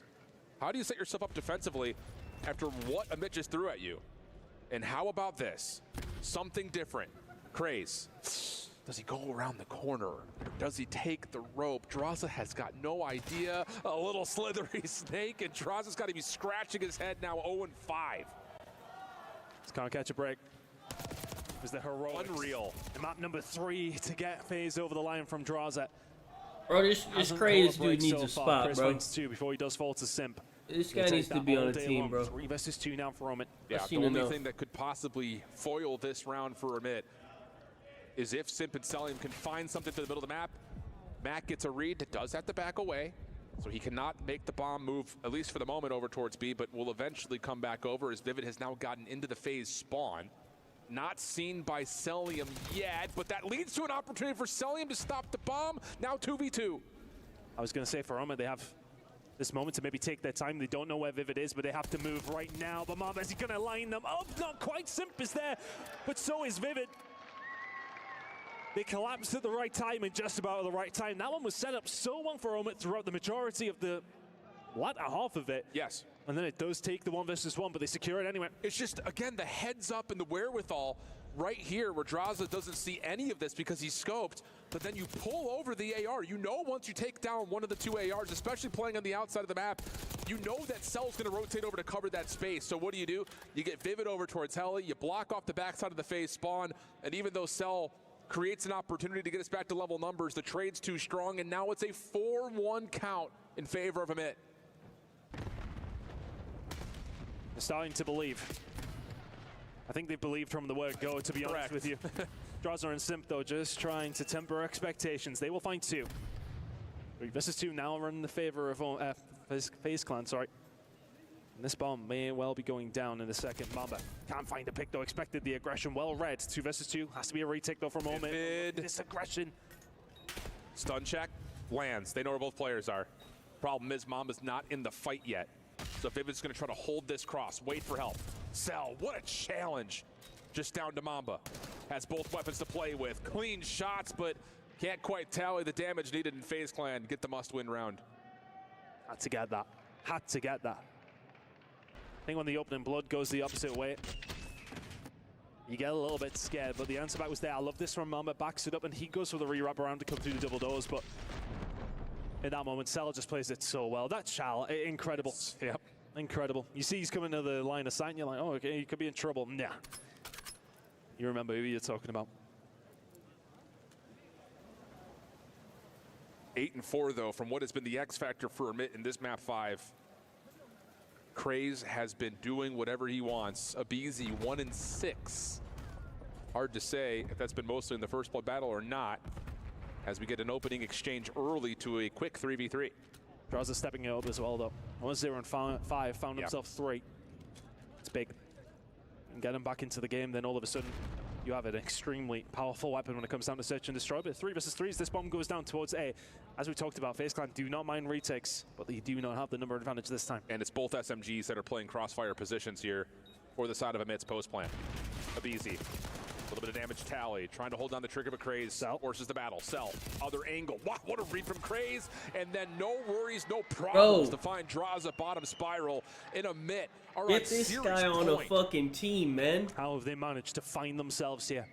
What Defending the hell? champions in FaZe Clan. Coming into this matchup against a Challengers team. Albeit a Challengers team who had dominated the scene towards the latter stages of it. But this Challengers team are proving they very much have the stones for this one. And now they really will start to believe. One more round away from taking down our current champions. This would be one of the biggest upsets in culture EWC history. It's exactly right. And they've got so many rounds to play with if they want to do something strange and weird, which we've seen they're privy to do. This one a little bit more orthodox. Vivid just throwing shoulders, top window to get a feel for if FaZe is playing through mid. Trophy system at both SMGs playing down low in towards A. The only thing open right now is the long route towards B, but Mamba's playing a contact position to watch kind of both things at once. And I wonder, is it a Ravens case of nervousness for a moment? What are they still doing that British team or whatever the fuck, or is that? Mike is ready for the push to come I through. think they're Maybe giving he's away moving their first spot. one through the No, dummy, like they're not finds even gonna something be a as team next year. And they just keep reminding us every now and then the power that they do very much hold. Crazy's going to find one of the Simp, and that now becomes possible. He's stuck in a really tough spot. He will get himself out. Amba not in a position to really help yet, but here we go in a 2 versus 3. Yeah, he's doable. He's going to play from big door. It looks like they both might hit from that position. No, instead, Craze is going to go back over towards Spiral. Amba's been seen on the cross. Opening tag is in. There's the stun. Abizi affected by that. Craze, is that an opening opportunity? No, Draza shuts it down. Mamba caught off. FaZe stay alive. Wait. Not many lives remaining here for the side of I mean, FaZe. I'd rather They have to this be perfect from now. Craze dude than TJ. If Take a I'm deep Falcons. breath for both these two teams. But TJ and Pred are like FaZe, really good friends, so I don't know. as the what defending play. champions, to lose to this Omit team would be disastrous to a certain degree. Oh, yeah. For Omit, it sends them into the stratosphere. Because then you're dealing with a FaZe team that had to go up and play either a Heretic squad, likely. Well, because, yeah, they've already qualified up into the upper side of the bracket here in Group C. Could realistically be a rematch. Could be a rematch Omits. for Mid, too. Yeah, like you know. it's two tough opponents, obviously. Yeah, it's a rough group. Lots of dates from FaZe over towards field Falcons side. should be good. Forward, Mamba, a read, Falcons will probably pick up Draza. Wasn't sure which battle or to take Cell. first. And Probably, in that Falcons moment, will probably FaZe have Draza, flipped honestly. the map, flipped the script, and taken the numbers. RCDs. It's becoming difficult for Omit. The reads, the confidence has it. Maybe left them a little bit. As the enormity of what they potentially had on the cards. Has it become reality, and has it become too much for them to deal with? We'll find out, because this is looking like another round for FaZe, unless Mac Can he find something? Make sure it's 2 versus 3 in a plausible situation here for Omen. Problem is, Vivid knows that there's a potential that the Tiny Terrors are still behind you. Or at least Simp is still behind you. So he's taking his time, and in that moment, Mac, maybe trying to rejoin with his teammate, will be found by selling him inside a 10. So just hold on. to Vivid. We might have been, we might have been speaking too soon. Hold on. Can't quite find the shots though. Hey, hold and on. it will likely be a 4th round here for FaZe, and in fashion that is going to change those patterns, those trends that we were talking about. The mind game starting to slip just a touch more towards FaZe. Unless. He would have had timing to get it down There's over no towards fucking B, but time. would have been a big commit. Now one player will stay over towards the A side. If he can find this, yes, Simp just playing his life and doing the right thing. Finds the gunfight just about. FaZe, no. Couple of rounds go their way. For all that, Omen have shown 0 signs of nervousness throughout the entirety of this series. You're 5-2 up, it's now 5-4. Damn. It's going to be any time those nerves are going to creep in. Hey, if it goes round 11, I got and I think that's FaZe. the other part about it. It's not just the So either Omen got to win right here, or they're losing, man. FaZe are playing with confidence still with that play call right FaZe there. been in too many round 11s. Full flood through field side. I feel like Omen, they might get a little nervous. It works out beautifully for him. They might already be nervous. And now, again, you go from 5-2 to 5-3 to now to 5-4. Starts to feel like it's slipping through your fingers just a touch. But Amit going to go to the old tried and true trophy system down. Nades littering the front doors. Stuns, nades, all landing on both sides. But it's going to be FaZe who take away a bit of an advantage of the opening trade. Mamba cannot find an angle to get things back to a 2v2, at least not as of yet. They need some magic at some stage because FaZe have ascended. They're going to make the push already. Mamba catches one off guard, but nobody falls. Bombs going down. Draza finds one. Mamba left in the 1 versus 3. Round 11. These guys are going to be nervous, back bro. into this one. And the map Nah, they just threw Summit, bro. It was 5-2. Kidding me.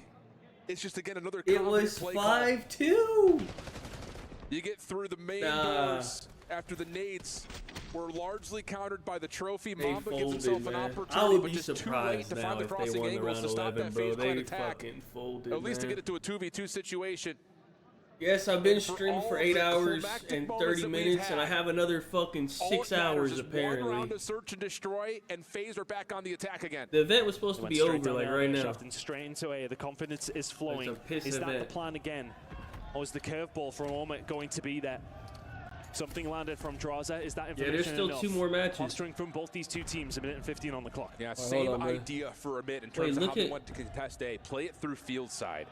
They haven't seen anything, so now they're starting to get a little worrisome about what's happening at B. Cell, Vivid playing with one another up top as Draza tries to get the RC in, but immediately countered. We reset 55 on the clock. They're starting to make that move. Omen ready for it. Oh wait. Grazer's kind of been caught off guard a couple of times after a really heroic start. Got blood. Another first blood. You gotta find something. That's You gotta it. find something. Dude, I knew these guys were gonna fold, man. The moment they fucking went round 11, I knew. Hey, sit down, man. You talking shit to an AM team, man. Just shut up, man. You are ass. You ain't got nothing to be happy about, dude. You went round 11, map 5 with a fucking challenger team, man. It's so inevitable. I cannot believe it. You got nothing to be happy about, dude. I mean, how do you even frame what up the this hell series? are you excited about, man? It starts with this sheer fact that Amit are coming out and saying, you want to play some of your best maps, we don't care. We're going to play our game. Oh my and hell if it God. didn't work.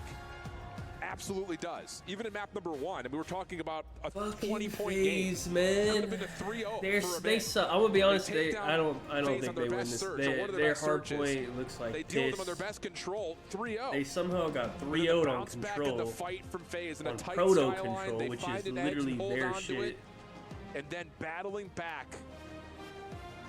They don't look good. 5-3 on the scoreboard. Wait, hold on. They get it to around 11. We actually have a really good. Not I'd be forgetting they're playing at the same time. We actually have a good match. Hold on.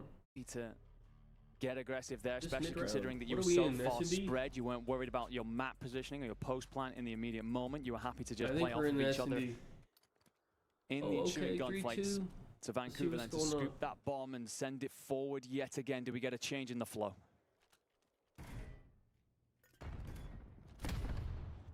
Stun check. Found nobody, as we can see, fortunately, because we have COD vision and the mini-map. Bit of a push here from Surge. You can see they're just checking out the angles, not being too aggressive. Hydra is waiting by 18-wheeler. he will wait. He's not going to be sun checked. He's going to be calling this out with a feet. Looking for the kills now as well, but he stands up and finds nothing. Down though, it's down to a 3 versus 3. Ghosty trying to get something back as well. Scrap will come in onto Neptune. And the Thieves put themselves in a better position one more time as Scrap continues to fire on all cylinders. And that is another round for Thieves. It won't show on the scoreboard, but great work from Hydra there. Just lays in wait, spots a lot of feet underneath the 18-wheeler, and gives that information to his teammates. Wait, look, see, Sender was actually talking in S&D. I think they just don't talk in Respawn. There's all of a sudden a swarm of bullets on top of them. The Sender was saying something right there. Crimson and Hellfire. It will be the Thieves finally taking a defensive round. They are down 4-2 in First Bloods. Still struggling there, but finding ways to overcome in these rounds. So far, so good for Thieves. And now they are on the attack. Play call, looking like they're going to take street control, maybe get in towards A, but already looking for 04, who's been very, very aggressive, but it will go down to a 3 versus 3 as it is a trade. And now, if you're Thieves, you're rethinking your position. The play call inside hasn't paid out that time around. Neptune up top as well, finds Scrap. Sneaky, sneaky players. He gets a second as well. Ghosty was ready for it, but Neptune even more so. Guy's pissing and now Hydra in a 1 versus 3. Just trying to find a freebie, but look at the Surge converge. Start to play around each other. Recognizing that Hydra is most certainly a player capable of a 1v3.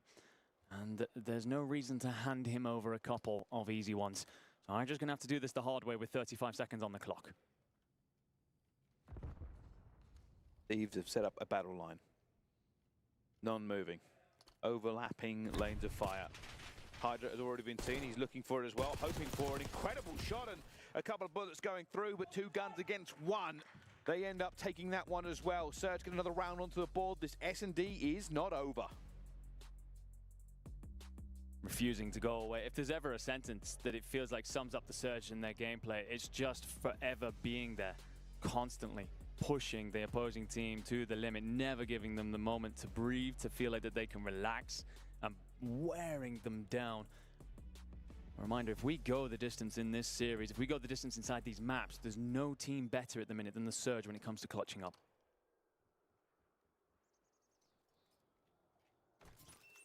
Now, these teams have fought already for 7 rounds. Going into the 8th, play calls will probably be a little bit more reserved, trying to get things done, but Hydra finding the first. Again, another trade. Neptune will get 2, but get traded again. No blow unanswered for these 2. And when it goes down to a 2 versus 2, it's about who are the better players in the better position, and already a little bit been seen here. Scrap could be caught. We know Nasty is waiting. Nasty with that Jackal in hand up close would be favored against the AR, but well, the timing goes all over the place. Nasty finds one, Nasty explodes for 2. Brother.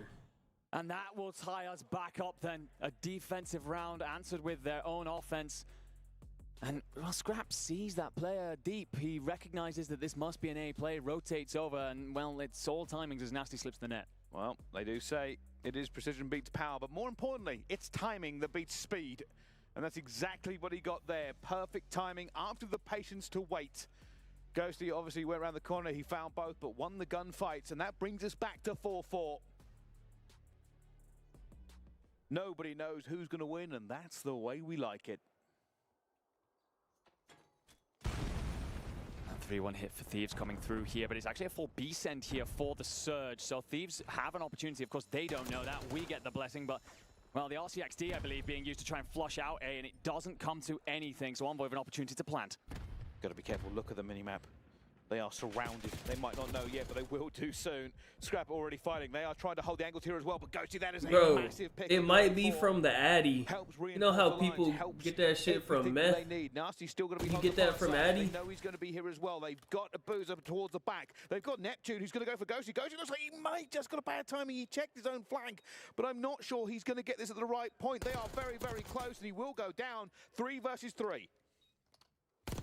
Is how you set this up, and well, a boozer will find one by Jen, slips inside, and now recognizing the play, slips off towards connector, but you don't see Scrap, who's actually just hunkered down inside the A site. So that intel won't be going to Neptune. Do you read it? Doesn't matter, you're dead anyway. 1v2 for the young god. Surge's big gun. Wants to try and make a 1 versus 2, but he has no time. Cannot check the corners as effectively as he would like to, and Thieves move towards map point. 5 to the good for them. You know what map 4 is on this? And it was a bold play call as well by Surge. They went for an essentially huge map control play. They were all the way around, gone to the flanks. Ghosty shut that down, made them worry. In the end, the clock meant they could not continue to get the trades in, but every round we've had in this S&D has been a battle. It's Hasi. A war of attrition that must come to an end at some point. But is it with a Thieves defensive round, or the Surge with their famed aggression here still have plenty of tricks up their sleeve? Neptune 12 and 7 will lead the line.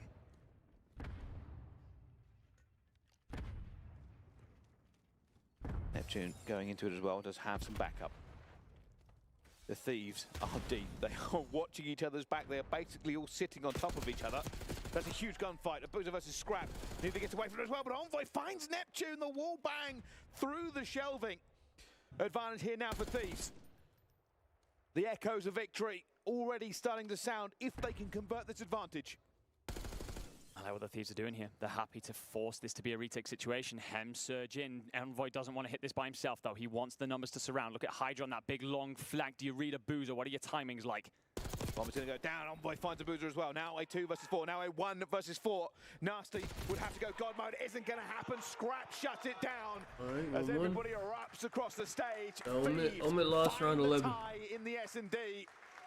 And that They means choked. we get to see at least map 4 between these two. I don't have nothing for a Hasi between these two, no. And if you wanted to answer a couple of questions here, as would've the done overs Thieves, if it was a Rewind is a different map that map. you have liked through this year, but you still recently have struggled with those first bloods, with those defensive rounds. They're about to We take a started break. to see Who's playing? Oh, Optic's about to play on A-Stream, I think.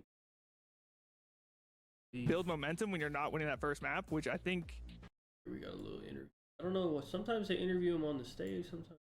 I think, as a team, I would like to see them in the game 5 just make better decisions. If I'm going to call a specific individual, it's tough. I would say Vivid got off to a slow start in the map number 1. I mean, you got a couple of 40 bombs out of Craze, right? Obviously, Vivid hasn't been able to play his main role all year long, but you'd like to see him get going a little bit earlier, especially when the stage lights are that bright. You're playing against FaZe, not expected to outslay them, but they We're gonna have a definitely 2-hour hung with them the Optic entire series of and then the a way. 2-hour We're joined by a FaZe very series special after. guest We here. got another 4 Ali, hours, I real think, quick bro. though, if I am Omid Rafi, and I've just Deadass.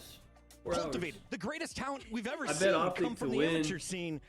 Cloud9 looked pretty What do good, I do so I next? think it'll Do I be just try and close. I re-sign took these a guys, or over do I on, just keep finding new gold, who deeper can challenges? win. You keep finding new 1 gold. through I 3. think that's something Omid Rafi has been doing incredibly well for the past couple of seasons. They have fielded some of the best challenger players that we have seen hit the league. So I think sells them off, give them a couple slots in the league, and keep trying to find some more gold. All right, as we mentioned earlier in the night, we have 2 streams live. This is Alpha over on Bravo. We've got games right now, and Draws will be joining us here on the main stage in just a moment. But first, we wanted to show you what is going on here. It's Vancouver Surge versus 100 Thieves, and Surge, who historically have struggled.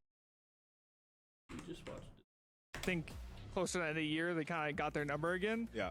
So I think if Neff and them are shooting lights out, I think they can take the series. Draws, I want to ask you a lot about this match, but before we dive into what we just witnessed on the stage, can you tell us what it's like being a TV personality? You had a crew following you around back to Alaska. Walk me through the whole EWC Level Up filming experience. Yeah, I mean, it was pretty crazy. I think we went to Alaska for like 4 days, 5 days.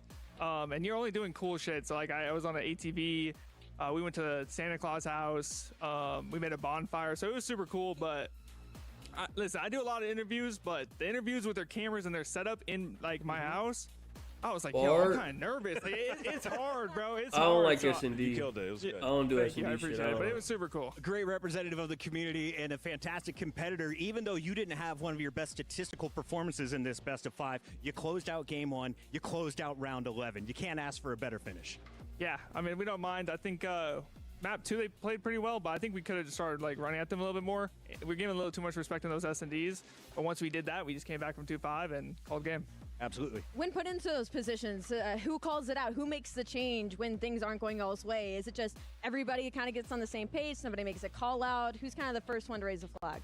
I think it was Chris who was saying, let's just run at these guys.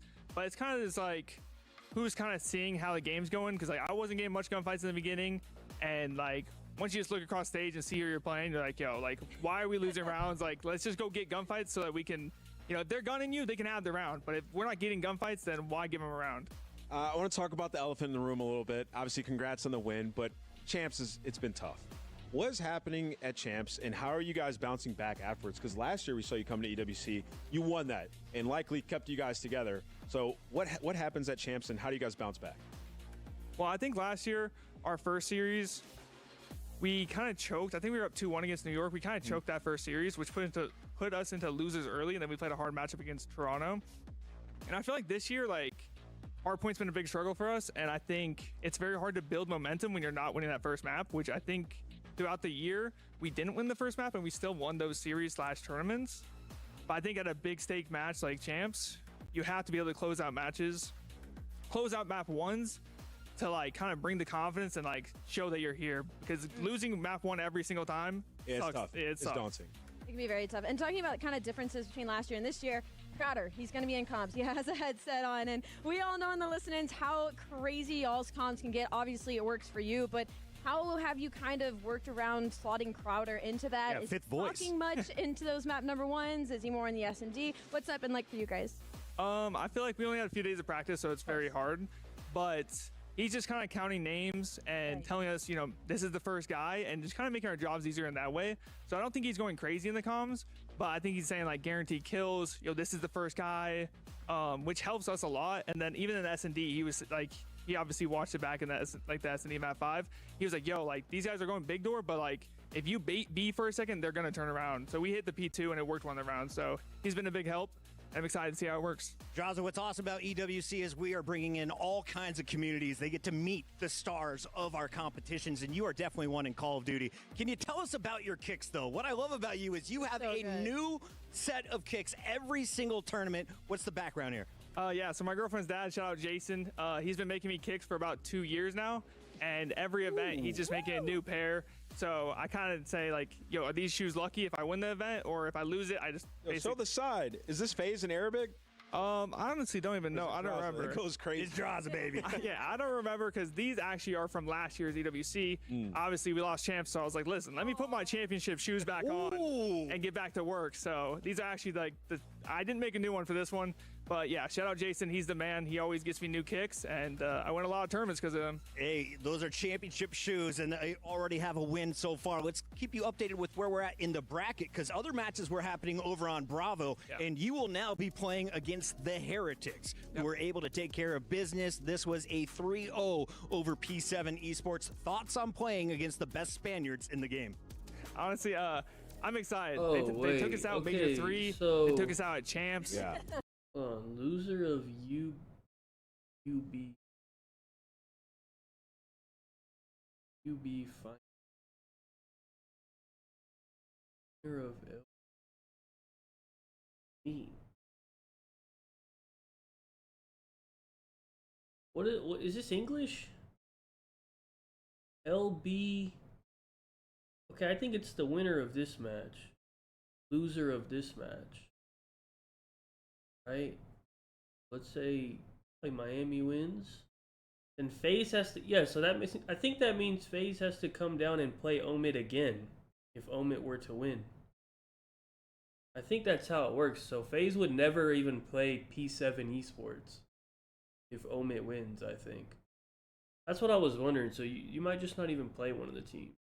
And they're starting to piss me off. So I'm excited to play them, and hopefully we can play them throughout the tourney. Because obviously we'll play, like, whoever loses, quote unquote, they'll make the tournament for groups.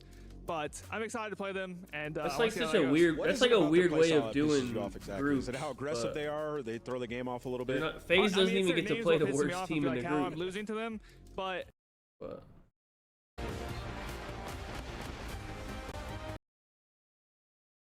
This control probably is about to start. Maybe it started. No, it didn't. Why the fuck would it start? And for this team on the opposite side, Serge, this is about answering back. What's your mentality like? So often through this year, we've seen that it is unwavering. But we know how much lies in the balance here, the mental games at play, the stakes that hang here. This is looking like a much more relaxed Thieves team after that map 2 victory. But map 3, the control, this is something that the Thieves have been able to rely upon through this year. They've arguably been the best team in the world for some time at the mode. It didn't save them in the last tournament, and notably against the Surge. Themselves, Comic setting up. Neptune in great spirits as we get ourselves loaded in. Both of these teams looking to just guarantee that qualification on through to bracket play. Not have to play a decider tomorrow. And the fist bumps go out. Couple of sits forward in seats as the players prepare to load in. Again, I interviewed yesterday Scrap and Ghosty, talked to them about the pressures that they face as a quote-unquote super team, as a team that bowed out early last time round. And well, they said it's not about any of that. The titles, the legacy, the claims, that can all go to one side. This is all about this tournament, what lies in front of them right now, and it is a control on Vault. Well, let's find out.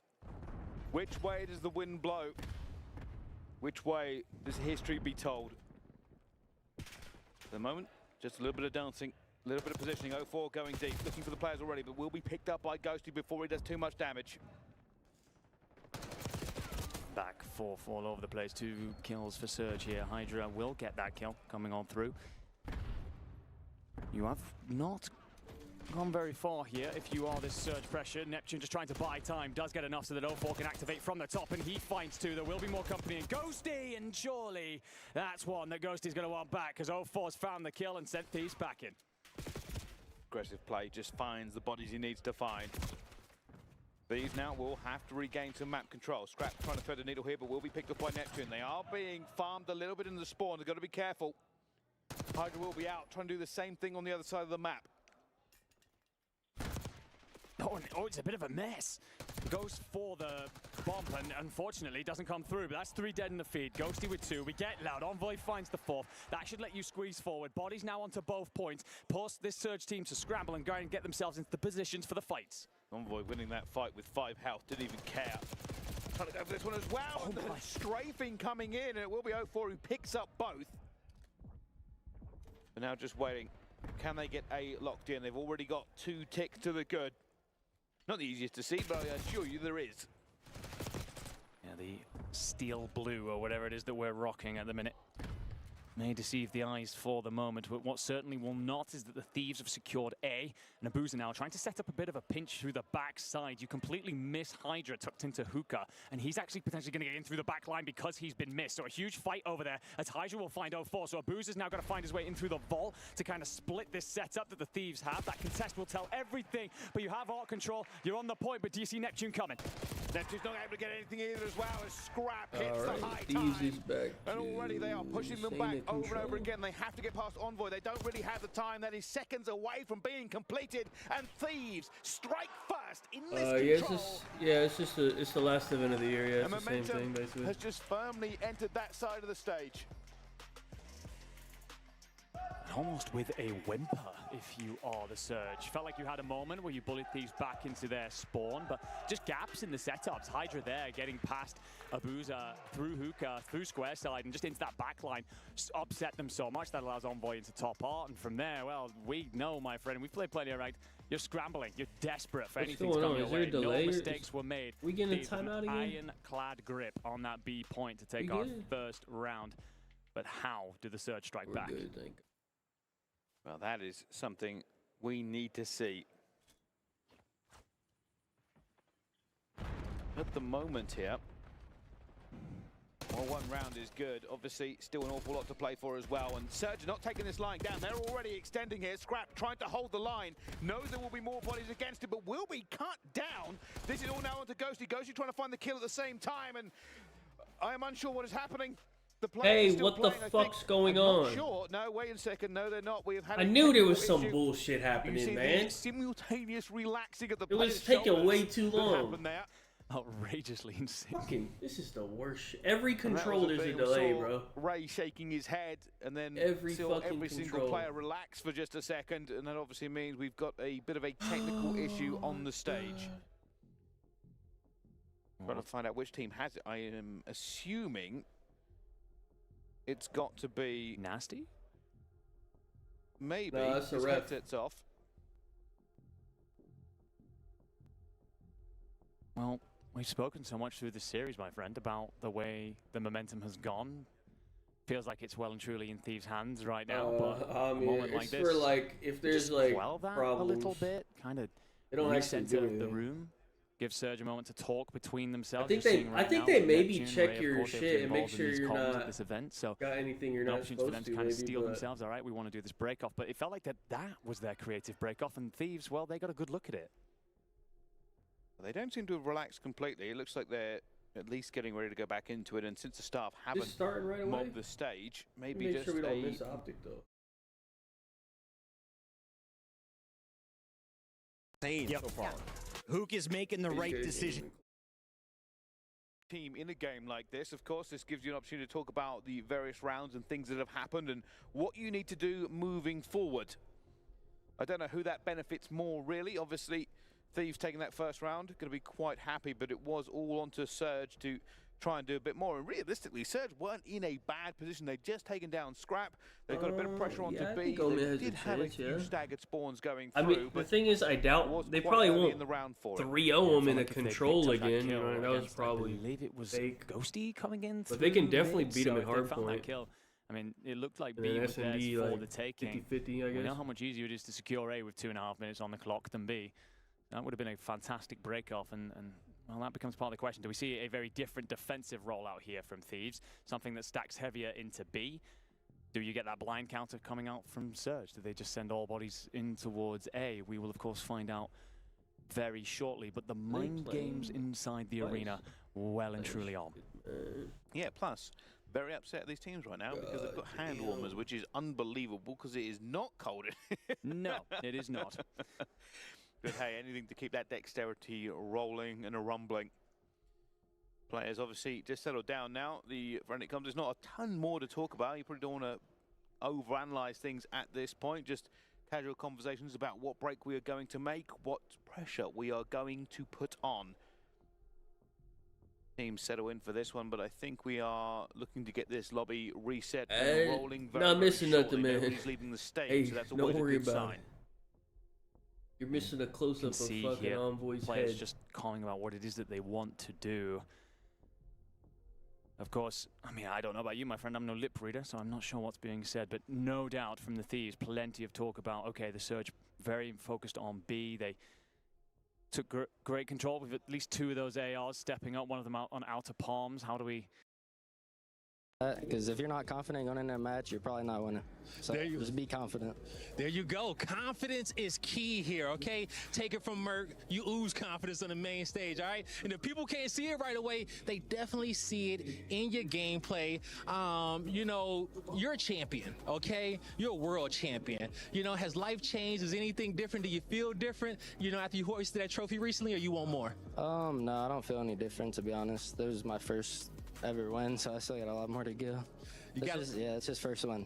Just the first win. He got a lot more to go. You heard it here from Mercules. He's ready to play. Is he ready to play?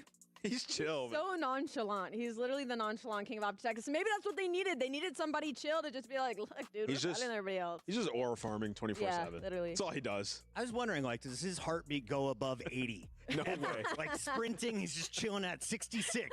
Mercules is a man who plays with ice in his veins. He has been a standout player since coming into the big leagues, and he is only, as you heard from Blaze, in his 4th event, Allie. This is an insane start to a career. I can't believe you just said that was my first win. Like, it was nothing. Like, it wasn't champs. Like, it wasn't MVP. Like, it wasn't putting up 1.4s, like, over the weekend. It's just unbelievable. Yo, he's had, what, 6 different teammates in 4 events, and he's never placed outside of the top 4. Like, the kid's ridiculous. We're gassing him because he deserves it, and he enables everybody around him. This is an Optic team that was in shambles before acquiring him. So, Optic looking to go back. I think he might be a cheater. That means that they've just loaded This into shit the map, ain't and started. as we go through the loading process, we'll one be ain't seeing that started, game like, very, very damn. shortly. Everybody locked back in. Still an awful lot of Call of Duty to play here at EWC. And I'm hoping it's every bit of thrilling as the stuff we've seen so far. Are they in the game? I just heard them spawn in. A long day one, but we are being blessed with some great matchups here towards the back end. I'm wondering if we get an update on what happened on main stage. Last we heard, Omit were up 2-1 against FaZe. And Yeah, we're they're going in. to see the winner of Well, that game I heard them later spawn on in. here Okay, today. here we go. But we are off and underway then. Round 2, Thieves on the defensive. It's a very different look for Surge this time. None of that big B aggression. Something a little bit more standard. Wide net, you find the first blood. And Envoy's cleaned up as well. So pressure coming through. But look at Neptune. He's already into square. This is a big aggressive push here. Of course, you know, they had a lot of time here to talk about breaks and everything going forward, but control is fluid after that first wave of kills. Ghosty trying to see if anybody pushes too far and eventually will get the kill, much to the detriment of his teammate, but it's all going to be about Vancouver Surge. Now onto the point, Hydra going low, hoping for a pick in this position.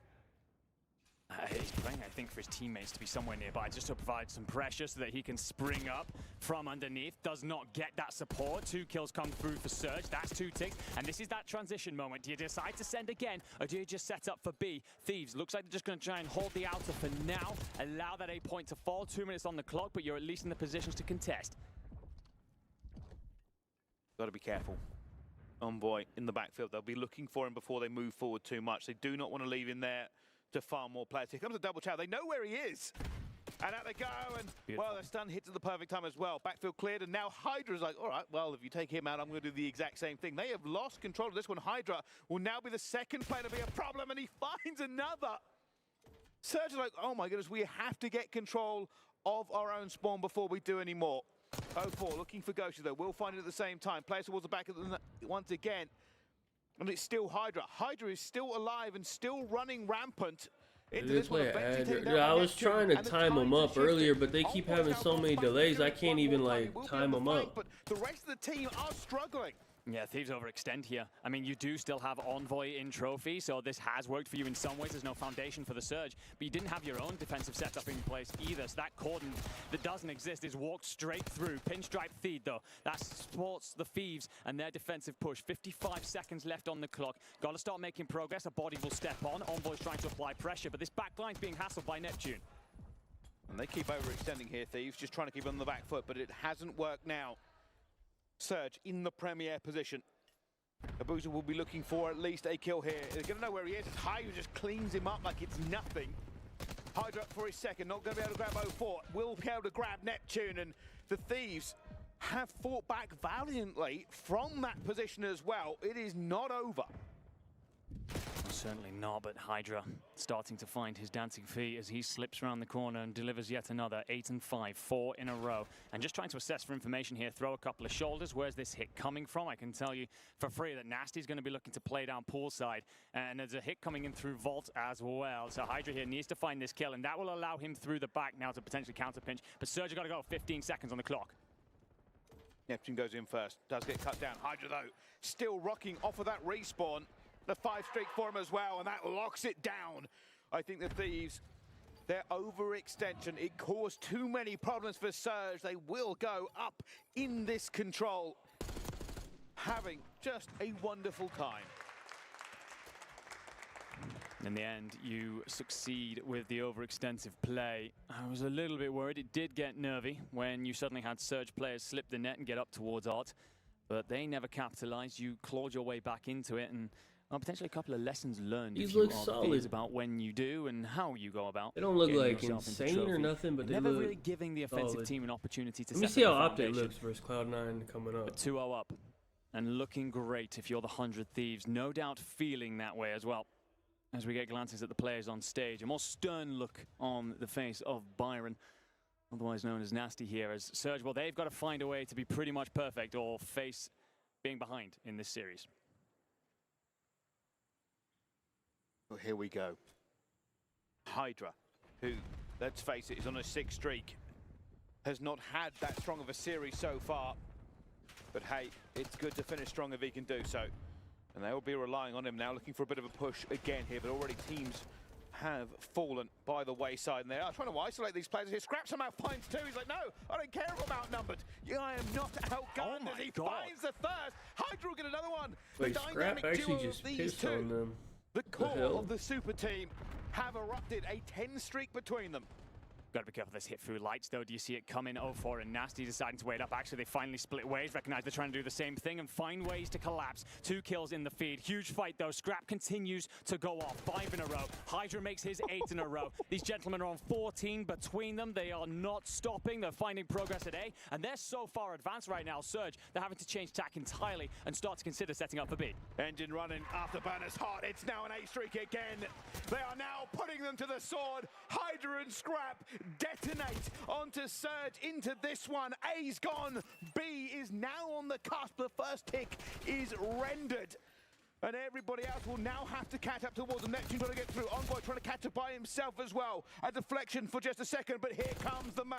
Scrap towards the back. Get gunned and still alive and still running here as he finds even more bullets just spitting out of his rifle, but it is not going to be enough. Their bodies are not there for Thieves. A momentary respite for Surge. Can they convert this back? Surge actually do very well here because that second tick doesn't come through. You're only down by 1 life and 90 seconds on the clock. It's certainly a winnable position on the round. I don't know how much that makes you feel better for the context of the entire map, but either way, you live to see another day for now as 04 finds 1 and finds 2 as Envoy tries to go high, but 04 cuts him low. And you've got to keep an eye on Hydra on that flank. Neptune's certainly trying to sniff him out, and as you do, there's more pressure coming on through, but Vancouver have entirety of street side control. Bosa knows he has to keep fighting this back foot, doesn't want to let it go for a second. And they have just managed to make this more of an even game. How on earth, I am unsure. Scrap and Hydra exploded with power in the middle of that, but it is not over. Hydra will be found, 45 seconds, 3 lives down. The Thieves got to weigh up 1 big hit. You've cleared out Trophy, so you have somewhere to play out of. I think Scrap's trying to set up for the mid hit here. We'll get the timing as well, and 2 kills actually come your way. So if you can find this third, if you're Scrap, an opportunity to flood forward. 30 seconds, 2 lives down. Just trying to find that opening, and Abuza, he will find Hydra and cut down that route. Scrap is non-missing, but he needs to continue this for the next 20 seconds. The rest of Thieves trying to get in a good position here as well. Scrap continuing his reign of terror. Hydra, 14-11, trying to get up the street at the same time. They are putting the pressure now onto Surge. Ghosty already found 2 as well. Scrap on his 4 streak, slides into this point in the premier position. Nasty trying to find 1 as well. Nasty only finds Hydra, 2 onto the point, 1 already back into the spawn in. Can they hold it? Scrap trying to get him as well. Guns Nasty, now a 5 streak for him as well. Trophy going to be out, but 04 grabs him, and that will not be everything at this time, but it will be as Thieves grab that last one at the same point. And it will be a cumulative effort from that team to... Who the fuck?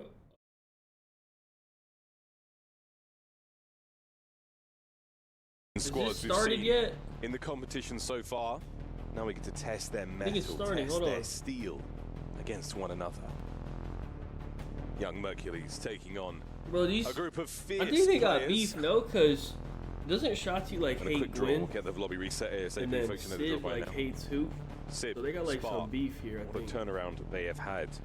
C9 not making it to one of the larger tournaments of the Call of Duty season. But an opportunity to right the wrongs of a bad year here at EWC. Yeah, it gives you more of a fire underneath you to realize, okay, we are some of the best players in the world. We should have been at the tournament a couple weeks ago. But there's no need to talk about that anymore. We make a roster change to get more consistent in our slaying, more consistent in our ability versus some of these top teams. With the addition of Gwyn, I was thinking in the beginning, all right, this is probably just too much slaying, not many people focus on the objective play, but the way that Spark came out and played in his opening matchup, the same thing with Krem. You even heard in his interview, he felt like he didn't need to do anything, and that was the first time he felt that all season. So if you can have Sib, if you can have Gwyn be the slayers that they are, with the other 2 filling the gaps, oh my God, we are having a show without question, ladies and gentlemen. This might be the perfect form that C9 really needed. Oh yeah. You keep adding firepower. These players are already so capable and confident, are able to just fill those roles. Kremp, for me, I mean, we've talked about this a lot of the time this year, Jay. One of the best search and destroy players we've seen at periods of time. The peak, the absolute zenith of what it means to be an S&D player. Now he's able to sort of play this more objectively minded role. Gwyn's out there finding kills. He kind of got the Ravens. Teej flies off to the Falcons. Gwyn finds himself here on C9. We'll find out how this matchup goes. Almost ready to get back into Rewind, folks. And for Optic, what more needs to be said? An insane turnaround in their season. Can they keep it going? Yeah, C9 needs to be on point here because you're going up against potentially the best squad that we have here at EWC, especially in the form that they have been looking as of recent. You know, the green wall is going to be roaring regardless of wherever they are in the world. It's providing them extra energy, and they are going to be able to thrive off of that, push through that, and hopefully come out firing on this map number 1 because Rewind is non-stop action. Yeah, Rewind's one of those maps. We first saw it into the BO6 he's gunning them bots. I see him. Yeah, go ahead and get nice and warm. It was a 100 Thieves game we saw. Sorry, LA Thieves game we saw. It was Hydra putting up monster numbers early on. Like what I'm seeing. Okay, this is a sign of things to come with the way this map's going to play, and absolutely it was the case. I mean, again, we lost it for a period of time. It comes back, a fan favorite, very, very enjoyable to watch, and very enjoyable to play, to be honest. We'll see if the noise is going to be there. We saw a big yawn from Shotzi. Oh, it is getting late into the night here in Riyadh. But once the lights go on, what time is it over there? It might be like midnight over there. Into that map number 1, we know it's whatever you are feeling, throw it out the window. You have to be locked in, and you can already see Gwyn putting down the bots from long distance, not missing any shots. He is ready to right the wrongs. It's almost midnight over there. He started off great with Carolina. Wait, that means FaZe is gonna play at like fucking 2 a.m. or some shit. They did not win any series. I think they only managed to win one with Dylan Rex into the lineup. So that has to do a heavy toll on the mental of a player who feels like I am doing everything that I possibly can.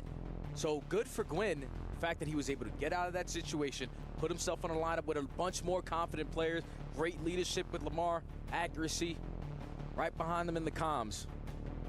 And that honeymoon stage right now for Cloud9 is low-key hit. I mean, the right time for that to hit, without a doubt. Of course, we did see Kremp in the grand finals of last year's EWC back on Modern Warfare 3, playing for the 100 Thieves roster, which was, again, a surprise from all those players. And what a run. Of course, Ghosty remains on that team. Trader Thieves I thought this shit was starting, bro. I could get nasty over there by Vancouver, looking fantastic as well. That's insane how all 4 of those players go back. Relay as soon as we know more. No, they're walking off. I hate this event. I'm actually so pissed at this event. When it goes forward, and it does seem they're leaving. Like the players are stopping for a second, and I'm slightly unsure why. Get the fuck out, man. This is absurd.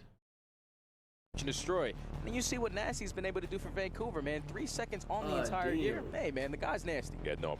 Nah, not a bad place to be for well, he played last year. We're almost ready to go, folks. We do see a full lobby now. We're going to get the final confirmation. Load on into Rewind. Wait, Jay, he played last Rewind, year, right? fast map. Yeah. Real fast map. Big map. Rotations are essential. Getting the hard point as early as you possibly can. But at the same time, a good team gets good breaks.